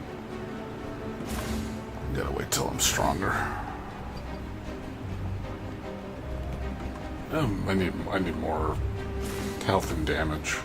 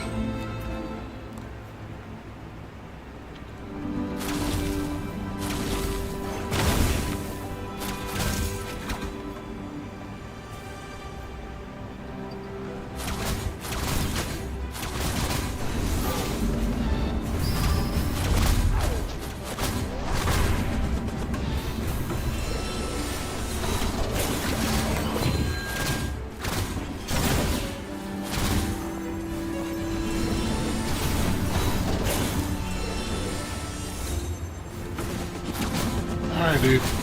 Good seeing you, man. Have a good one, okay? Sleep well.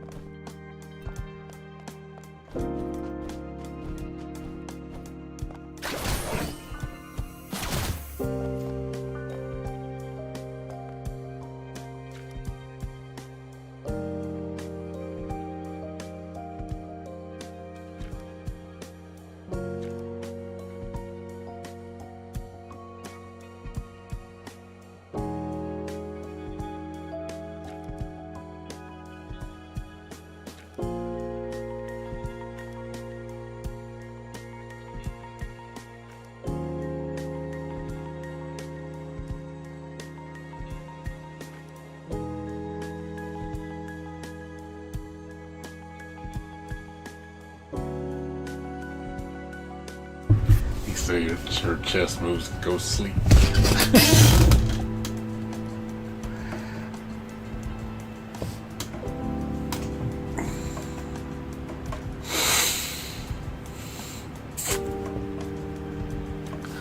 Yeah, this definitely has Gooner stuff in it. A lot of fan service.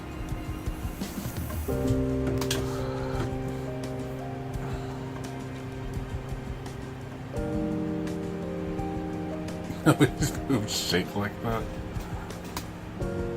It's anime boobs. They usually do that. They jiggle all over the place.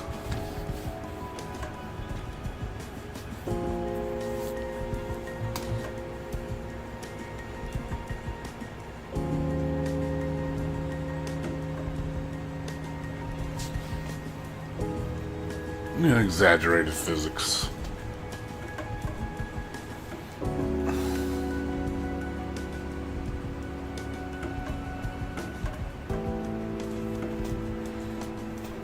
It's pretty normal.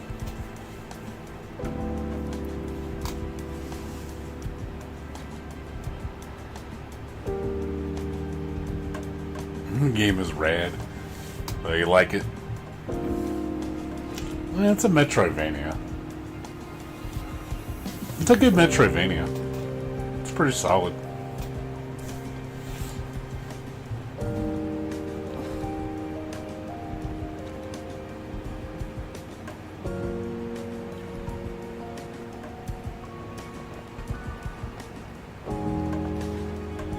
Hockey.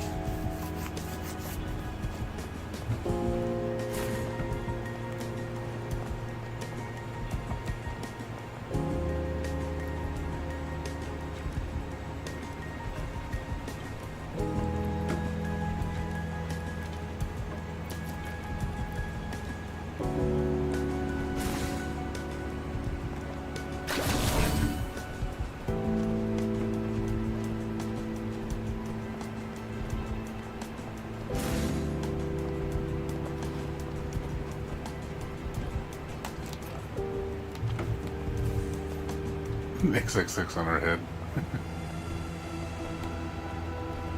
Doity. She a dirty girl.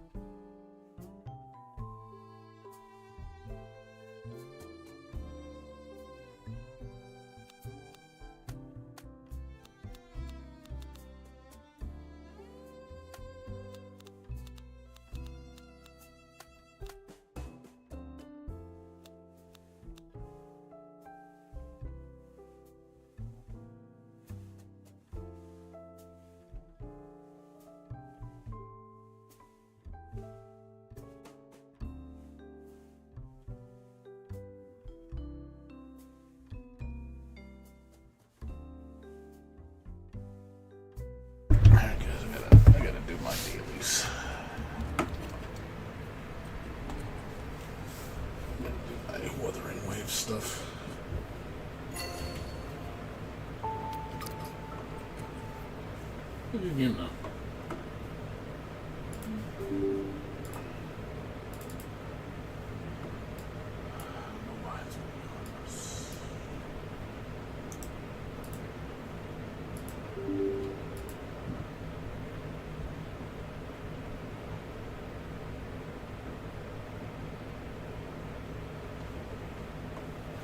Gotta do my dailies right now.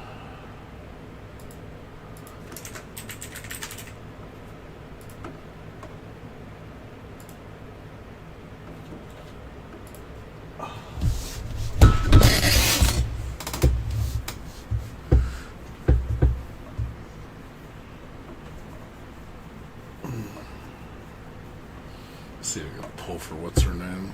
Mornier.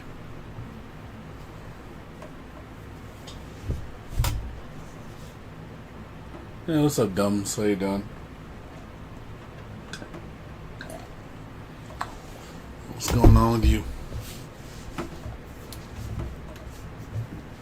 Yeah, I'll probably be. I'm not gonna be on too much longer. Gotta get to sleep. Got stuff to do tomorrow.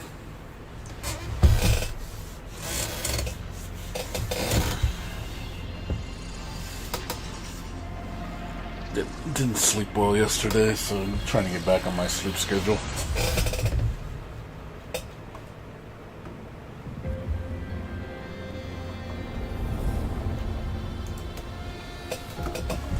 That's cool.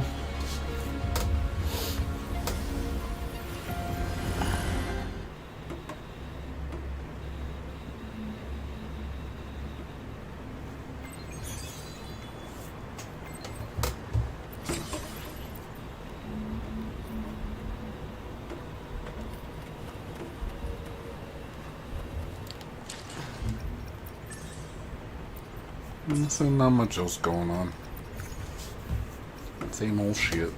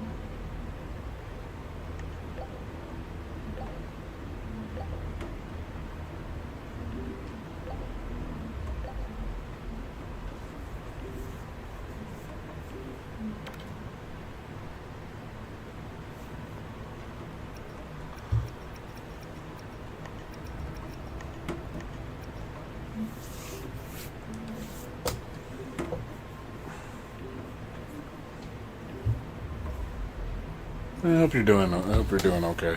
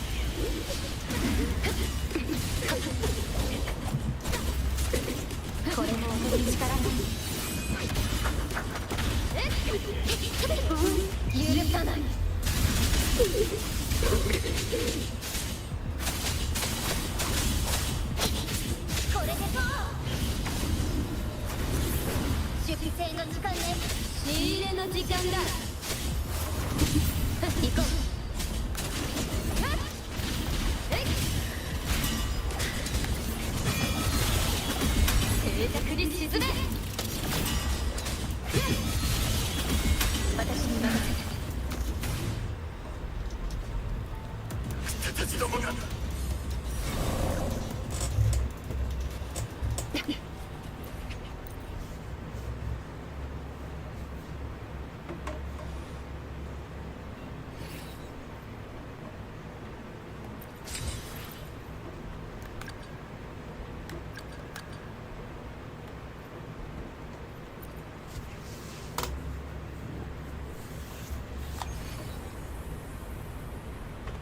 護衛の役目なら安心。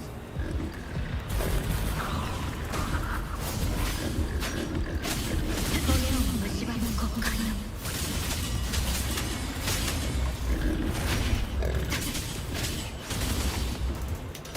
残響再現。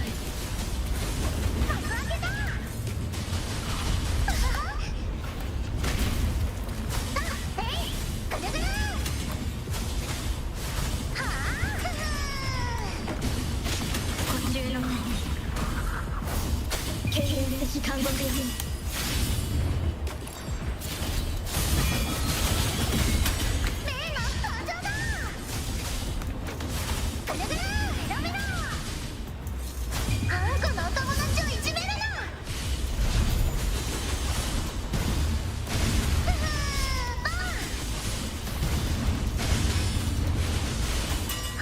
私に任せて。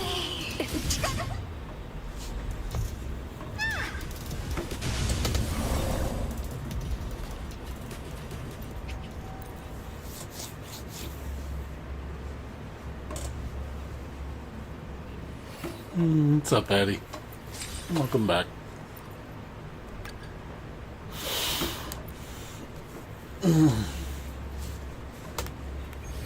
I'm doing my dailies on Wuthering.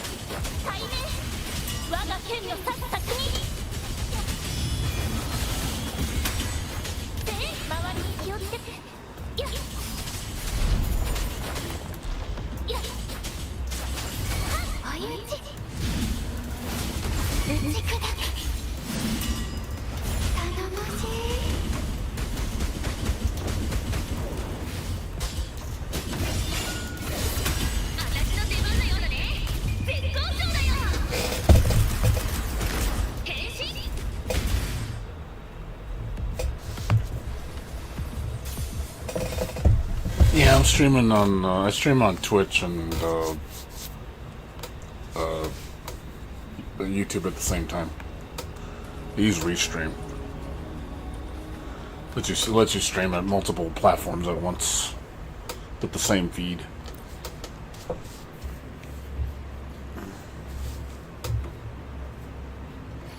It's a free site tool.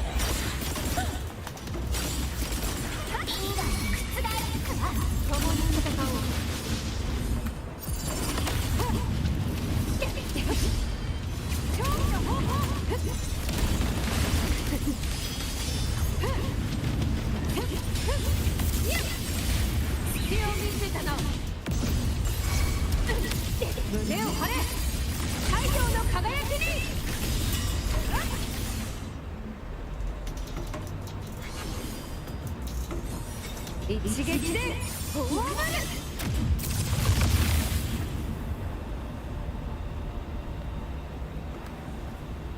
世に続け。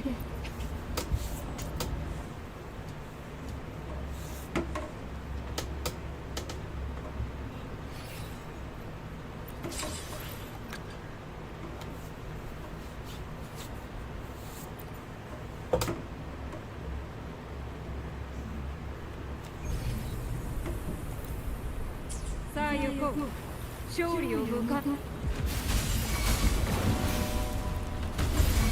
これはいかん。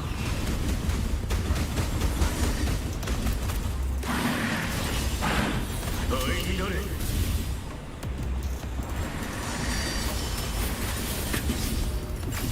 征服を始める。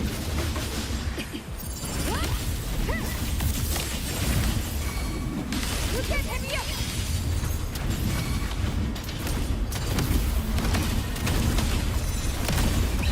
無駄な動きだ。これぞ王道の勝利。これで終わりだ。怒りました。真理をお見せします。ないよ、飛んでけ。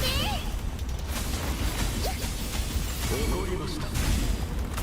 相乱れ。死にないか。遅いです。共に戦おう。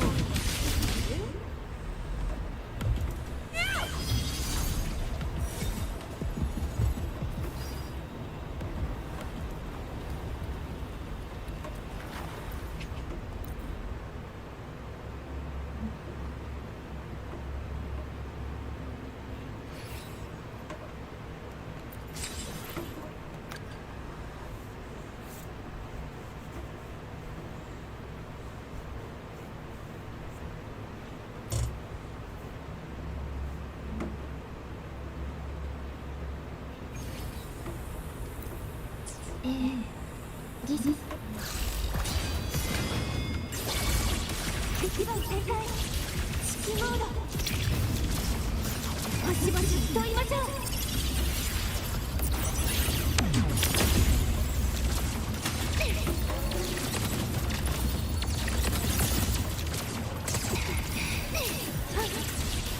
構えます。空中制御開始。あれ優雅な。これが私の決意。安全運転でよろしくね。私でも上手に。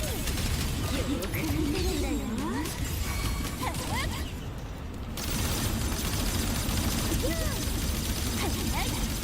システム引き継ぎ完了。限界フルドクロを有効化。危険を検出しました。一斉射撃。実行。安全運転でよろしくね。見ててね。その輝きを。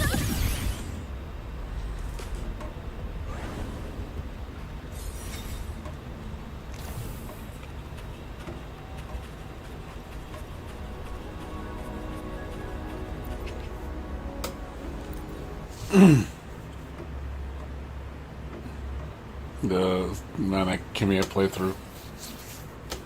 I gotta fight a tough boss. Stuff like that happens. You fight tough side stuff. That does happen.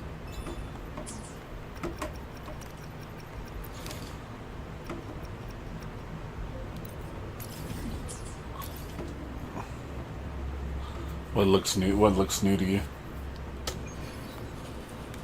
急ぐ必要あるのかしら。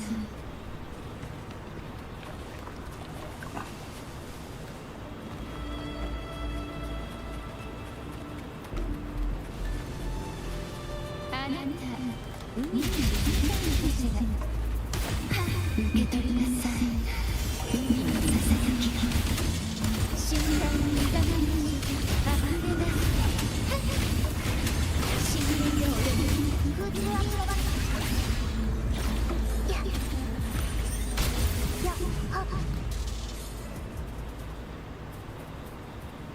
The indie game? What, talking about the game I was playing earlier? The Kotama game? Yeah, it just came out 2 days ago.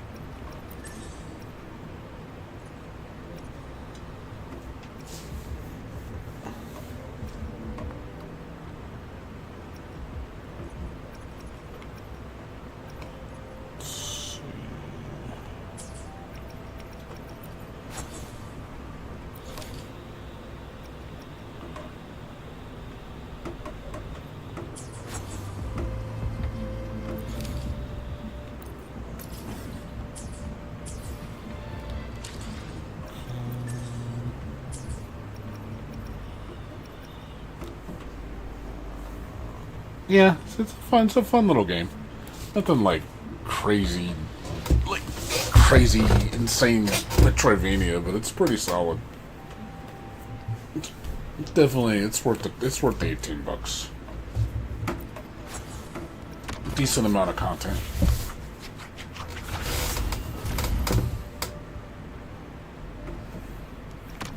What was I gonna do?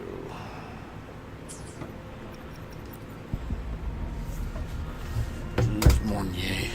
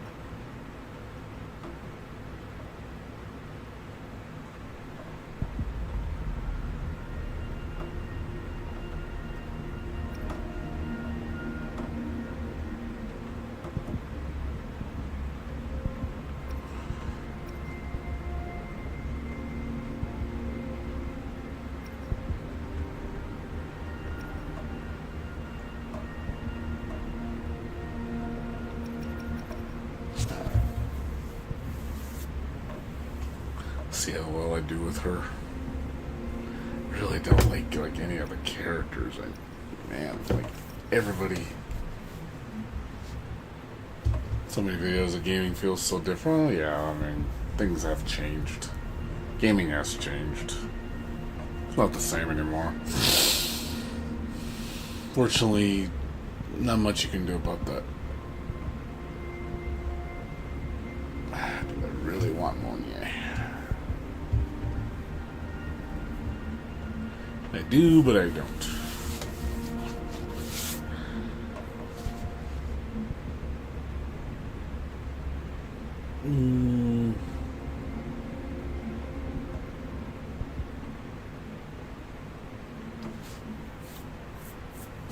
Let's say fuck it to go for. See, maybe I'll get lucky. Maybe I'll get lucky with her. Alright, here we go. Going for the pulls. See if she comes on early. I think I'm starting from scratch, so it's gonna be... It can be potentially up to 160 pulls. I hope I don't have to do that many. It's gonna piss me off if so. Alright, here we go. Oh shit! Did I get her? Did I get her on the first 10 pull? First 10 pull?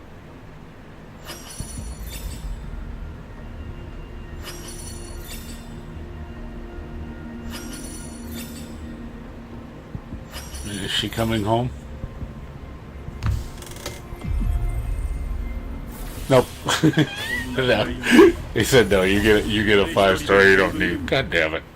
God damn it. Fucking game, dude. Fuck you, game. Give me a 5-star I don't need. Son of a bitch.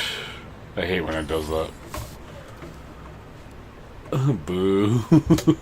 I know. It's like, son of a bitch. It's like, ugh. Well, good thing is she's guaranteed next pull. So she might come up fast. So that, I mean, I'll take a fast pull like that. That's actually good. So she'll basically, if I pull 80 times, I'll get her for sure. But we'll see. All right. Maybe I won't have to spend too much. Damn! Look at that. Another 5-star. Shit. Wow. That's some god tier luck. 星空を待つ必要はないのです。すでに私の手の中にありますから。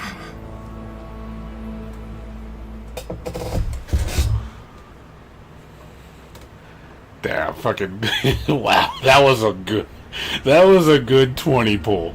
My god, 2 5-stars and 20 pull. Excellent. Excellent pull. You can't get any better than that.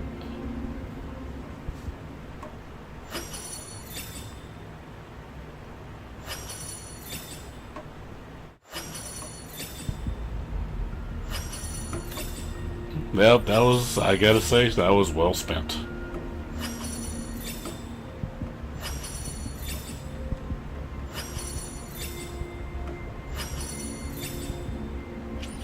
That was very, very, very, very well spent.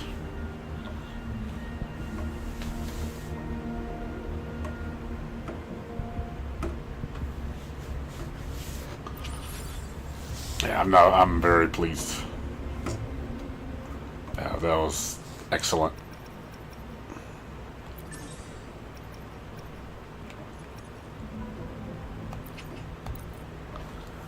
Well, worth it. Worth it. Got a new waifu. エネルギーを消費中。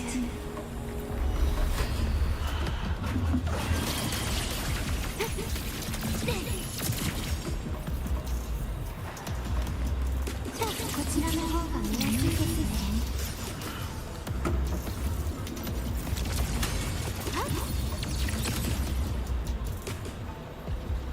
私に任せてください。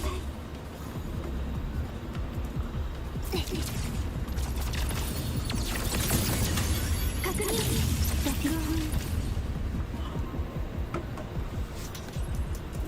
It's pretty cool. She controls the panel while she flies. 星々と言いましょう。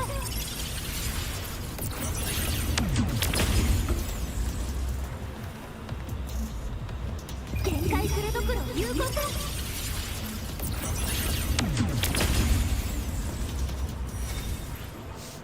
Pretty cool.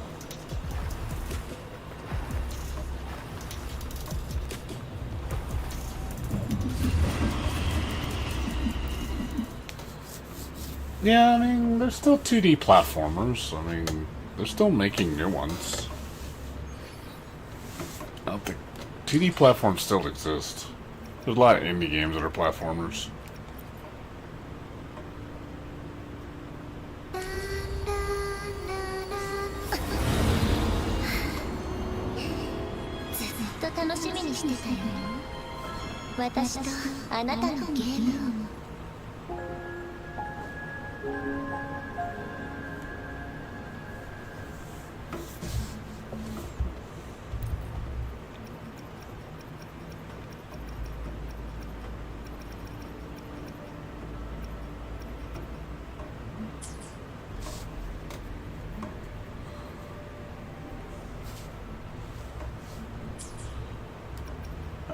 Let's see.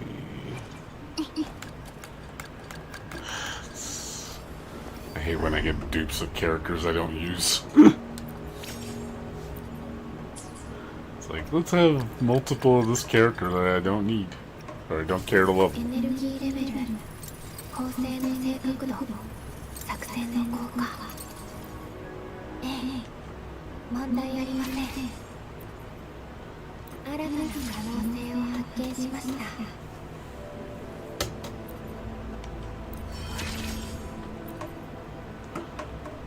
Let's use this reactor husk.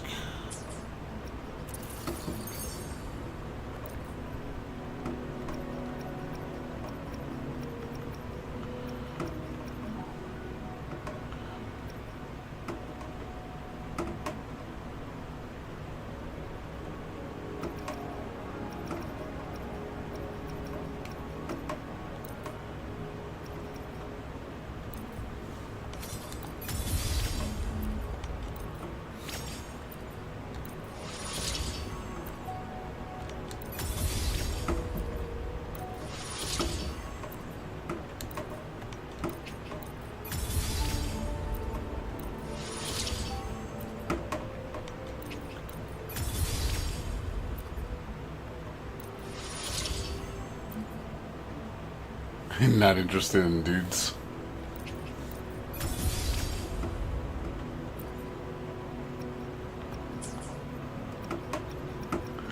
The waifus only. Can only have waifus.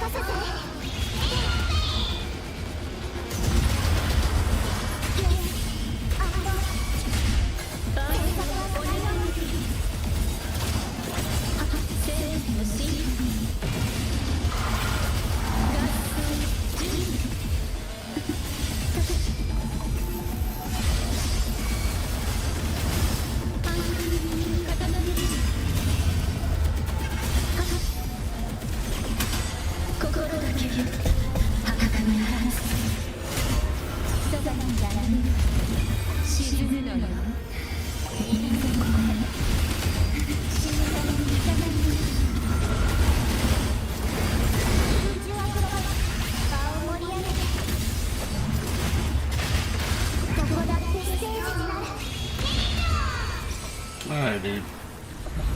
Sleep well, man. You have a good one.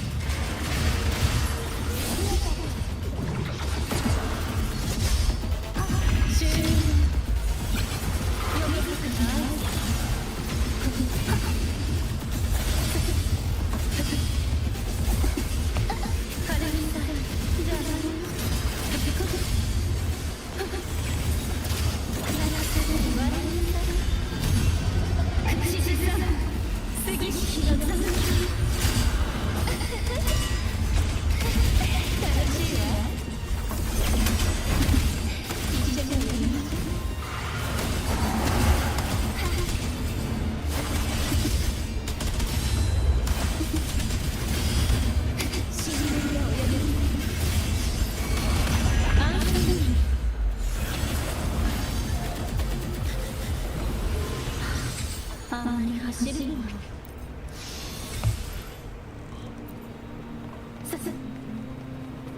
また美しい出会うかしら正義の真実に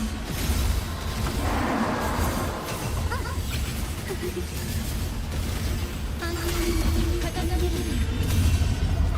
心だけ破格に払う大丈夫私は受け取りなさい海のささやき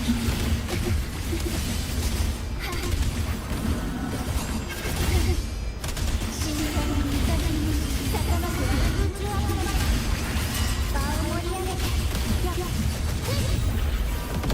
パワーサービスの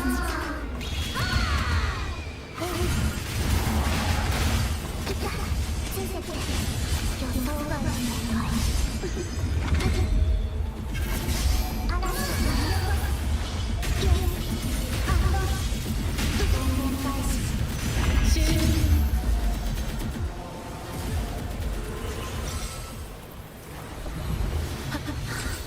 あまり走るの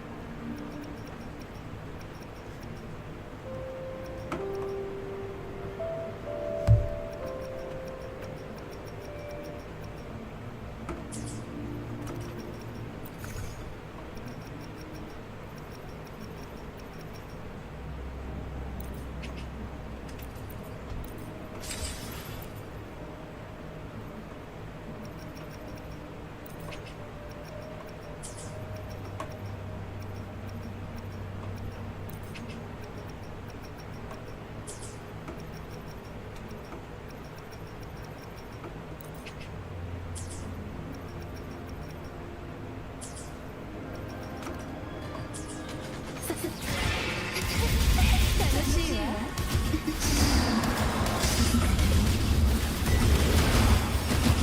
深淵の先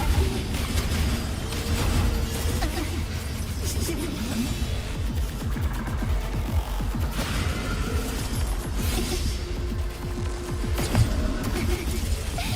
すぐったいに沈むのにみんなここ宇宙は場を盛り上げて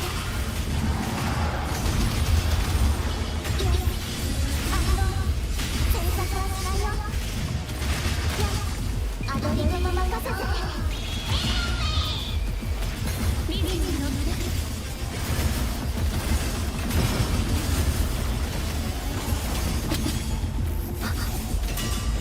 これが終了します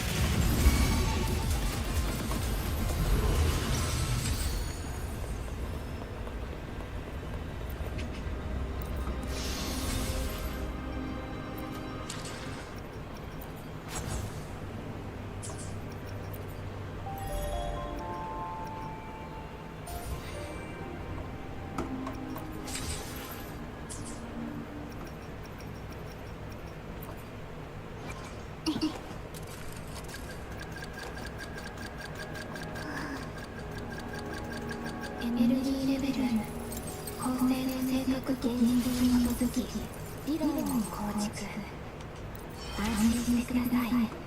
天数パラメーター、実証データ、潜在的確率、それらを考慮して効率よく行動しましょう。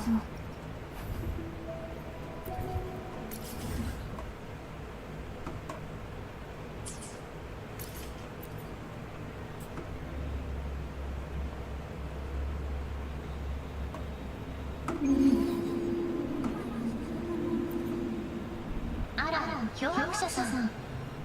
どれどれ。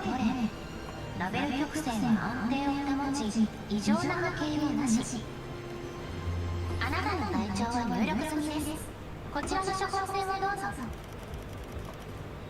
自身の身体状態への積極的な介入こそ最も効果的な健康維持方法です。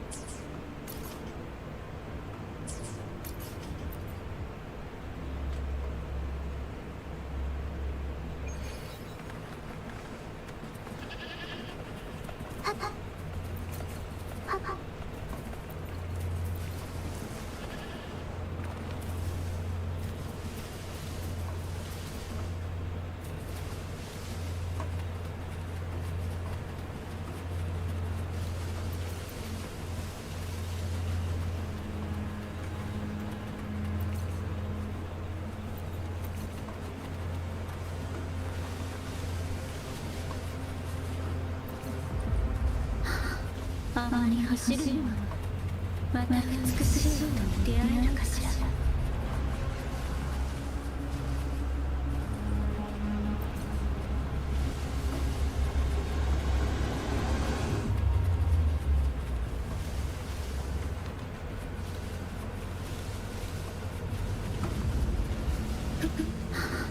あまり走るのは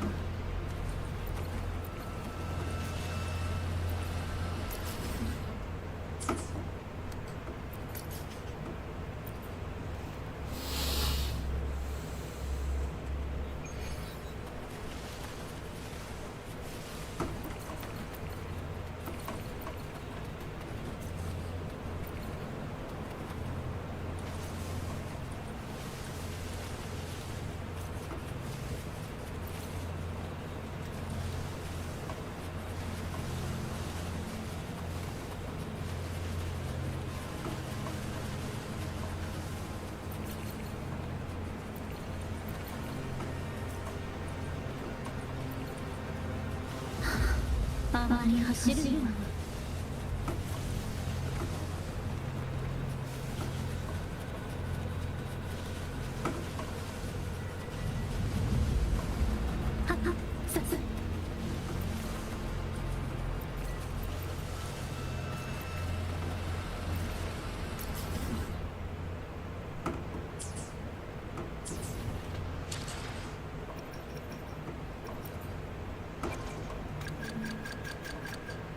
エネルギーレベルあなたのおかげで私は変化しました。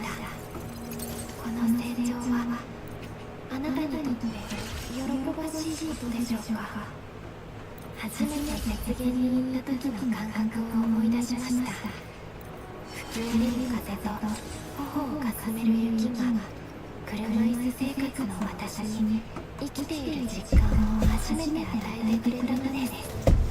そして今もあの時のような気持ちにありがとうございます。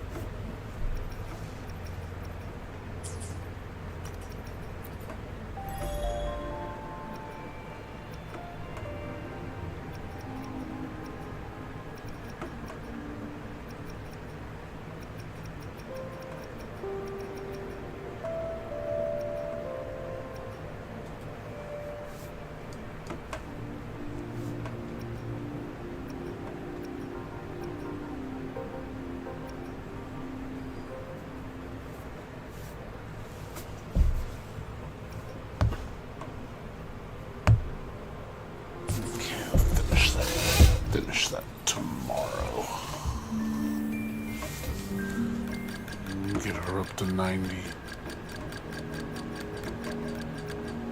Start working on her.